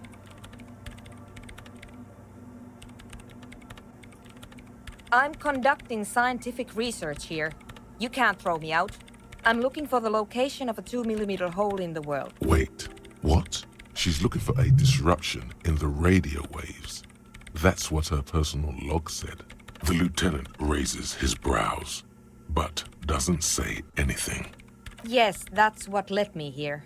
But I suspect it might be something a bit more complicated than that. Exactly. What does it mean? Up to now, it has been impossible to say what it is because it's impossible to measure nothing. What do you think it is? What qualities does nothing have? How do you measure something that does not exist? Easy. You measure it by the world around it.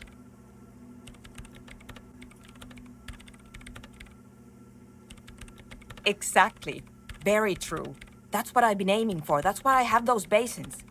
I've tried using hydro transducers to record the silence, to find out where it begins. Ah, hydro transducers. So that's what those water basins are. Devices for recording sound through water. But honestly, it's not progressing very well.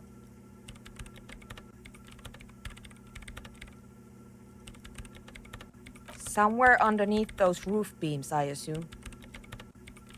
Only a faint crisscross of rafters can be made out from the dark. Most of the tower disappearing into the shade. Strange things may flourish in the dark. There's this place at the back of the church. A place where all audible vibrations seem to decease. I've named it the Swallow. And the higher you go, the less you record. The Pillar of Silence? Are you sure it's not just an architectural quirk? Maybe, but it's oddly close to the physical coordinates of the data loss that led me to this place. I know. No, I don't. Because it's just trial and error, trying to locate the Swallow, the exact point in space. And I don't have a... You know what? It would be really helpful if you could just stop talking and let me work. Great. Thanks. No? Yes. And? I don't care. I don't care about craftsmen.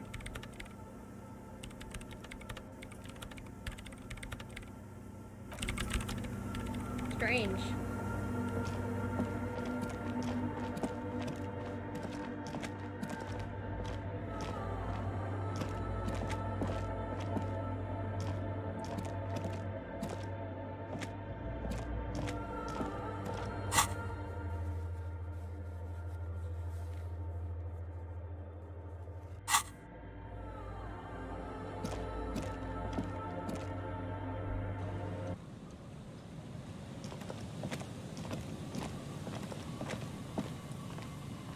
But I have no clue where Ruby went.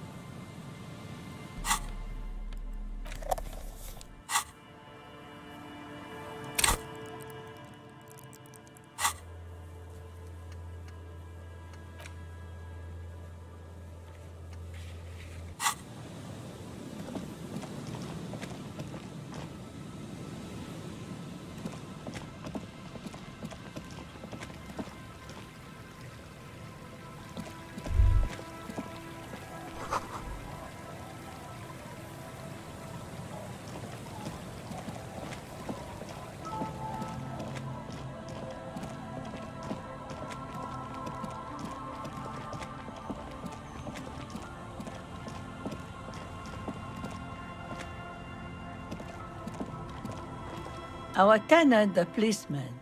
I hope the waves don't keep you up at night. What can I help you with? Damn that girl. And without anger, a long and harsh life has taught her not to buckle under pressure. But you didn't put it there, did you? She did. Gone and hid things in there? She's usually a good tenant, and not a stupid one either. Yes, I let my room to that Ruby girl. As I've done before when she's been in trouble or just looking for solitude. I've made it clear. We welcome all kinds of people here. She came last Friday, left on Monday in a hurry. What has she gotten herself into, that girl? That's for the police to find out. Right then, please answer each question to the best of your ability. I'm sure we have a few. Yes, early with the dogs, around 8 o'clock, I think. She probably heard the Lieutenant's Kanema drive by, and it woke her up, just like it did you. Yes. That is a downside of having a 130 kilowatt engine. It lets the bad guys know when you are coming. I cleaned it, like I always do. No. She's good company. Knows how to talk to an old woman. At my age, you don't get a lot of quality conversation. So I really appreciate that about her. Did she talk to you much during her last stay? No, she was mostly silent this time. Kept to herself. She tried not to let it show, but I could tell she hadn't come to fish. Usually she likes to cast a few lines, but this time she mostly stayed in her room. How would I know? She's a gruff one, but not violent. She doesn't go around toting a gun. You could ask her about your hunch, that it was a desperate measure. See if she thinks Ruby fits the bill. Aye, do tell. Exit from what? The lieutenant stops writing for a moment. He looks at you, then at the old woman. No, she's a fighter. Nothing of the sort. Sure, she was no stranger to the bottle. She fit in that way. But I only knew her to have a beer on the beach while watching the sunset. She isn't what you'd call a drunk. Even offered me some from time to time. Said it was part of the communal life. But I never saw her lose control of herself, the way some people do. Not that I know of, though she was into nice music. She once showed me a few mixtape milieux she'd made. Although I guess she was pretty handy with the mechanical and technical stuff. Even fixed the heater in the shack. You should be thankful for that. I don't know. Further up the coast, she tried to leave quietly, but the hinges on that door screeched like a cat in heat. Woke me up. I heard her rushing in those heavy boots, heading up north. It's a peninsula. She might be trapped. You'll never find her, you know. She knows the coast like the back of her hand. You only just arrived. I wouldn't worry about that, ma'am. We are persistent.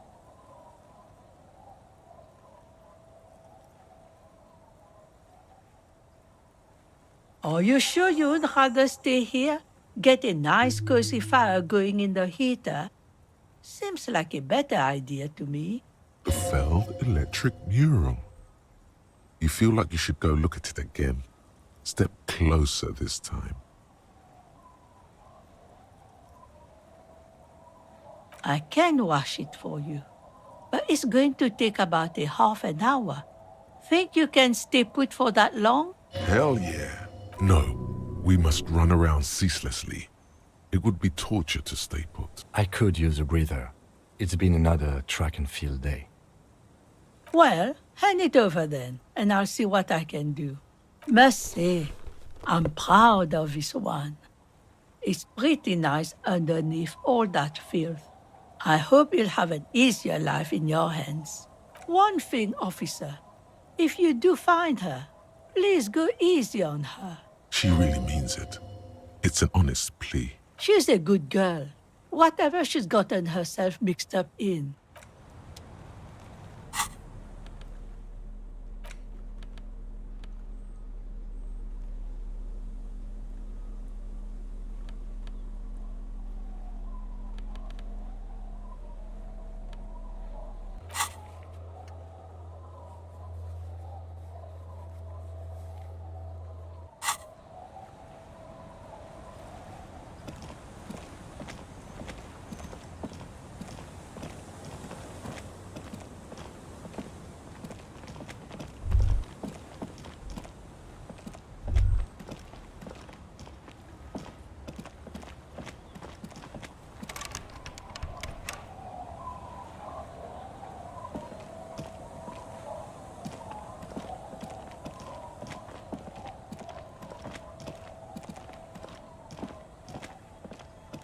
Good to see you, friend.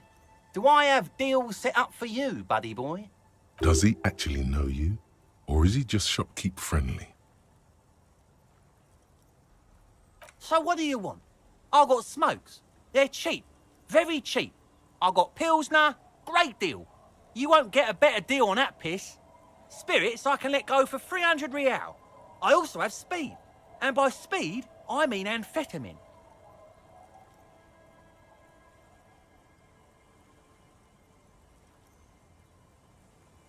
Oh. The system's been good to old Rosemary here, and I'm milking her like a bitch goat in the backyard.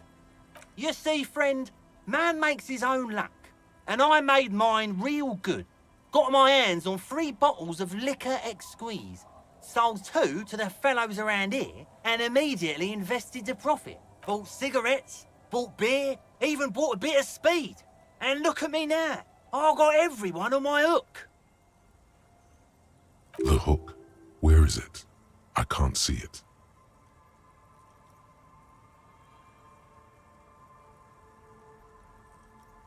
Of course, of course, of course. It is what it is, you know. What it's always been. People, buddy boy. It's the people. See, friend, it's real valuable. Worth every real, if you catch my drift. Got it from a bit of a business venture.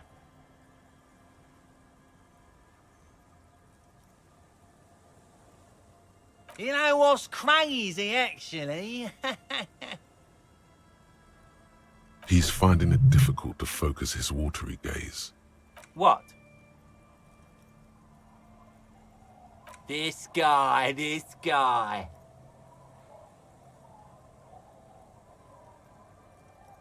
Oh, this is medicinal spirits. The good stuff. Got it from the doctor's office. I got one of those scientific ampules a few months ago. Torpedo, they call it. It's supposed to keep a man from taking a drink. Didn't stop me for shit, that's for sure. 5 lemons with half a pack of butter and you're good to go. It was. In a week, the goddamn kidneys started giving me all kinds of help. Finally, the missus took me to a private doctor's office. Not a charity, the real thing. Those arseholes charged me 4 real to remove the damn thing. But I came out on top after all. The idiots left me alone in there. Now, I used to teach high school biology. I know what doctors use to preserve dead thingies. Swipe 3 cans of this blue medicinal stuff from the back room. Threw the snakes out and voila. What's left is this beautiful blue stuff. 98.7%, almost pure alcohol. 2 I already sold to these fine gentlemen here. But this last one is yours for 3 real, if you want it. Don't say it.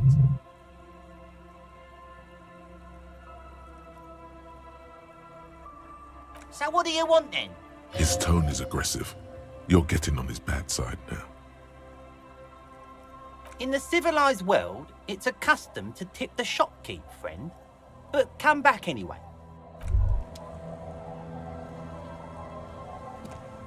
Hey, tequila! Good to see you. How's business? How's the whole reality situation treating you? So what's happening?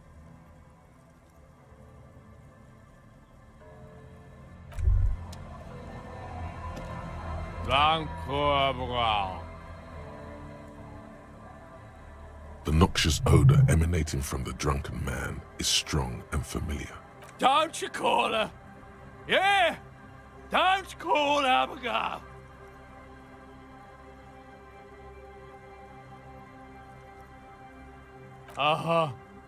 Abigail.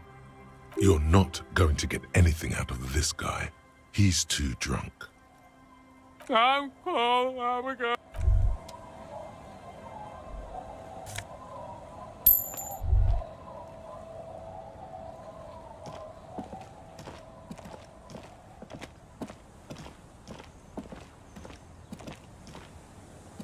A drop in temperature, an easy flow of air, an empty street. Before you, a thoroughfare unjammed with lorries. No more drivers smoking on hitch steps. Just silence. Chemically sweetened, Across the road, a forgotten bus stop. Corrosion has opened a hole in its roof. An elm tree watches over the building. Its branches are dripping with rain and snow. The road is smooth and motley. Craters filled with a black asphalt. The asphalt, first laid, is grey already. A row of tenements are under construction in the distance. A tub warm with water, white with soap. A man bathes while radio waves transmit the lottery numbers. 4, 18, 21, 4, 1. A modern washing machine rattles a drawer full of silverware. Number 312D. Young girls used to come here, huddled up, hoping for more warmth than their thin coats give them. The bus took them to school. It has not run for 8 years. There were not enough girls to sustain its cost. Craters pocked the surface. Children played in them until heavy trucks full of black pitch rolled in. The landowners have filled the craters with money. It is a vital artery of the flow of trade. There's one bump on the road. A dead dog lies flat about 200 paces away. Tragedy comes from the wheels of a fast RCM vehicle hurrying to work. The cold washes over you. The sound of the sea has grown distant. The wind moves the aerosol. A detective stands behind the boom barrier. A breeze moves a curl of his hair.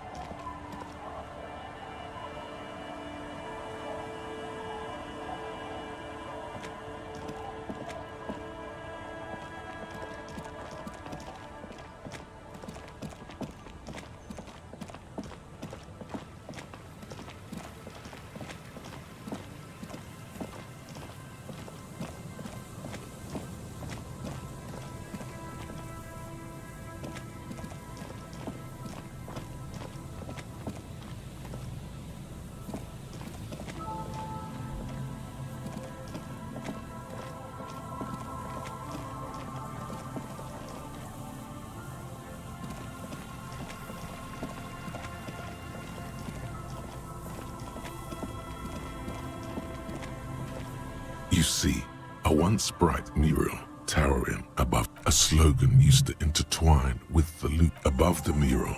A collapsed roof, broken windows set in walls that are cracking and will soon also fall. And the coastal breeze rustling and sighing in the remains of the edifice. There's something in the wind. Sometimes the only way to go forward is to fail first.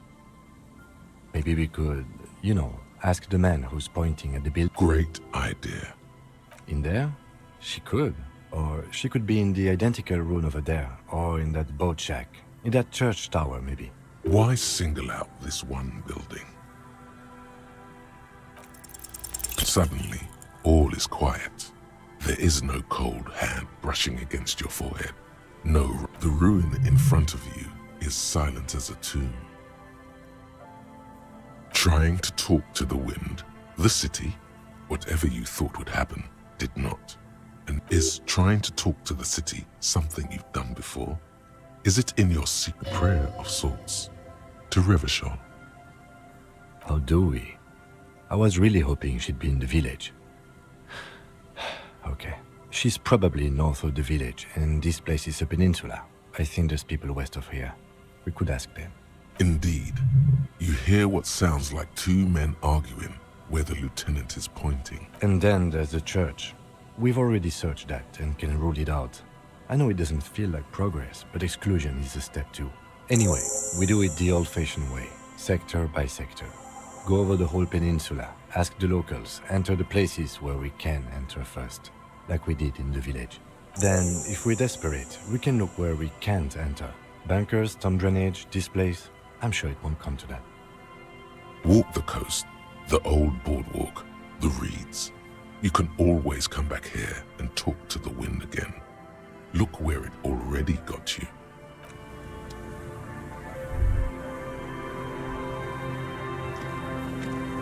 Hello again.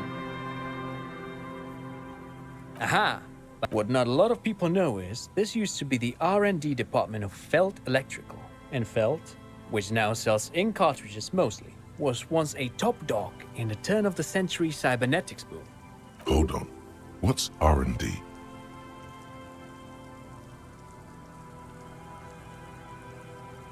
Apologies, it's an acronym for research and development. They don't use it anymore. You're probably more familiar with RTD, Research and Technological Development.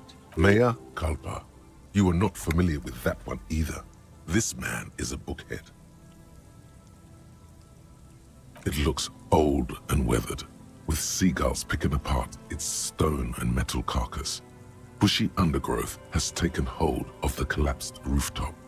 Some kind of bird has set up a nest on a broken windowsill. That's not surprising. Only a vestigial ink cartridge and ferrotape manufacturer remains. They started out as a midway electronics outfit in Königstein 2 centuries ago.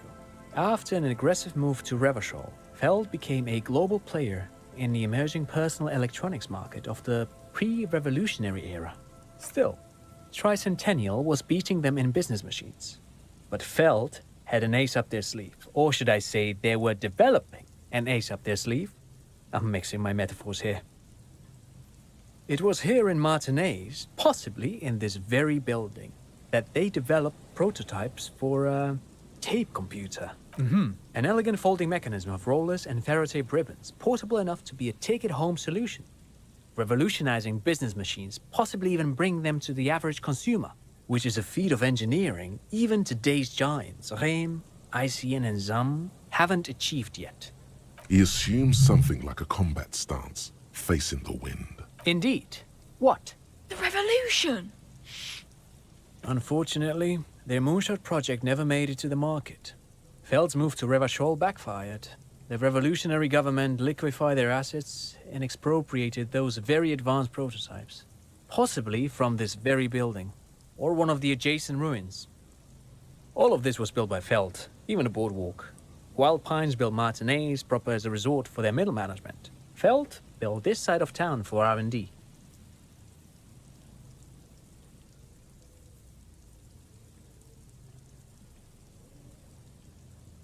They used them for military communications, but also to write and send out press releases, the most notorious example being Le Décret de Mars. What's the Mars Decree?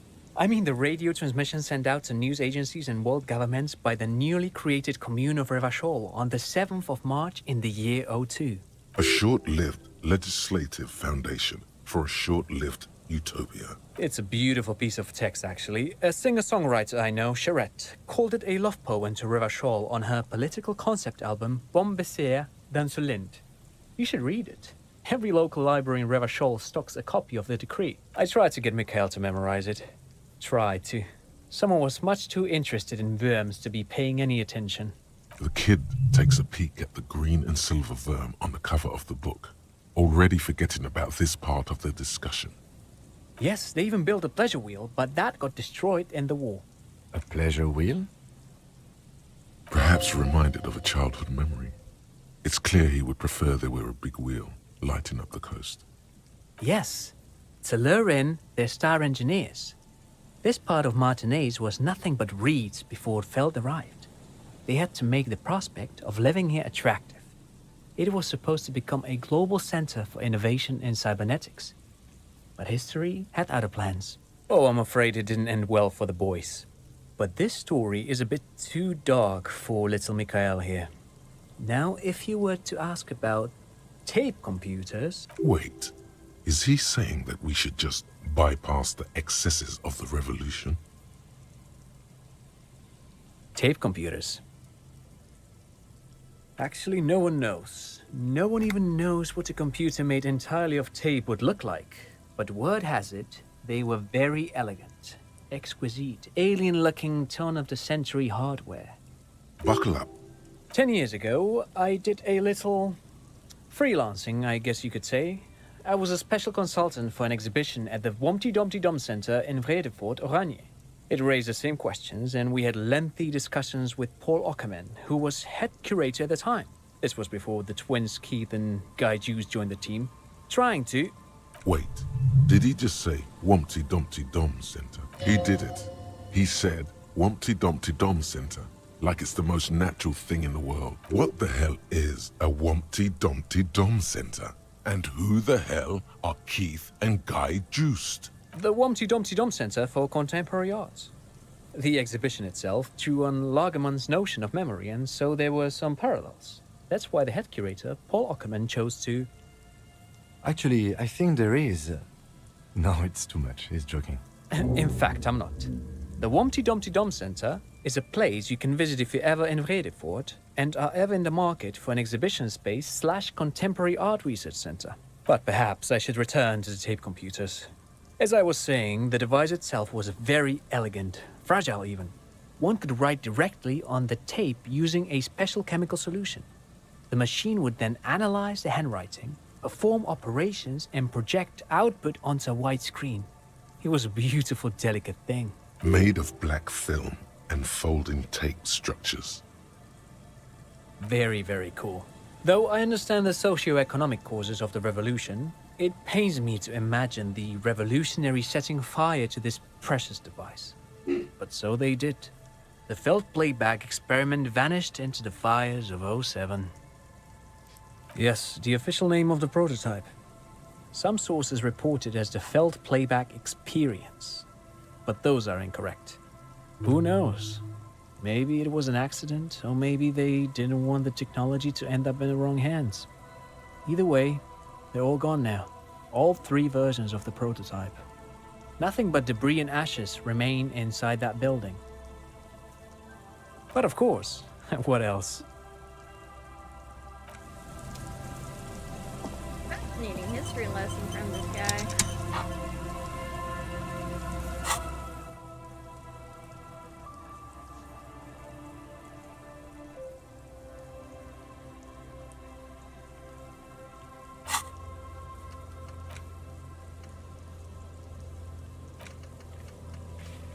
Got a lot of quests done.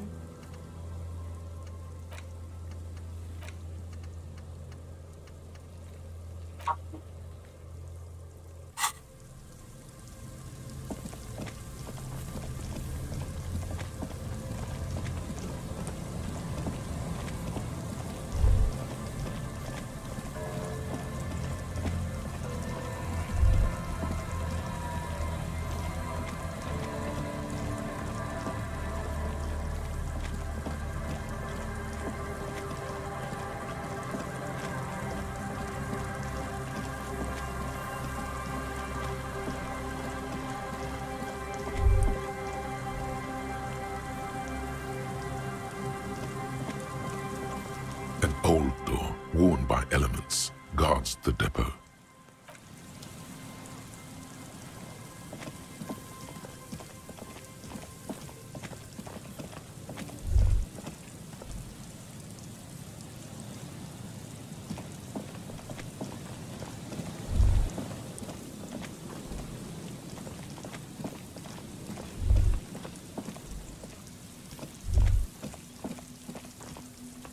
Is there something here that would indicate a sniper used this place as a nest for taking the shot? Just some urban detritus, a bottle, and a dilapidated old comms tower. I don't see it, officer. I don't see a person take a shot here and hit something there, in the whirling in rags.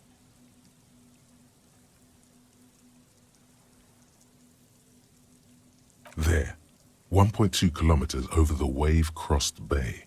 Through heavy, dark grey curtains of rain, you see the smallest rectangle, barely visible. A glowing light on the 3rd floor of the whirling in rags. With binoculars, you would see a young woman's shape move behind the glass, her limbs long and slender. To warm his hands before pulling the trigger? Perhaps, but anyone could have made this. The coast is specked with fires this time of year. Truthfully, this seems like a very poor choice to take a 1.2 kilometer rifle shot from. Visibility is awful. There's water vapor everywhere. I think we can rule out... Biddable Prime, was it?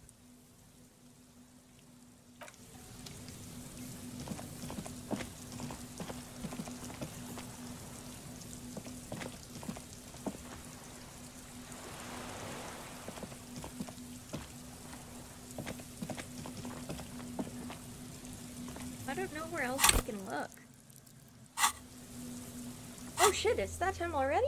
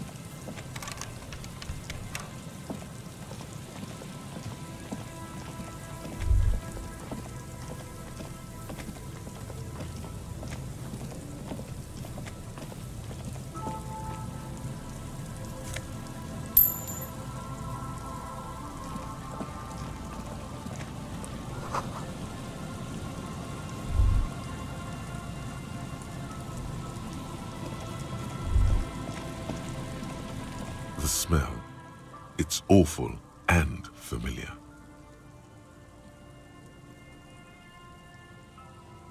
It doesn't help. You can still smell it. Don't you recognize it? That hideous pungency, that faintly cloying sweetness. Only death smells like that. Something cold wakes in the pit of your stomach. Fear, it is death. It must be. The lieutenant has already brought a handkerchief to his nose.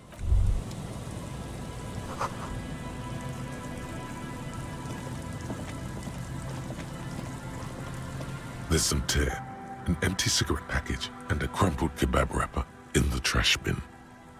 2 empty bottles of Tallulah vodka and a can of black potent porter is all you find. No, there's more in there. Livis strawberry liquor, plus some Pilsner bottles too. Better not pick them up. They seem unhygienic. A tragedy. He shakes his head with genuine sadness. Whoever tossed it here was a heavy smoker. The brand name reads Red Astra. Red Astra is the black market version of Astra cigarettes, known for their high tar content. You see traces of mayonnaise and ketchup on it, as well as a tomato wedge. The wrapper reads Shish Kebab Revachol. It's no older than a day or two. No mold yet. It's hard to concentrate in the smell.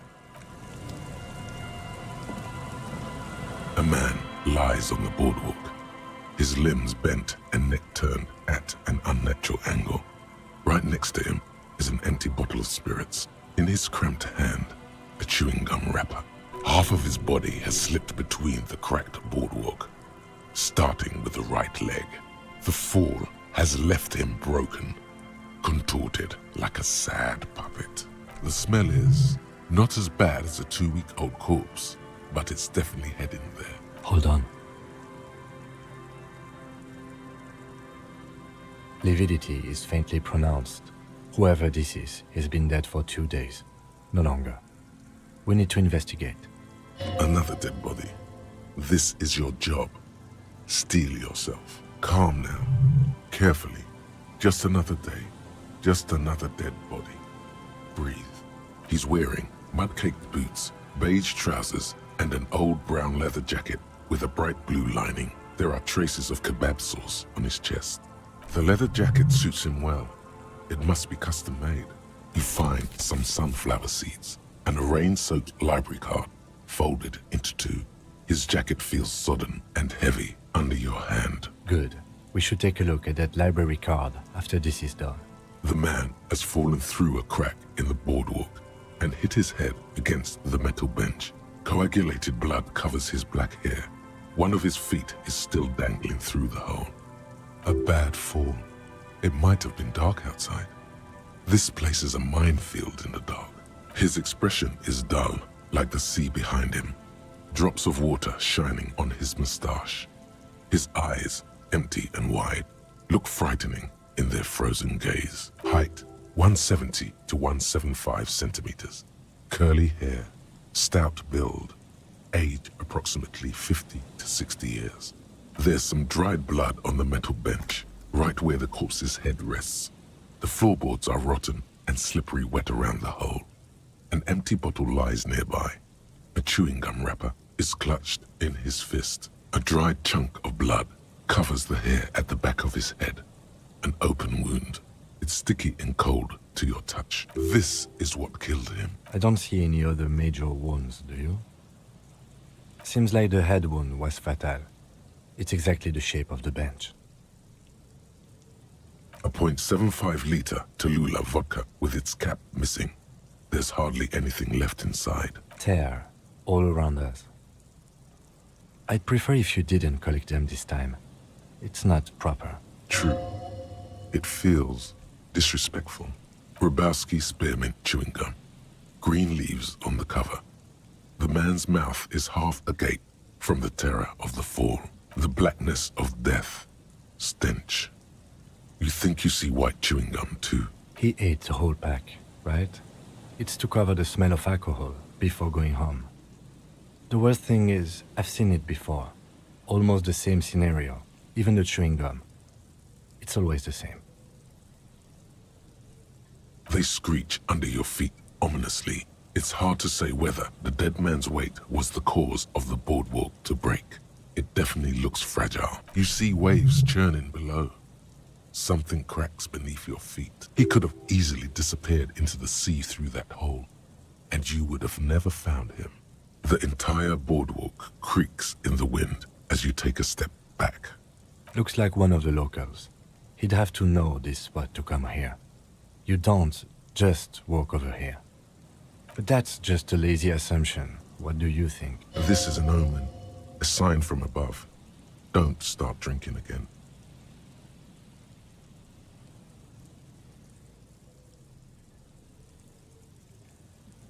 Well, at least you're not married.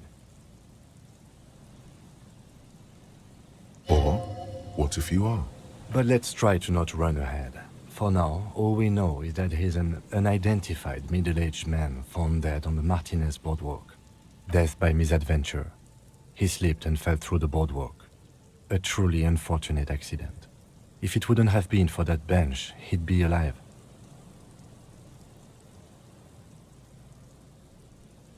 They'll seal this place off after the news reaches the coalition officials. I doubt that they have enough resources to actually repair the boardwalk. Not that sealing it off would keep anyone away. All it does is keep the city council's hands clean. Oh yes. Some symptoms of acute alcohol poisoning could have definitely played a role here. Severe confusion, respiratory depression, unpredictable behavior. But I think that death arrived through head trauma, not liver failure. What about it? The deceased ate some kebab. It's probably from a nearby place, maybe in the box. Sometimes a kebab is just a kebab. No, I don't see anything that points in that direction. For now, let's treat this case as a simple, albeit sad, accident, unrelated to the murder case. Agreed. If this somehow converges later, why not? But keep it simple for now.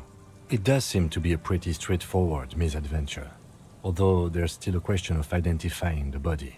From where I stand, I can see two options. We either take the case and follow the leads to identify the body on our own, or we report back to the station and leave this for our colleagues to handle. A field autopsy isn't necessary if the cause of death doesn't appear to be criminal, and this looks like a simple accident to me. I'd say we should just write down head trauma and leave it at that. Let's keep this detour as short as possible. The sooner we get back to finding Ruby, the better. Good call. The guys at processing can take care of the rest. Alright, we should first examine the library card you found. Then we can call the station from my kinema. Let them know we are taking the case.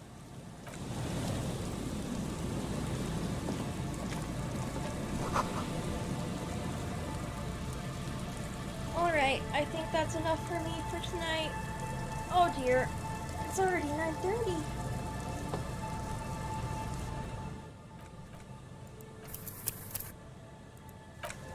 Well, thank you for watching.